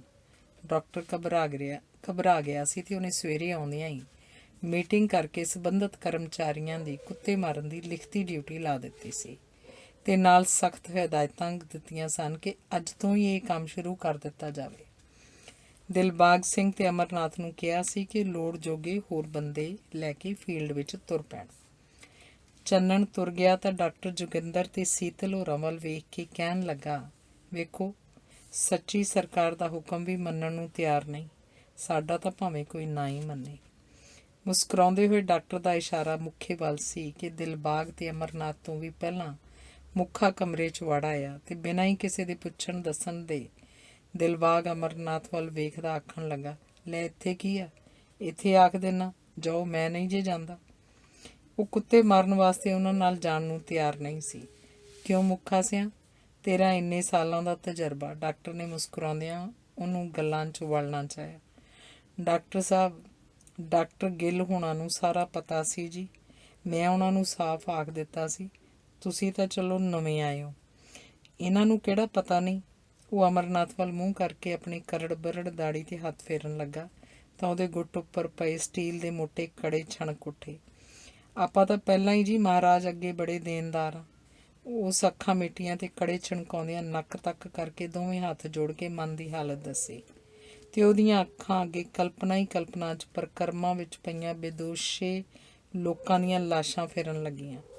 ਡਾਕਟਰ ਗਿੱਲ ਦੇ ਯਾਰ ਇੱਕ ਫੌਜੀ ਕਰਨਲ ਨਾਲ ਉਹ ਲੋਕਾਂ ਲਈ ਦਰਬਾਰ ਸਾਹਿਬ ਖੁੱਲ੍ਹਣ ਤੋਂ ਪਹਿਲਾਂ ਹੀ ਡਾਕਟਰ ਨਾਲ ਜਾ ਕੇ ਬਲੂ ਸਟਾਰ ਆਪਰੇਸ਼ਨ ਤੋਂ ਪਿੱਛੋਂ ਦੀ ਸਥਿਤੀ ਵੇਖ ਆਇਆ ਸੀ। ਪਰਕਰਮਾਂ ਵਿੱਚ ਜੰਮੇ ਖੂਨ ਦੀ ਰਗੜ ਕੇ ਸਫਾਈ ਕੀਤੀ ਜਾ ਰਹੀ ਸੀ। ਪਰਕਰਮਾਂ ਨਾਲ ਲੱਗਦੇ ਕਮਰਿਆਂ ਵਿੱਚੋਂ ਅਜੇ ਵੀ ਸੜੇ ਜਲੇ ਤੇ ਮਰੇ ਹੋਏ ਮਾਸ ਦੀ ਬੂ ਆ ਰਹੀ ਸੀ। ਗੁਰੂ ਰਾਮਦਾਸ ਸਰਾਂ ਤੇ ਗੁਰੂ ਨਾਨਕ ਨਿਵਾਸ ਦੇ ਕਮਰੇ ਤੇ ਕੰਧਾਂ ਗੋਲੇ ਵੱਜ ਕੇ ਥਾਂ ਥਾਂ ਤੇ ਛਲਨੀ ਹੋਏ ਪਏ ਸਨ, ਸੜੇ ਤੇ ਧੁੰਖੇ ਪਏ ਸਨ। ਅਕਾਲ ਤਖਤ ਢੱਠਾ ਪਿਆ ਸੀ, ਦਰਸ਼ਨੀ ਡਿਊਟੀ 'ਚ ਮੁਗੋਰੇ ਪਏ ਹੋਏ ਸਨ। ਦਰਬਾਰ ਸਾਹਿਬ ਦਾ ਜਿਸਮ ਗੋਲੀਆਂ ਨਾਲ ਵਿੰਨ੍ਹਿਆ ਪਿਆ ਸੀ। ਲੋਕ ਗੱਲਾਂ ਕਰ ਰਹੇ ਸਨ। ਸਿੰਘਾਂ ਨੇ ਕਿਵੇਂ ਫੌਜ ਦਾ ਮੁਕਾਬਲਾ ਕੀਤਾ ਸੀ, ਕਿਵੇਂ ਸ਼ਹੀਦੀ ਪੁਰਬ ਵੇਖਣ ਆਈਆਂ ਸੰਗਤਾਂ ਸੈਂਕੜਿਆਂ ਦੀ ਗਿਣਤੀ ਵਿੱਚ ਭੁੰਨ ਦਿੱਤੀਆਂ ਗਈਆਂ ਸਨ, ਕਿਵੇਂ ਸ਼ਰਾਬ ਪੀ ਪੀ ਕੇ ਢੇਰਾਂ ਦੇ ਢੇਰ ਲਾਸ਼ਾਂ ਤੇ ਦੇ ਗੱਡੀਆਂ ਚਗਲੀਆਂ ਢੋਏ ਸਨ। ਟਠਵਾੜ, ਖੂਨ, ਲਾਸ਼ਾਂ, ਸੜੇ ਮਰੇ ਮਾਸ ਦੀ ਬੂ। ਮੁੱਖਾ ਸੁਣਦਾ, ਮਹਿਸੂਸ ਕਰਦਾ ਤੇ ਅੰਦਰੋਂ ਅੰਦਰ ਰੋਈ ਜਾਂਦਾ। ਕਿਸੇ ਨੇ ਇਹ ਵੀ ਗੱਲ ਕੀਤੀ ਕਿ ਹਮਲਾ ਕਰਨ ਵਾਲਾ ਜਰਨੈਲ ਵੀ ਇੰਦਰਾ ਨੇ ਸਿੱਖ ਹੀ ਚੁਣ ਕੇ ਲਾਇਆ ਸੀ। ਹਮਲਾਵਰਾਂ ਵਿੱਚ ਸਿੱਖ ਫੌਜੀ ਵੀ ਸਨ। ਉਹਨਾਂ ਦੀਆਂ ਬੰਦੂਕਾਂ ਤੇ ਤੋਪਾਂ ਕਿਵੇਂ ਉੱਠੀਆਂ ਹੋਣਗੀਆਂ ਗੁਰੂ ਘਰ ਵੱਲ, ਜੇ ਉਹ ਸਿੱਖ ਸਨ ਤਾਂ, ਕਿਸੇ ਨੇ ਆਖਿਆ। ਉਹਨਾਂ ਤਾਂ ਆਪਣੀ ਡਿਊਟੀ ਵਜਾਉਣੀ ਸੀ ਭਾਈ, ਕਿਸੇ ਹੋਰ ਨੇ ਆਖਿਆ। ਮੁੱਖੇ ਨੇ ਸੁਣਿਆ ਤੇ ਅੰਦਰੇ ਅੰਦਰ ਕੰਬ ਕੇ ਰਹਿ ਗਿਆ। ਡਿਊਟੀ ਵਾਲੀ ਗੱਲ ਜਿਵੇਂ ਕਿਸੇ ਨੇ ਉਹਨੂੰ ਸੁਣਾ ਕੇ ਕਹੀ ਹੋਵੇ ਤੇ ਉਹਨੇ ਆਪਣੇ ਆਸੇ ਪਾਸੇ ਵੇਖਿਆ। ਉਹਦਾ ਕੋਈ ਵੀ ਜਾਣੂ ਨੇੜੇ ਤੇੜੇ ਨਹੀਂ ਸੀ। ਫਿਰ ਉਹਦੇ ਆਪਣੇ ਬੋਲ ਹੀ ਉਸ ਅੰਦਰ ਧਮੱਚੜ ਪਾਉਣ ਲੱਗੇ। ਸਰਕਾਰੀ ਡਿਊਟੀ ਵਜਾਈ ਦੀ ਆ ਭਾਈ, ਸਰਕਾਰੀ ਡਿਊਟੀ। ਤੇ ਉਹਨੂੰ ਪਰਕਰਮਾਂ ਵਿੱਚ ਲਾਸ਼ਾਂ ਹੀ ਲਾਸ਼ਾਂ ਖਿਲ ਰਹੀਆਂ ਨਜ਼ਰ ਆ ਰਹੀਆਂ ਸਨ। ਉਹ ਕੰਬ ਗਿਆ ਅਪਰਾਧ ਭਾਵਨਾ ਨਾਲ। ਇਹਨਾਂ ਨੂੰ ਉਹਨੇ ਤਾਂ ਨਹੀਂ ਸੀ ਮਾਰਿਆ। ਜਦੋਂ ਵੀ ਕੋਈ ਉਸ ਨਾਲ ਦਰਬਾਰ ਸਾਹਿਬ ਉੱਤੇ ਫੌਜੀ ਹਮਲੇ ਦੀ ਗੱਲ ਕਰਦਾ, ਉਹ ਸਿਰ ਦੇ ਉਗੜ ਦੁਗੜ ਕੱਟੇ ਖੁਸ਼ਕ ਵਾਲਾਂ ਵਿੱਚ ਹੱਥ ਫੇਰਦਾ ਤੇ ਅਕਸਰ ਆਖਦਾ, ਇੰਜ ਬੇਦੋਸ਼ੀਆਂ ਨੂੰ ਮਾਰ ਸੁੱਟਣਾ, ਬੇਕਸੂਰਿਆਂ ਨੂੰ ਲਾਸ਼ਾਂ ਦੇ ਢੇਰ ਲਾ ਦੇਣੇ, ਇਹ ਕਿਹੜੇ ਗੁਰੂ ਮਹਾਰਾਜ 'ਚ ਲਿਖਿਆ ਭਾਈ।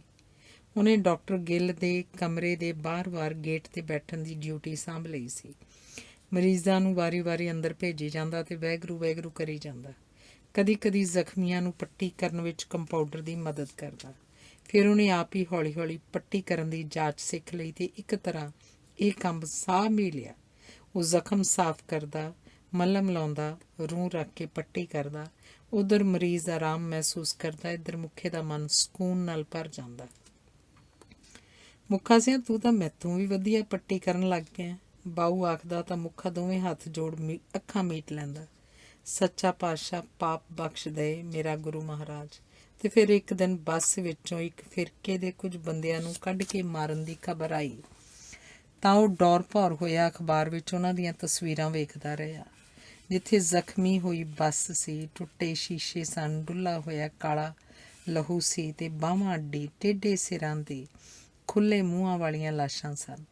ਇੱਕ ਪਾਸੇ ਪਰਿਵਾਰ ਦੇ ਜੀਆਂ ਦੇ ਖੁੱਲ੍ਹੇ ਹੋਏ ਵਾਲ ਸਨ, ਰੋਂਦੇ ਤੇ ਵਿਲਕਦੇ ਚਿਹਰੇ ਸਨ।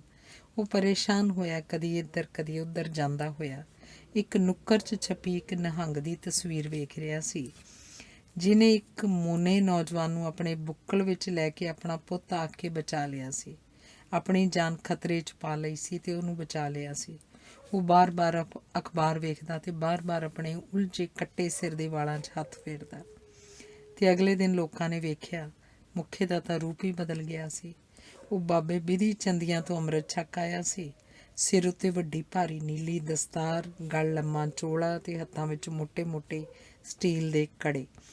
ਆਇਆ ਅਤੇ ਸਿੱਧਾ ਡਾਕਟਰ ਦੇ ਕਮਰੇ 'ਚ ਜਾ ਕੇ ਆਖਣ ਲੱਗਾ, ਡਾਕਟਰ ਸਾਹਿਬ, ਮੈਂ ਨਹੀਂ ਜੇ ਅੱਗੇ ਤੋਂ ਕੁੱਤੇ ਮਾਰਨ ਜਾਣਾ, ਕਦੰਤ ਨਹੀਂ ਜੇ ਜਾਣਾ।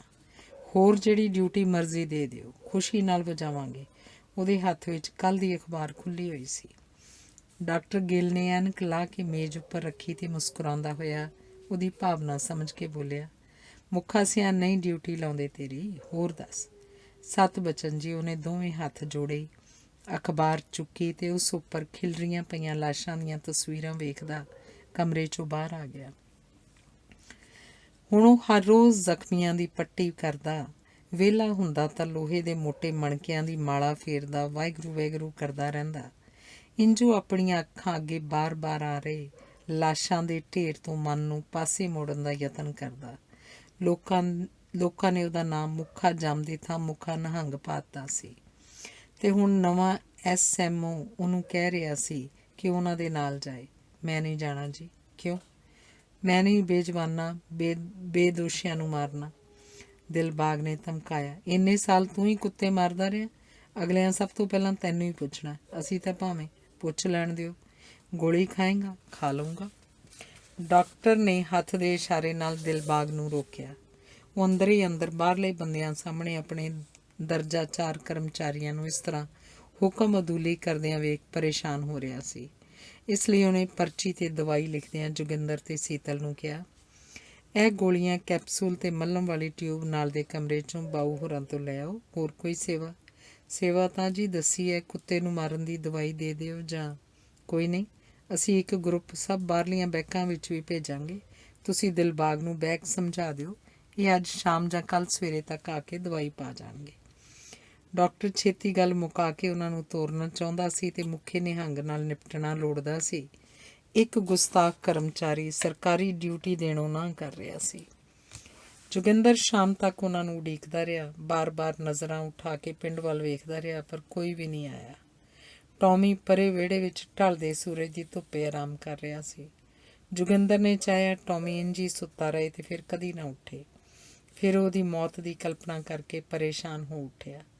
ਉਦਾਸੀ ਦੇ ਆਲਮ ਵਿੱਚ ਗਰਕ ਗਿਆ। ਅਚਨਚੇਤ ਉਹਦੇ ਦੋਵੇਂ ਹੱਥ ਉੱਠੇ ਅਤੇ ਉਹਦੇ ਗਲਮੇ ਤੱਕ ਪਹੁੰਚ ਗਏ, ਜਿੱਥੇ ਉਹਨੂੰ ਦੂਰੇ ਜ਼ਖਮ ਹੋਏ ਸਨ, ਜਿੱਥੇ ਅਜੇ ਵੀ ਸਰਸਰਾਹਟ ਹੋ ਰਹੀ ਸੀ ਅਤੇ ਲਿਜ਼ਲਜ਼ਾ ਸੱਪ ਚੰਬੜਿਆ ਹੋਇਆ ਸੀ। ਉਹ ਉੱਠਿਆ ਅਤੇ ਸਹਿਜੇ ਤੁਰਦਾ ਟੌਮੀ ਕੋਲ ਪਹੁੰਚ ਗਿਆ। ਪਿੱਛੇ ਸੁਖਦੇਵ ਵੀ ਆ ਖੜਾ ਹੋਇਆ। ਪੈਰਾਂ ਦਾ ਖੜਾਕ ਸੁਣ ਕੇ ਟੌਮੀ ਬੈਠ ਗਿਆ ਅਤੇ ਜ਼ਮੀਨ 'ਤੇ ਪੂਛ ਫੇਰਨ ਲੱਗਾ। ਫਿਰ ਜੋਗਿੰਦਰ ਦੇ ਪੈਰਾਂ ਵੱਲ ਮੂੰਹ ਵਧਾ ਕੇ ਆਪਣੇ ਕੰਨ ਪਿੱਛੇ ਨੂੰ ਢਿੱਲੇ ਛੱਡ ਕੇ ਪੂਰੇ ਪਿਆਰ ਦੀ ਮੁਦਰਾ ਵਿੱਚ ਭਿੱਜ ਗਿਆ। ਜੋਗਿੰਦਰ ਨੇ ਬੈਠ ਕੇ ਉਹਦੇ ਸਿਰ 'ਤੇ ਹੱਥ ਫੇਰਿਆ। ਟੌਮੀ ਨੇ ਮੁਹੱਬਤੀ ਭਾਵ ਨਾਲ ਅੱਖਾਂ ਮੀਟ ਲਈਆਂ ਅਤੇ ਲੰਮੀ ਪੂਛ ਜ਼ੋਰ-ਜ਼ੋਰ ਦੀ ਧਰਤੀ 'ਤੇ ਮਾਰਨ ਲੱਗਾ। ਭਾ, ਹੁਣ ਨਹੀਂ ਨਾ ਆਪਾਂ ਟੌਮੀ ਨੂੰ ਮਾਰਨਾ? ਸੁਖਦੇਵ ਦਾ ਭੋਲਾ-ਭਾਲਾ ਪ੍ਰਸ਼ਨ ਸੀ। ਨਹੀਂ, ਆਪਾਂ ਨਹੀਂ ਕਦੇ ਵੀ ਮਾਰਦੇ ਆਪਣੇ ਟੌਮੀ ਪੁੱਤ ਨੂੰ। ਆਪਾਂ ਰਾਤ ਨੂੰ ਇਹਨੂੰ ਸੰਗਲੀ ਪਾ ਕੇ ਬੰਨ੍ਹ ਦਿਆ ਕਰਨਾ ਅਤੇ ਬਸ। ਅਤੇ ਜੋਗਿੰਦਰ ਨੇ ਉੱਠ ਖੜੋਤੇ ਟੌਮੀ ਦੀਆਂ ਅਗਲੀਆਂ ਦੋਵੇਂ ਲੱਤਾਂ ਚੁੱਕ ਕੇ ਆਪਣੇ ਮੋਢਿਆਂ 'ਤੇ ਰੱਖ ਲਈਆਂ, ਜਿਵੇਂ ਉਹਨੂੰ ਗਲਵੱਕੜੀ ਪਾਉਣਾ ਚਾਹੁੰਦਾ ਹੋਵੇ। ਫਿਰ ਉਹਨੇ ਸੰਗਲੀ ਲਈ ਅਤੇ ਟੌਮੀ ਨੂੰ ਰਾਤ ਵਾਲੀ ਕਿੱਲੀ ਨਾਲ ਬੰਨ੍ਹ ਦਿੱਤਾ। ਸੁਖਦੇਵ ਖਾਦ ਵਾਲੇ ਖਾਲੀ ਤੋੜੇ ਚੁੱਕ ਕੇ ਲੈ ਆਇਆ ਅਤੇ ਟੌਮੀ ਦੇ ਬੈਠਣ ਲਈ ਵਿਛਾ ਦਿੱਤੇ। ਮੇਰੇ ਟੌਮੀ ਨੂੰ ਰਾਤੀ ਠੰਡ ਨਾ ਲੱਗੂ ਬੱਲਿਓ। ਜਿਉਂ-ਜਿਉਂ ਰਾਤ ਨੇੜੇ ਆ ਰਹੀ ਸੀ, ਜੋਗਿੰਦਰ ਦੇ ਜੀਅ ਨੂੰ ਕੁਝ ਹੋਣਾ ਸ਼ੁਰੂ ਹੋ ਗਿਆ ਸੀ। ਰੋਟੀ ਖਾਂਦਿਆਂ ਵੀ ਉਹਨੂੰ ਧੁੜਕੂ ਲੱਗਾ ਹੋਇਆ ਸੀ ਅਤੇ ਚੱਜ ਨਾਲ ਬੁਰਕੀ ਸੰਘੋਂ ਥੱਲੇ ਨਹੀਂ ਸੀ ਲੱਥ ਰਹੀ। ਜੇ ਕਿਧਰੇ ਉਹ ਅੱਜ ਹੀ ਆ ਗਏ ਤਾਂ? ਅਤੇ ਉਹ ਬਾਰ-ਬਾਰ ਕਰਮਚਾਰੀਆਂ ਦੀ ਗੈਰ ਜ਼ਿੰਮੇਵਾਰੀ ਨੂੰ ਮਨ ਹੀ ਮਨ ਕੋਸਣ ਲੱਗਾ। ਜੇ ਅੱਜ ਸ਼ਾਮੀ ਆ ਜਾਂਦੇ ਤਾਂ 2 ਘੜੀਆਂ ਦੀ ਤਾਂ ਗੱਲ ਸੀ। ਉਹਨਾਂ ਨੂੰ ਉਦੋਂ ਹੀ ਨਾਲ ਲੈ ਆਉਂਦਾ ਤਾਂ ਚੰਗਾ ਸੀ। ਉਹਨੂੰ ਮੁੱਖੇ ਨਿਹੰਗ 'ਤੇ ਬੜਾ ਗੁੱਸਾ ਆਇਆ। ਕਿੱਡਾ ਮਹਾਂਪੁਰਖ ਬਣਦਾ ਸੀ। 900 ਚੂਹਾ ਖਾ ਕੇ ਬਿੱਲੀ ਹੱਜ ਨੂੰ ਚੱਲੀ। ਜੇ ਨਾਲ ਤੁਰ ਪੈਂਦਾ ਤਾਂ ਕੀ ਆਖਰ ਆ ਜਾਣੀ ਸੀ। ਮੁੱਖੇ ਨਿਹੰਗ ਬਾਰੇ ਸੋਚਦਾ ਸੋਚਦਾ ਉਹ ਸੌਂ ਗਿਆ। ਮੁੱਖਾ ਨਿਹੰਗ ਸੁਪਨੇ ਵਿੱਚ ਵੀ ਹਾਜ਼ਰ ਸੀ। ਵੱਡੀ ਸਾਰੀ ਬਾਟੀ ਫੜੀ ਕੜਾਹ ਦੀਆਂ ਗੋਲੀਆਂ ਵੱਟ ਰਿਹਾ ਸੀ ਤੇ ਦਗੜ ਦਗੜ ਕਰਦੀ ਕੁੱਤਿਆਂ ਦੀ ਧਾੜ ਪਤਾ ਨਹੀਂ ਕਿੱਧਰੋਂ ਆ ਗਈ ਸੀ। ਉਹਨੇ ਨਜ਼ਰ ਪੁਆ ਕੇ ਵੇਖਿਆ ਗਲੀਆਂ ਤੇ ਰੋੜਾਂ ਵਿੱਚ ਪਈਆਂ ਕੁੱਤਿਆਂ ਦੀਆਂ ਲਾਸ਼ਾਂ ਉੱਠ ਉੱਠ ਦੌੜ ਰਹੀਆਂ ਸਨ ਤੇ ਉਹਨਾਂ ਨੇ ਆ ਕੇ ਮੁੱਖੇ ਨਿਹੰਗ ਨੂੰ ਘੇਰ ਲਿਆ ਸੀ। ਉਹਨਾਂ ਦੇ ਲੰਮੇ ਲੰਮੇ ਤਿੱਖੇ ਤਿੱਖੇ ਚਿੱਟੇ ਦੰਦ, ਲਮਕਦੀਆਂ ਲਾਲ ਜੀਭਾਂ, ਵਰਾਂਛਾਂ ਵਿੱਚੋਂ ਡਿੱਗਦੀ ਝੱਗ, ਭੌਂਕਣ ਨਾਲ ਉਹਨਾਂ ਅਸਮਾਨ ਸਿਰ ਤੇ ਚੁੱਕਿਆ ਹੋਇਆ ਸੀ। ਉਹ ਵੱਧ ਵੱਧ ਕੇ ਲਪਕਦੇ ਸਨ। ਉਹਨਾਂ ਨੇ ਮੁੱਖੇ ਦੇ ਕੱਪੜੇ ਲੀਰੋ ਲੀਰ ਕਰ ਦਿੱਤੇ ਸਨ। ਪਾਟੇ ਹੋਏ ਲੰਮੇ ਚੋਲੇ ਹੇਠੋਂ ਪਿੰਡੇ ਉੱਪਰੋਂ ਲਹੂ ਦੀਆਂ ਘਰਾਲਾਂ ਵਹਿ ਰਹੀਆਂ ਸਨ। ਦੋਵਾਂ ਹੱਥਾਂ ਨਾਲ ਮੂੰਹ ਨੂੰ ਢੱਕ ਕੇ ਚਿਹਰੇ ਨੂੰ ਬਚਾਉਂਦਾ ਹੋਇਆ ਚੀਕਾਂ ਮਾਰਦਾ ਮੁੱਖਾ ਇੱਧਰ ਉੱਧਰ ਦੌੜ ਰਿਹਾ ਸੀ। ਕੁੱਤਿਆਂ ਨੂੰ ਝਕਾਨੀ ਦੇ ਕੇ ਜਦੋਂ ਪੂਰੇ ਤਾਣ ਨਾਲ ਜੋਗਿੰਦਰ ਵੱਲ ਸਹਾਇਤਾ ਲਈ ਦੌੜਦਾ ਆਇਆ ਤਾਂ ਜੋਗਿੰਦਰ ਨੇ ਵੇਖਿਆ ਉਹ ਤਾਂ ਉਹਦਾ ਆਪਣਾ ਹੀ ਬਾਬਾ ਸੀ, ਜਿਹਦੀ ਸੱਜੀ ਬਾਂਹ ਅਰਕ ਤੋਂ ਟੁੱਟ ਕੇ ਹੇਠਾਂ ਨੂੰ ਤੋਰੀ ਵਾਂਗ ਲਮਕੀ ਹੋਈ ਸੀ ਤੇ ਖੱਬੇ ਹੱਥ ਨਾਲ ਉਸ ਬਾਂਹ ਨੂੰ ਸੰਭਾਲੀ ਸਹਿਮਿਆ ਤੇ ਘਬਰਾਇਆ ਹੋਇਆ ਲੜਾਈ ਦੇ ਮੈਦਾਨ 'ਚੋਂ ਹਾਰ ਕੇ ਆਏ ਜਵਾਨ ਵਾਂਗ ਲੰਗੜਾਉਂਦਾ ਹੋਇਆ ਭੱਜਾ ਹੁੰਦਾ ਸੀ। ਕੁੱਤੇ ਕਿਧਰੇ ਦੂਰ ਪਿੱਛੇ ਰਹਿ ਗਏ ਸਨ, ਪਰ ਉਹਨਾਂ ਦੇ ਭੌਂਕਣ ਦੀ ਆਵਾਜ਼ ਅਜੇ ਵੀ ਆ ਰਹੀ ਸੀ ਤੇ ਨਾਲ ਹੀ ਜ਼ੋਰ ਜ਼ੋਰ ਦੀ ਦਗੜ ਦਗੜ ਦੌੜਨ ਦੀ ਆਵਾਜ਼। ਉਹ ਜਾਗਿਆ ਤਾਂ ਬੀਰੂ ਪਹਿਲਾਂ ਹੀ ਉੱਠ ਕੇ ਉਹਦੀ ਬਾਂਹ ਹਿਲਾ ਰਹੀ ਸੀ। ਮੈਂ ਆਖਿਆ, ਦੇਵ ਦੇ ਭਾ ਉੱਠੋ, ਟੌਮੀ ਫੇਰ ਭੌਂਕਦਾ, ਨਾਲੇ ਖੁੱਲ੍ਹ ਗਿਆ ਲੱਗਦਾ। ਟੌਮੀ ਭੌਂਕੀ ਜਾ ਰਿਹਾ ਸੀ ਜ਼ੋਰ ਜ਼ੋਰ ਨਾਲ, ਕਦੀ ਬਾਹਰ ਜਾਂਦਾ, ਕਦੀ ਦਗੜ ਦਗੜ ਕਰਦਾ ਅੰਦਰ ਸੁਨੇਹਾ ਦੇਣ ਆਉਂਦਾ, ਬਿਲਕੁਲ ਉਸ ਦਿਨ ਵਾਂਗ। ਜੋਗਿੰਦਰ ਸਿਰ ਤੋਂ ਪੈਰਾਂ ਤੱਕ ਕੰਬ ਗਿਆ, ਦਿਮਾਗ ਸੁੰਨ ਹੋ ਗਿਆ, ਅੱਖਾਂ ਅੱਗੇ ਲਾਲ ਨੀਲੇ ਪੀਲੇ ਧੱਬੇ ਫਿਰਨ ਲੱਗੇ। ਇਹ ਕੁੱਤਾ ਹਟਦਾ ਕਿਉਂ ਨਹੀਂ ਭੌਂਕਣੋਂ? ਉਹ ਮਨ ਹੀ ਮਨ ਖਿਝਿਆ। ਫਿਰ ਉਹਦੇ ਸਿਰ ਨੂੰ ਜਿਵੇਂ ਖੂਨ ਚੜ੍ਹ ਗਿਆ। ਗੁੱਸੇ ਵਿੱਚ ਘਰਕਦਾ ਹੋਇਆ ਉਹ ਕਮਰੇ ਦੀ ਨੁੱਕਰ 'ਚ ਟੁੱਟੇ ਮੰਜੇ ਦੀ ਭਾਰੀ ਹੀਂਹ ਚੁੱਕ ਕੇ ਬਾਹਰ ਨਿਕਲਿਆ। ਇਹਨੂੰ ਤਾਂ ਬੱਧਾ ਵੀ ਸੀ ਤੇ ਖੌਰੇ ਸੰਗਲੀ ਤੁੜਾ ਗਿਆ। ਲਾਗਲੇ ਕਮਰੇ ਵਿੱਚੋਂ ਭੈ, ਚਿੰਤਾ ਤੇ ਖਤਰੇ ਵਿੱਚ ਕੰਬਦੀ ਆਵਾਜ਼ ਵਿੱਚ ਹਰਬੰਸ ਕੌਰ ਇੰਨਾ ਕੁਝ ਹੀ ਕਹਿ ਸਕੀ। ਸੂਚਨਾ ਦੇਣ ਦੇ ਮਾਣ ਨਾਲ ਮੱਤਾ ਮੁਹੱਬਤ ਪ੍ਰਗਟਾਉਣ ਦੇ ਲਈ ਟੌਮੀ ਹਨੇਰੇ ਵਿੱਚ ਹੀ ਜੋਗਿੰਦਰ ਵੱਲ ਵਧਿਆ।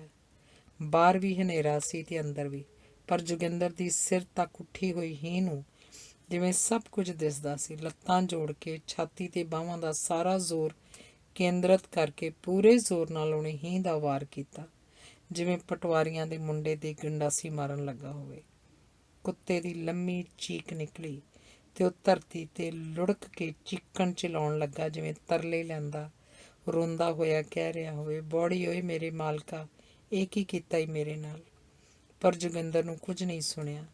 ਉਹਨੇ ਉਨੇ ਹੀ ਜ਼ੋਰ ਦੀ ਇੱਕ ਹੋਰ ਵਾਰ ਡਿੱਗੇ ਪਏ ਟੌਮੀ 'ਤੇ ਕੀਤਾ ਤੇ ਫਿਰ ਇੱਕ ਹੋਰ।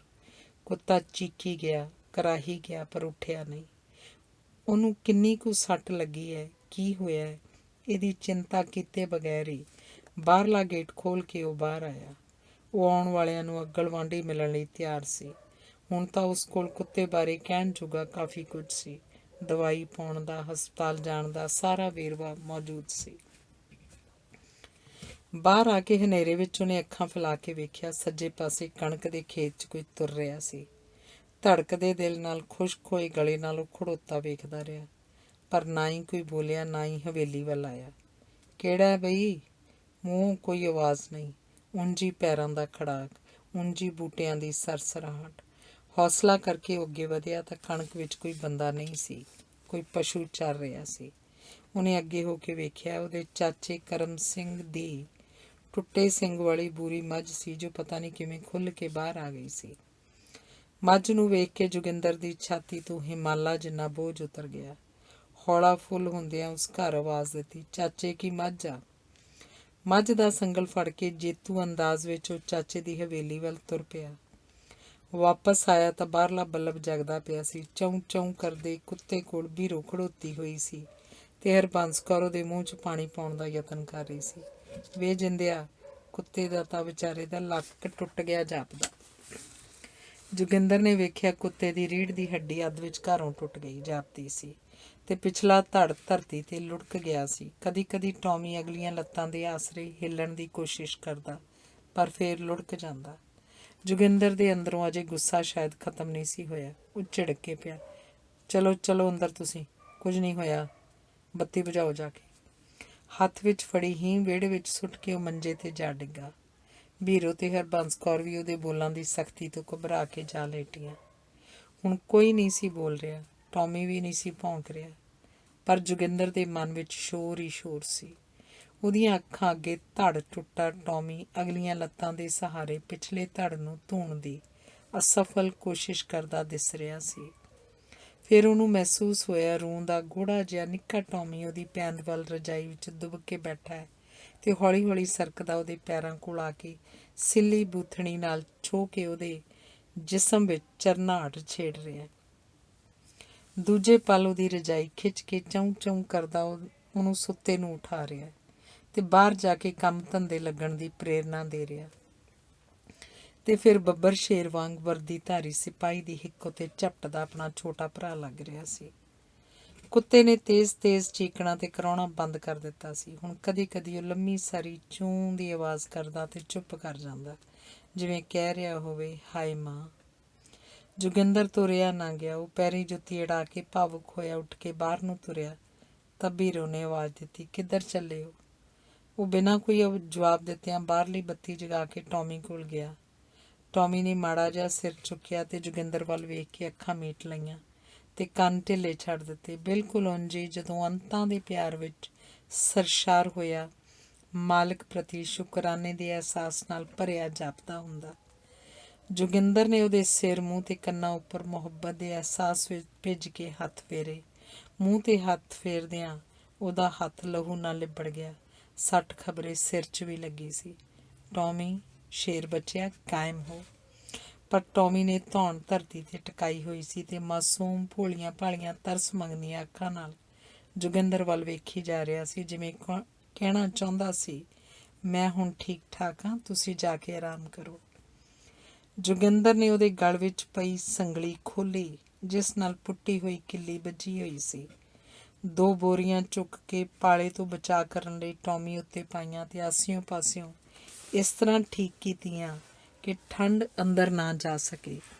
ਤੇ ਫਿਰ ਉਹਦੇ ਸਿਰ 'ਤੇ ਹੱਥ ਫੇਰ ਕੇ ਕਹਿੰਦਿਆਂ ਹੋਇਆਂ, ਤਗੜਾ ਹੋ, ਦਿਲ ਨਾ ਛੱਡ, ਅੰਦਰ ਨੂੰ ਤੁਰ ਪਿਆ।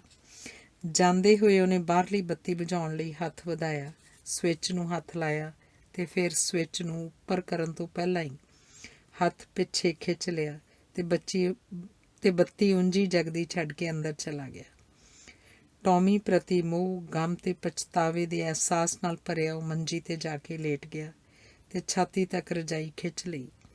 ਬੜੀ ਦੇਰ ਤੱਕ ਉਹ ਸੋਚਦਾ ਰਿਹਾ, ਬੜੀ ਦੇਰ ਤੱਕ ਉਹ ਜਾਗਦਾ ਰਿਹਾ। ਫਿਰ ਪਤਾ ਨਹੀਂ ਕਦੋਂ ਨੀਂਦ ਨੇ ਉਹਨੂੰ ਆ ਘੇਰਿਆ।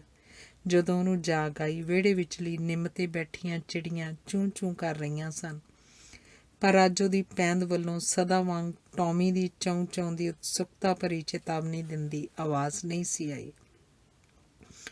ਹਰਬੰਸ ਕੌਰ ਨਲਕੇ ਤੋਂ ਚੂਲੀ ਕਰਕੇ ਵਾਪਸ ਆਉਂਦੀ ਜੋਗਿੰਦਰ ਦੇ ਮੰਜੇ ਕੋਲ ਹੋ ਕੇ ਬੋਲੀ, ਜੋਗਿੰਦਰਾ, ਲੱਗਦਾ ਟੌਮੀ ਤਾਂ ਆਪਣਾ ਵਿਚਾਰਾ ਰੱਬ ਨੂੰ ਪਿਆਰਾ ਹੋ ਗਿਆ। ਸੁਣਦਿਆਂ ਸਾਰ ਜੋਗਿੰਦਰ ਨੇ ਰਜਾਈ ਵਗਾਮ ਕੇ ਮਾਰੀ ਤੇ ਨੰਗੇ ਪੈਰੀਂ ਦੌੜਦਾ ਹੋਇਆ ਬਾਹਰ ਜਾ ਕੇ ਟੌਮੀ ਦੇ ਸਿਰਹਾਣੇ ਬੈਠ ਗਿਆ।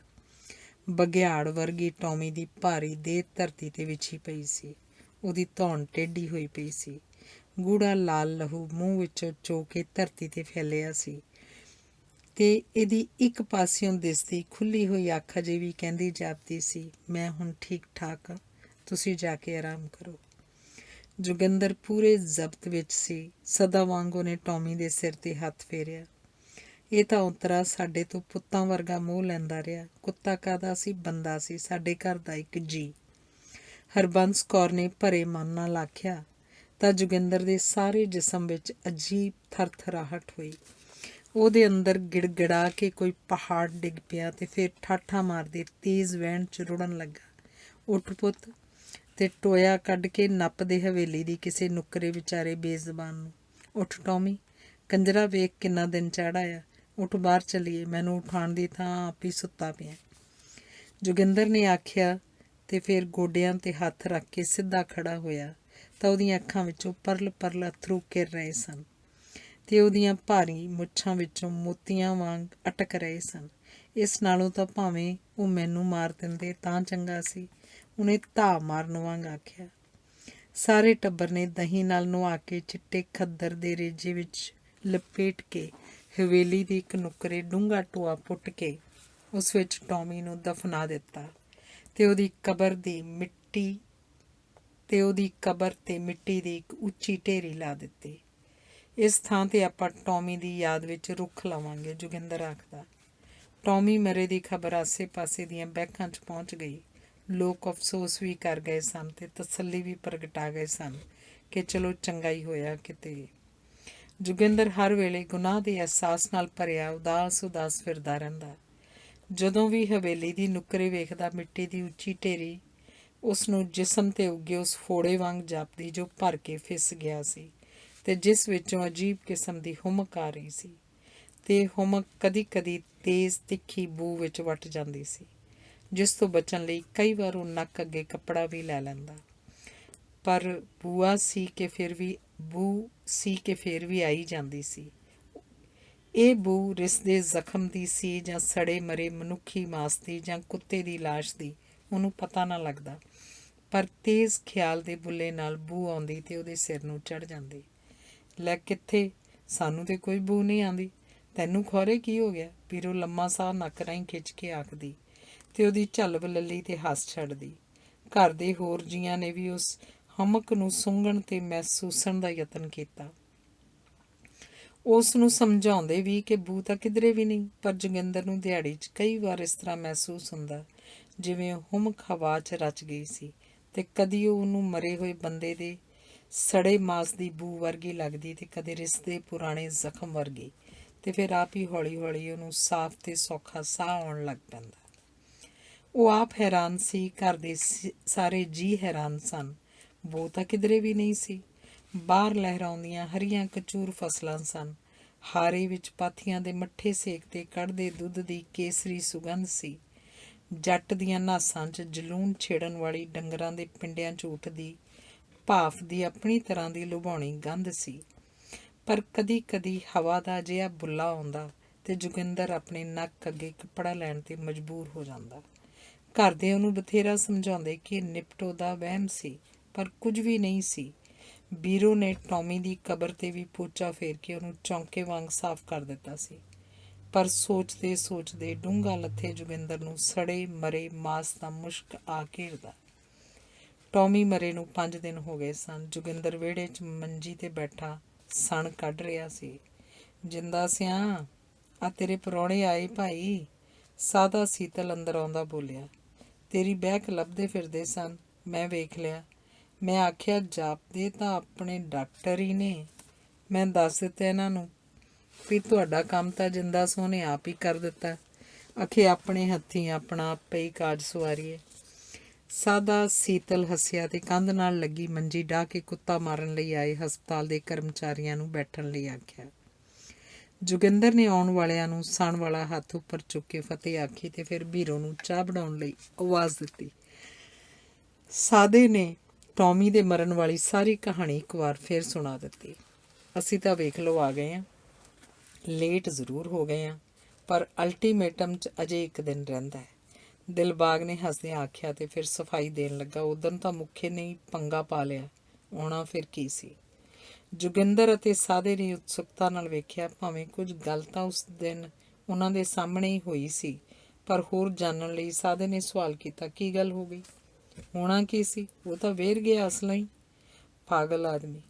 ਅਸੀਂ ਵੀ ਉਹਨੂੰ ਲਿਜਾਣ ਦੀ ਜ਼ਿੱਦ ਕਰਦੇ ਸਾਂ, ਡਾਕਟਰ ਵੀ ਅੜ ਗਿਆ, ਪਰ ਉਹ ਧੜੀ ਜਿੱਡਾ ਸਿਰ ਹਿਲਾਈ ਜਾਵੇ ਤੇ ਆਖੀ ਜਾਵੇ, ਸੱਚੇ ਗੁਰੂ ਮਹਾਰਾਜ ਦਾ ਸਿੱਖ ਹੋ ਕੇ ਮੈਂ ਨਹੀਂ ਬੇਦੋਸ਼ੀਆਂ ਬੇਜਵਾਨਾਂ ਨੂੰ ਮਾਰਨਾ। ਡਾਕਟਰ ਨੇ ਆਖਿਆ, ਤੈਨੂੰ ਪਤਾ ਸਰਕਾਰੀ ਡਿਊਟੀ ਤੋਂ ਨਾ ਕਰਨ ਦਾ ਕੀ ਮਤਲਬ ਹੈ? ਕਹਿਣ ਲੱਗਾ, ਮੈਂ ਨਹੀਂ ਮੰਨਦਾ ਇਹੋ ਜਿਹੀ ਝੂਠੀ ਸਰਕਾਰ ਦਾ ਹੁਕਮ ਮੰਨੂ ਤਾਂ ਸੱਚੀ ਸਰਕਾਰ ਦਾ, ਸੱਚੇ ਗੁਰੂ ਮਹਾਰਾਜ ਦਾ। ਜਾਓ, ਲਾ ਲਓ ਜ਼ੋਰ, ਵਜਾ ਲਓ ਢੋਲ। ਤੇ ਉਹ ਜੀ ਬਾਹਾਂ ਵਿੱਚ ਪਏ ਕੜੇ ਖੜਕਾਉਂਦਾ, ਭੂੰ ਕਰਦਾ ਬਾਹਰ ਨਿਕਲ ਆਇਆ ਤੇ ਅੱਧੇ ਘੰਟੇ ਬਾਅਦ ਐਡੇ ਲੰਮੇ ਕਾਗਜ਼ 'ਤੇ ਅਸਤੀਫਾ ਨਾ ਲਿਖਵਾ ਲਿਆਇਆ। ਮੂਰਖ ਆਦਮੀ, ਪਾਗਲ ਕਿਸੇ ਥਾਂ ਦਾ। ਆਖੇ ਨੌਕਰੀ ਛੱਡ ਦੂੰ, ਪਰ ਦਿਲਬਾਗ ਇੱਕੋ ਸਾਹ ਬੋਲੀ ਗਿਆ। ਜੋਗਿੰਦਰ ਦੀਆਂ ਅੱਖਾਂ 'ਚ ਪਲ ਭਰ ਲਈ ਚਮਕ ਆਈ। ਹਲਾ ਜੀ? ਜੋਗਿੰਦਰ ਨੇ ਛਾਤੀ ਫੈਲਾ ਕੇ ਆਖਿਆ। ਉਹਨੂੰ ਲੱਗਾ ਤਾਜ਼ਾ ਤੇ ਸਾਫ਼ ਹਵਾ ਦਾ ਇੱਕ ਬੁੱਲਾ ਆਇਆ ਸੀ। ਹਵਾ ਵਿਚਲੀ ਬੂ ਦੀ ਥਾਂ ਇੱਕ ਛਿਣ ਲਈ ਆਈ ਮਹਿਕ ਨੂੰ ਉਹਨੇ ਫੇਫੜਿਆਂ 'ਚ ਭਰ ਲੈਣਾ ਚਾਹਿਆ।